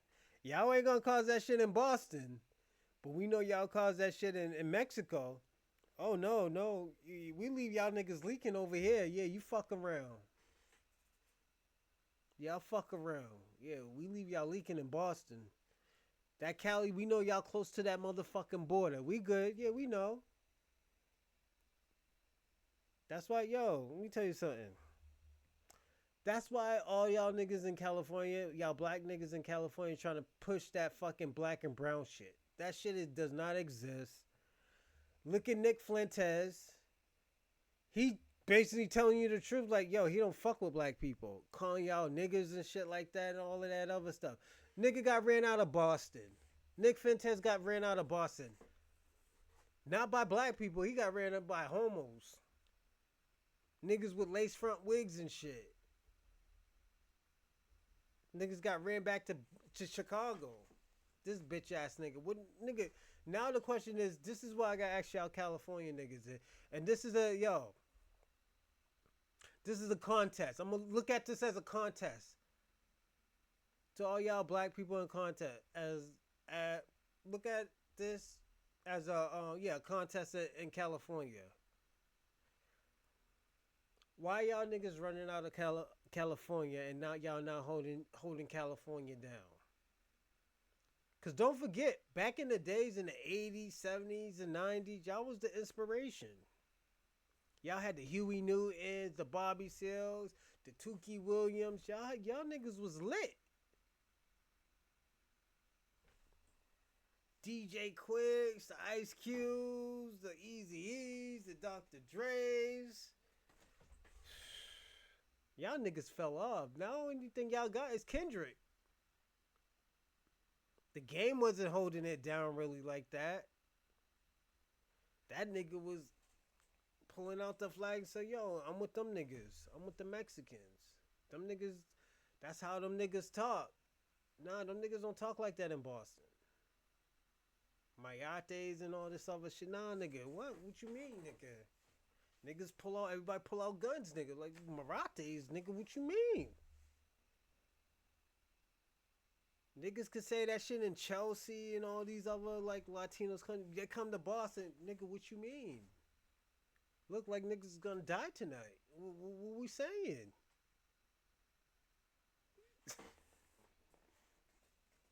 Balls in y'all court. Oh, there's too many nigga. We've been through worse shit than that. We've been through the Tulsa massacre, nigga. We've been through the Red Rose. We've been to Rosewood. We've been through the shit where niggas had our fucking whole town underwater. We had our shit dealing with niggas, violating our women. Like, y'all niggas is losing the culture. Y'all trying to add in the culture. This ain't to K-Dog. K-Dog doing what he was supposed to do. He's just trying to bring California together. But at the end of the day, if he's trying to bring California together, y'all should be trying to get the black peoples together. We need another leader too. We don't need no excuses. And let me tell you something. Wack 100 is one of my favorite people to listen to. But I'm going to say this. Yeah, he is putting pressure on the Mexicans, but he was making too much excuses to him. That's why he has to put pressure on them now. If he was putting pressure first, then, you know what? I already put pressure on these niggas. And he know what to do. This nigga older than me. That nigga's in his 50s or 60s. But I thought the way how Wack comes off, he got all the resources. He's doing all the big things. This nigga could have sat all them niggas down if he wanted. It's like, nigga, know what? None of y'all Mexicans isn't making it through fucking in the rap industry. Y'all will only make it in y'all fucking community. Niggas in Boston do that shit all the time. Oh, what, you against us? Okay, you know what? You only gonna make it in Boston, nigga. Nigga, let me ask y'all a question. Why you think niggas in Boston never make it?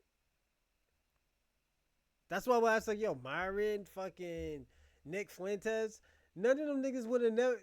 I don't even think, put it this way, I don't even think Myron fucking graduated. If he graduated, then go into the fucking law enforcement, he's a fucking idiot. He wasted all that time. He could have just went into the law enforcement. You know? That's why I say, yo, Myron's a loser.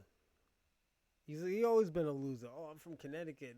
Connecticut niggas is losers. Them niggas is only tough in Connecticut. That shit, them niggas is not tough in fucking Boston.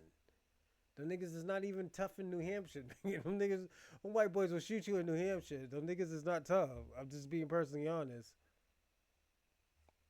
You know, and I'm not trying to shit on niggas from Connecticut. Connecticut is ill. Them niggas get lit in Connecticut. I went to a basketball game. Them niggas got mad because we started a riot, but that's why I don't play sports anymore. Niggas gonna get killed one day. I'm just saying, but them niggas ain't lit like that. I'm just be personally honest. Like in Boston, you know that niggas from Boston. The niggas lit out here. Nigga will do some shit that he ain't supposed to be doing.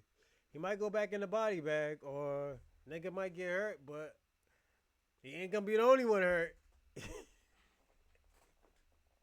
Just like a nigga from New York, he ain't gonna be the only one hurt. New York gonna take somebody down with him. Some of them niggas is, cause most of them niggas is business niggas. But a nigga from Brooklyn, them niggas is shady. So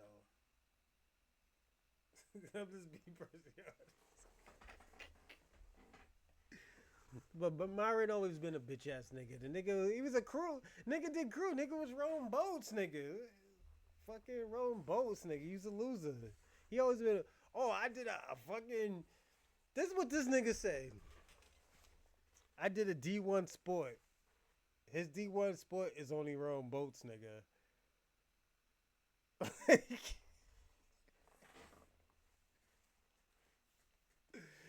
That's why I said the nigga's a loser. He always been a loser. He could talk all this, oh yeah, stats, this, stat. The nigga never experienced it. First of all, he never experienced black people like that. He could say he's black all he want. We know he's not black, he's Arab. He's the nigga that work in the Slurpee store. He's the Habibi. Just like French Montana. French Montana's not black. He's the nigga that works in 7-Eleven. You know? He might have, oh yeah, niggas, New York, all this and that, but comes to another state, yo, my nigga, you Habibi, nigga. If you didn't have rap, you'll be Habibi. Most niggas will be robbing niggas, but nigga, you'll be working in the 7-Eleven, you know, the 24-hour store.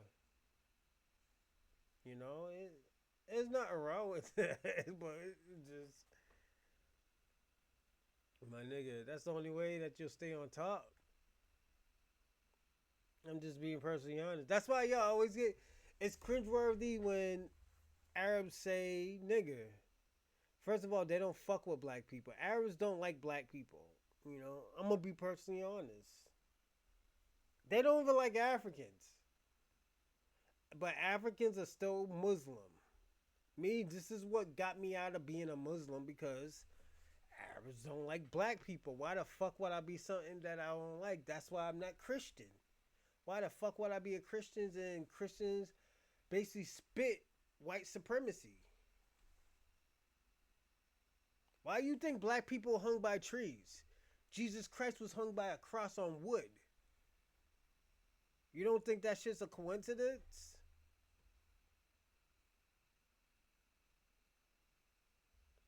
Why you think they were killing everybody in Jerusalem and niggas had to flee? Black people were in the South, and when they were killing people, we had to flee. Moses said that, yo, we're not going to go back to our homeland. We're going to find our own home sooner or later. What do you think black people had to do? We had to find our own home. We were already spread all around the world. We were around everywhere anyways. That's why you get a lot of black people low key that were already Hebrew. We were thinking, oh yeah, it's the Jewish people that were Hebrew. No, there were already black people that were Hebrew. Who you think that shit was taught by? If black people been on this world longer than most people, like, let's be honest, black people just in general, the black race, we can even say certain parts of Africa have been on this world, because not all people in Africa are the same. Like, Myron Gaines is not the same as a regular African. He's probably like Persian. And in the Bible, they tell you not, everybody's not the same. That's why everybody was segregated. Everybody was delineated. Because everybody had different rules. But once that man or woman married into that family, that's their culture. Well, every woman that married into that man's culture, that's his culture. You know? That's why they tell you don't date out your race in the Bible. Yeah. Myron's a fucking liar. I told y'all, he's a liar. Don't trust him. Don't trust that motherfucker. He's a liar. But you know, you got the weirdos that don't know how to get bitches and anything and get pussies, and they feel comfortable around him with the racist shit. He got the little, you know, probably a transgender woman that's his girlfriend. Probably, I don't know. She looked man low key. And you already know he like niggas. We all low key, we don't have evidence, but we know he like some niggas. He like that boochie, he like that bussy. That trans bussy. He was in Boston.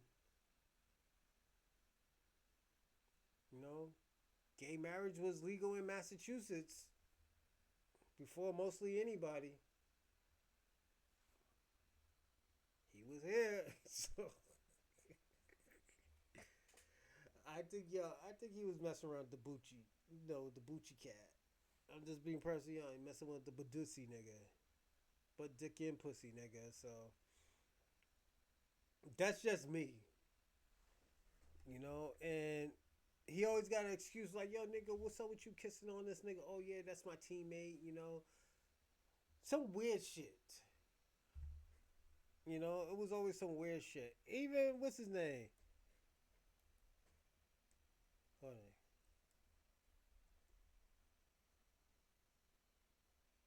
I'm going to tell you something.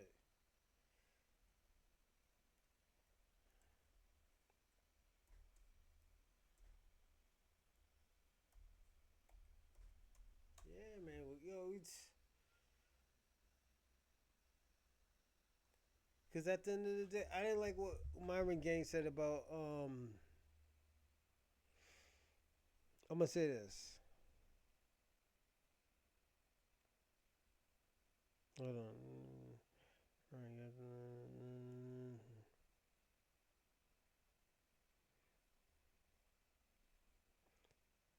But yeah, man, it just... Myron's a loser. I'm gonna say that. That nigga was out here. Nigga was like, "Yo, man, what's up with you?" Cause niggas always say this. Tariq Nasheed got a Jewish wife. I always tell people all the time, you are what your father is. So if your father's black, that means your kids is black.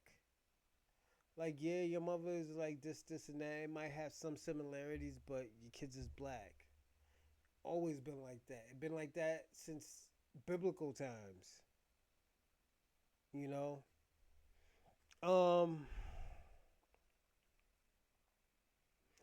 I don't fuck with it personally. And I always tell people all the time, hold on a second. I always tell people all the time, you gotta be careful with that shit. And the reason why, to me, I always tell people to be careful with it because you can have all black parents and stuff. Like, yo, your kids could be mixed and it be the father, and the shit will come out looking white, you know? Hold on 1 second.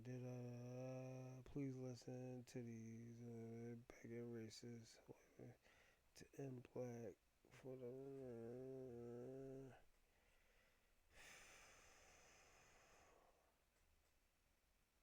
Hold on 1 second.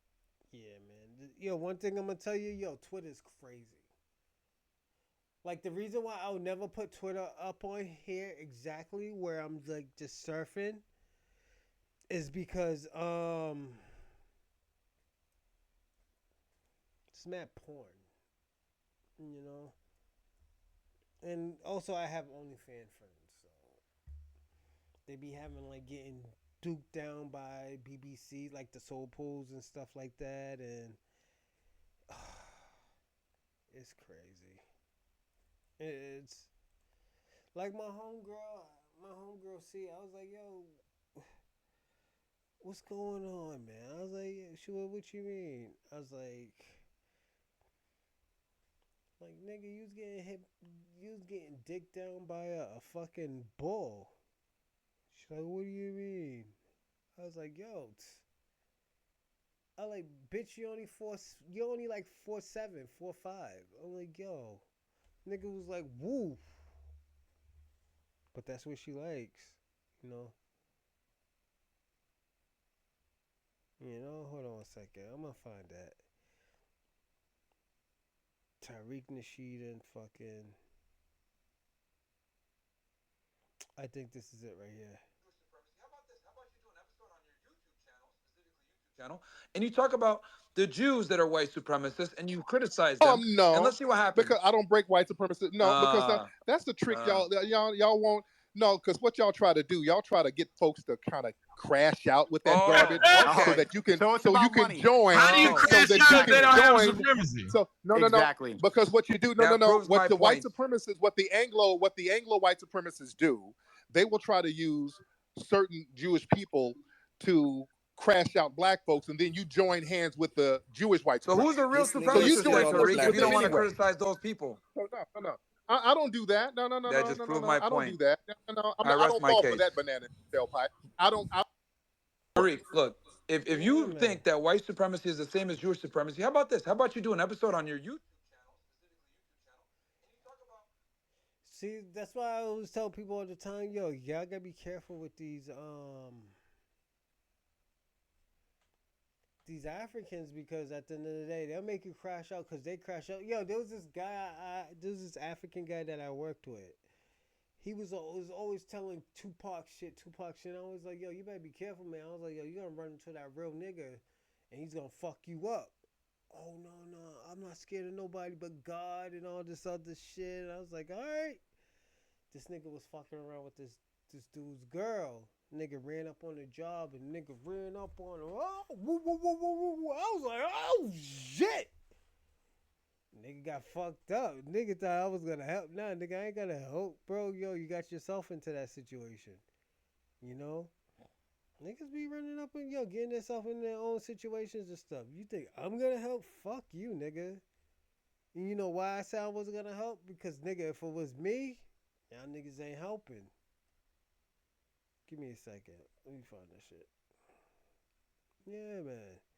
Nigga got fucked up, and I'm like, yo. Then what is it? The bitch that the chick that Myron threw out, the dark skinned and beautiful girl. Talk about, oh, she fat and stuff like. Let me tell y'all something. Like, I like hood rats. You know, if I didn't have my baby mom, I'll be fucking around with a hood rat. I love hood rats. I get in relationships with a whole bunch of hood rats. And the reason why, they're hood rats. I like hood rats, you know? That's all I've been with all my life. Like the roundaway girl, like what's my man say?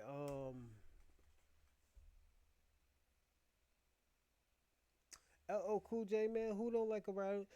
Like not no Jenny from the block and stuff who's sleeping around with everybody and stuff like that. No, that's not my thing. I like, the girl who's mad rough around the edges and stuff like that. Like, yell in your face, woo, woo, woo, woo, woo. Baby, why you acting like you grab her close? Come on, baby, what you doing that for? Just kiss up on her and stuff. You don't gotta do that, And girls like that shit. That's why, let me tell you something. I always tell people all the time, them ratchet chicks, them chicks that's out of pocket. I never had a problem with them, cause I always know how to act around them. And I'm gonna be personally honest. Sometimes those girls is gooder than the good girls, cause them girls, them ratchet chicks, they'll always be with you. They're not gonna be like, I'm gonna go fuck with somebody else. They'll be like, I got you. I got you, baby. Don't worry. Hold on a second. Yeah, they like, I completely, I got you, baby. Woo, woo, woo. But you get the bitches with money and stuff like that. Just like, you broke, nigga? I'm out of here. I got this other nigga that I'm fucking with. And they probably already got a nigga on the side. I'm just being personally honest. I'm going to tell you, I'm just being personally honest. They take care, I think ratchet chicks and hood rat chicks and hood chicks, they take care men better. We could talk about all this, the Myron girl and stuff like that, the little Spanish girl. No, nigga, if she ain't rough around the edges, it's not that she's broken, but it's that, you could kind of mold, what you want, and you could basically not treat her fucked up, but you can treat her like, what? Let me show you how a woman is supposed to be felt, or be. That's how I always felt. Or you might just get the girl who's just all out crazy buck wild. It's like, that's just me. That's just me. I always, like I got one of those good girls who thought they were bad and like, fucking around other guys and stuff like that. You ain't gonna get that out of no hood rat or no hood chick. Only if you fuck her over. She's like, I'm tired of this nigga fucking me over. I'm going with somebody else. That's why you see these other shows and stuff. You be like, why this girl cheated on this guy? And you always say, she's black. That's why you get that bad stigma. That's why I say don't listen to Myron. He don't know nothing about bitches. Definitely fucking not Nick Fuentes. That nigga's fucking around with niggas, getting his knob slobbed by niggas. I'm just being personally honest, I think I'm gonna cut this short, and I'm gonna do another show probably tomorrow. I don't know. The last person I'm gonna do is Candace Owens. This grifter bitch. I personally don't like Candace Owens, and the reason why I don't like Candace Owens is because she never tells the fucking truth. She'll do anything for a white man, and just definitely shit on a black person. Talk about, black people don't take care of their kids. Black people were good in before the 60s and segregation. Let me tell you something, bitch. This is 2024. Why the fuck are you talking about 1960s? What the fuck can we do now? If you ain't got no answers or nothing, don't say the fucking word. Niggas don't need to hear about your white statistics. I'm being personally honest. This bitch is stupid. This bitch always been stupid. This bitch almost lost her mind because somebody gave her some dick and left her. I'm being personally honest. Bitch, you ain't worth a pot to piss in. This fucking English nigga fucked up and got you pregnant twice. Now he has to deal with your fucking ass. Because if a white person leave you, they're going to kill you. All jokes aside, they're going to fucking kill you. I don't know that many white people who go through divorce. Stay in there, cheaper to keep her, or, and you go fuck who you want to fuck, or, nigga. Bitch, you taking the dirt. I'm just being honest. The nigga's English too. Nigga got fucked up teeth, British. What's her name? Marilyn, Mackerel Marilyn, whatever the bitch's name from who used to who's married to Harry. That bitch, she's stupid as fuck. This nigga walking around with a Clay's outfit for Halloween and you married the nigga. But you know, her father's white. Her father's white, so she walks around like she's white. I'm being personally honest. Like, today I had to explain to my daughter, like, oh yeah, she's like, oh yeah, I was like, this guy follows me and stuff like that. I was like, yo, is he black? Oh yeah, he's darker than me. So I don't, like, baby, that's still black. You can be darker or lighter. If you're black, you're black. There's no such thing as no dark black person. Y'all still the same. Y'all still gonna be black. I was like, my uncle is darker than I am, and he's still black, and I'm black. I'm just, she just looked at me crazy like, what? Yeah, we still black. You know, so it's just a part of the system, man. It's just Candace Owens, I think this is what she's a grifter. She always been a grifter. She don't give a fuck about black people. That's why when she went on a Breakfast Club, niggas looked at her like, yo, what are y'all niggas doing with her on a Breakfast Club? She knows nothing about black people. Then one day, them niggas started giving her the black test. They was like, what the fuck? She don't know God is good. You're supposed to say all the time. But you gotta understand, the bitch is probably Caribbean. This is why I always tell people, she's Caribbean. She's from, like, I think the Virgin Islands or some shit like that. You know? It's American territory, but it's not black. You know, them niggas is the Virgin Islands. You know, that's just how she is. She wasn't brought up in no fucking projects and stuff. This is why I always tell people all the time, you gotta be careful with the good girls. The good girls will turn on you because at the end of the day, that's not their element.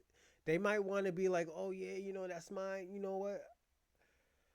This is all, I'm not scared of nothing and stuff like that. I'm a ride or die chick, all this other bullshit. But once shit really starts to happen, you be like, oh shit, nah, nigga, yo, this nigga gonna have to take this charge. I'm out of here. I'm going to this white man. Like, man, I was watching this fucking movie. I think it was Malcolm X. The white bitches that Malcolm X stole with, them bitches went on, found him a white man, yo, and they were fucking housewives. While this nigga was rotting in jail for 8 years, 7 to 8 years, you know? That's why I say don't trust these fucking foreigners and these white women and stuff like that. These white women will get you in trouble. Well, some of them will. You know, you can't say all of them, but some of them will get you in trouble. You know? It's just... I'm sorry. It's just, yo, it's just crazy talking to y'all like this. And, because let me tell you something. I started noticing that I have white audience as well. So it's not like, oh yeah, this is an all black show. It's just like, yo, it's the truth. You know, this is the niggas that I have to deal with. So this is why I was like, yo, you know what? I also has to be alert what I'm saying, because at the end of the day, I don't want to turn them off and like, oh, yo, this nigga is just straight up prejudiced and he's just pro-black. Yes, I am pro-black, but at the end of the day, I do think about the whole situation. I'm not going to be like, oh, yeah, black this, black that. The reason why I say it's black because that's the situation and it's facts. But if it ain't facts, I'm not gonna be like. That's why, like, when I fucked up and say like, oh yeah, most of the John F. Kennedys were and they might cut this off and make this shit a fucking a thumbnail. It's cool. Excuse me. I might make this a thumbnail, but niggas make mistakes. Life is about, I'm gonna say this, life is about fixing the mistakes and being better in life. These other niggas ain't trying to be better in life. They think everything that they're doing is correct. It's cool and everything. It's straight. You can do that, but at the end of the day, you're gonna feel at the end if you don't perfect your craft. You know, I had to learn that the hard way. I always thought like, yo, you know, like even with life, it's crazy. With life, I always thought, oh, yo, everybody's fucking wrong, man. I was like, yo, why are they putting out, like, even with music, why is niggas putting out all this crazy ass fucking sad Gotham music? If they doing this R&B rap shit, like me, I don't understand Drake. To this day, I still don't understand Drake. But there's some of his music that I do like when he does features. If he doesn't have a feature, I don't like it. Like One Person Shooter, I think is a dope song because it has J. Cole in it. You know, if it didn't have J. Cole, the shit would be trash. Because we'll have Drake just singing. That's why niggas was like, yo, Drake is pop. You know, yeah, he could do a little bit of rap, but he's mostly pop. You know. But Candace Owens, she always been a fucked up person. I don't think she will ever fix that. She's so stuck up in her ways where she already been demonetized. She already did this and that. She's always gonna drift where the money is. So who gives a fuck about her? I'm gonna be personally honest. I'm just gonna end like that. Who gives a fuck about her? She's a piece of shit anyways. Her family's a piece of shit. She's a piece of shit. You know, she uses people. Like she always, oh yeah, I'll always defend black people even if it hurts me. And bitch, shut the fuck up. Use a dumb bitch anyways. Niggas don't even respect you. The reason why niggas don't respect you because of the shit that you do. It is what it is. You know, so just do your thing and niggas ain't gonna get mad. You know? But hey, I'm gonna end the show today. We almost did 5 hours. This was actually dope. I think we're gonna do this more often where we do Monday through Friday. Monday, Wednesday, and Saturdays. 3-4 hours. I think that'd be great. But I think I'm gonna do a part 2 probably tomorrow. Oh, jokes aside. Or I might do it Friday. But until next time, definitely sending them donations. Definitely want to see those donations. Live chat. I only seen y'all niggas live chat. Y'all just listening to me. And this will be on YouTube probably today or tomorrow. Take care everybody and enjoy the rest of the weekend. And love the chat. Love my fans and subscribers. Take care, everyone.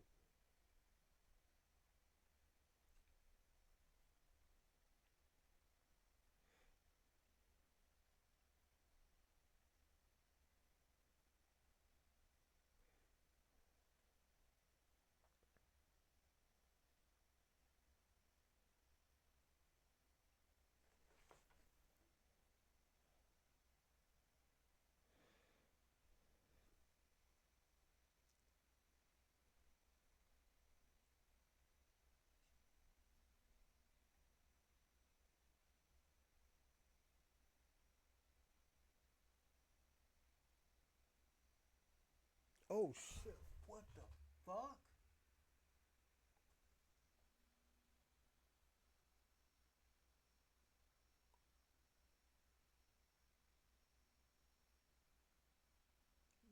Yo. Oh shit. Oh my God.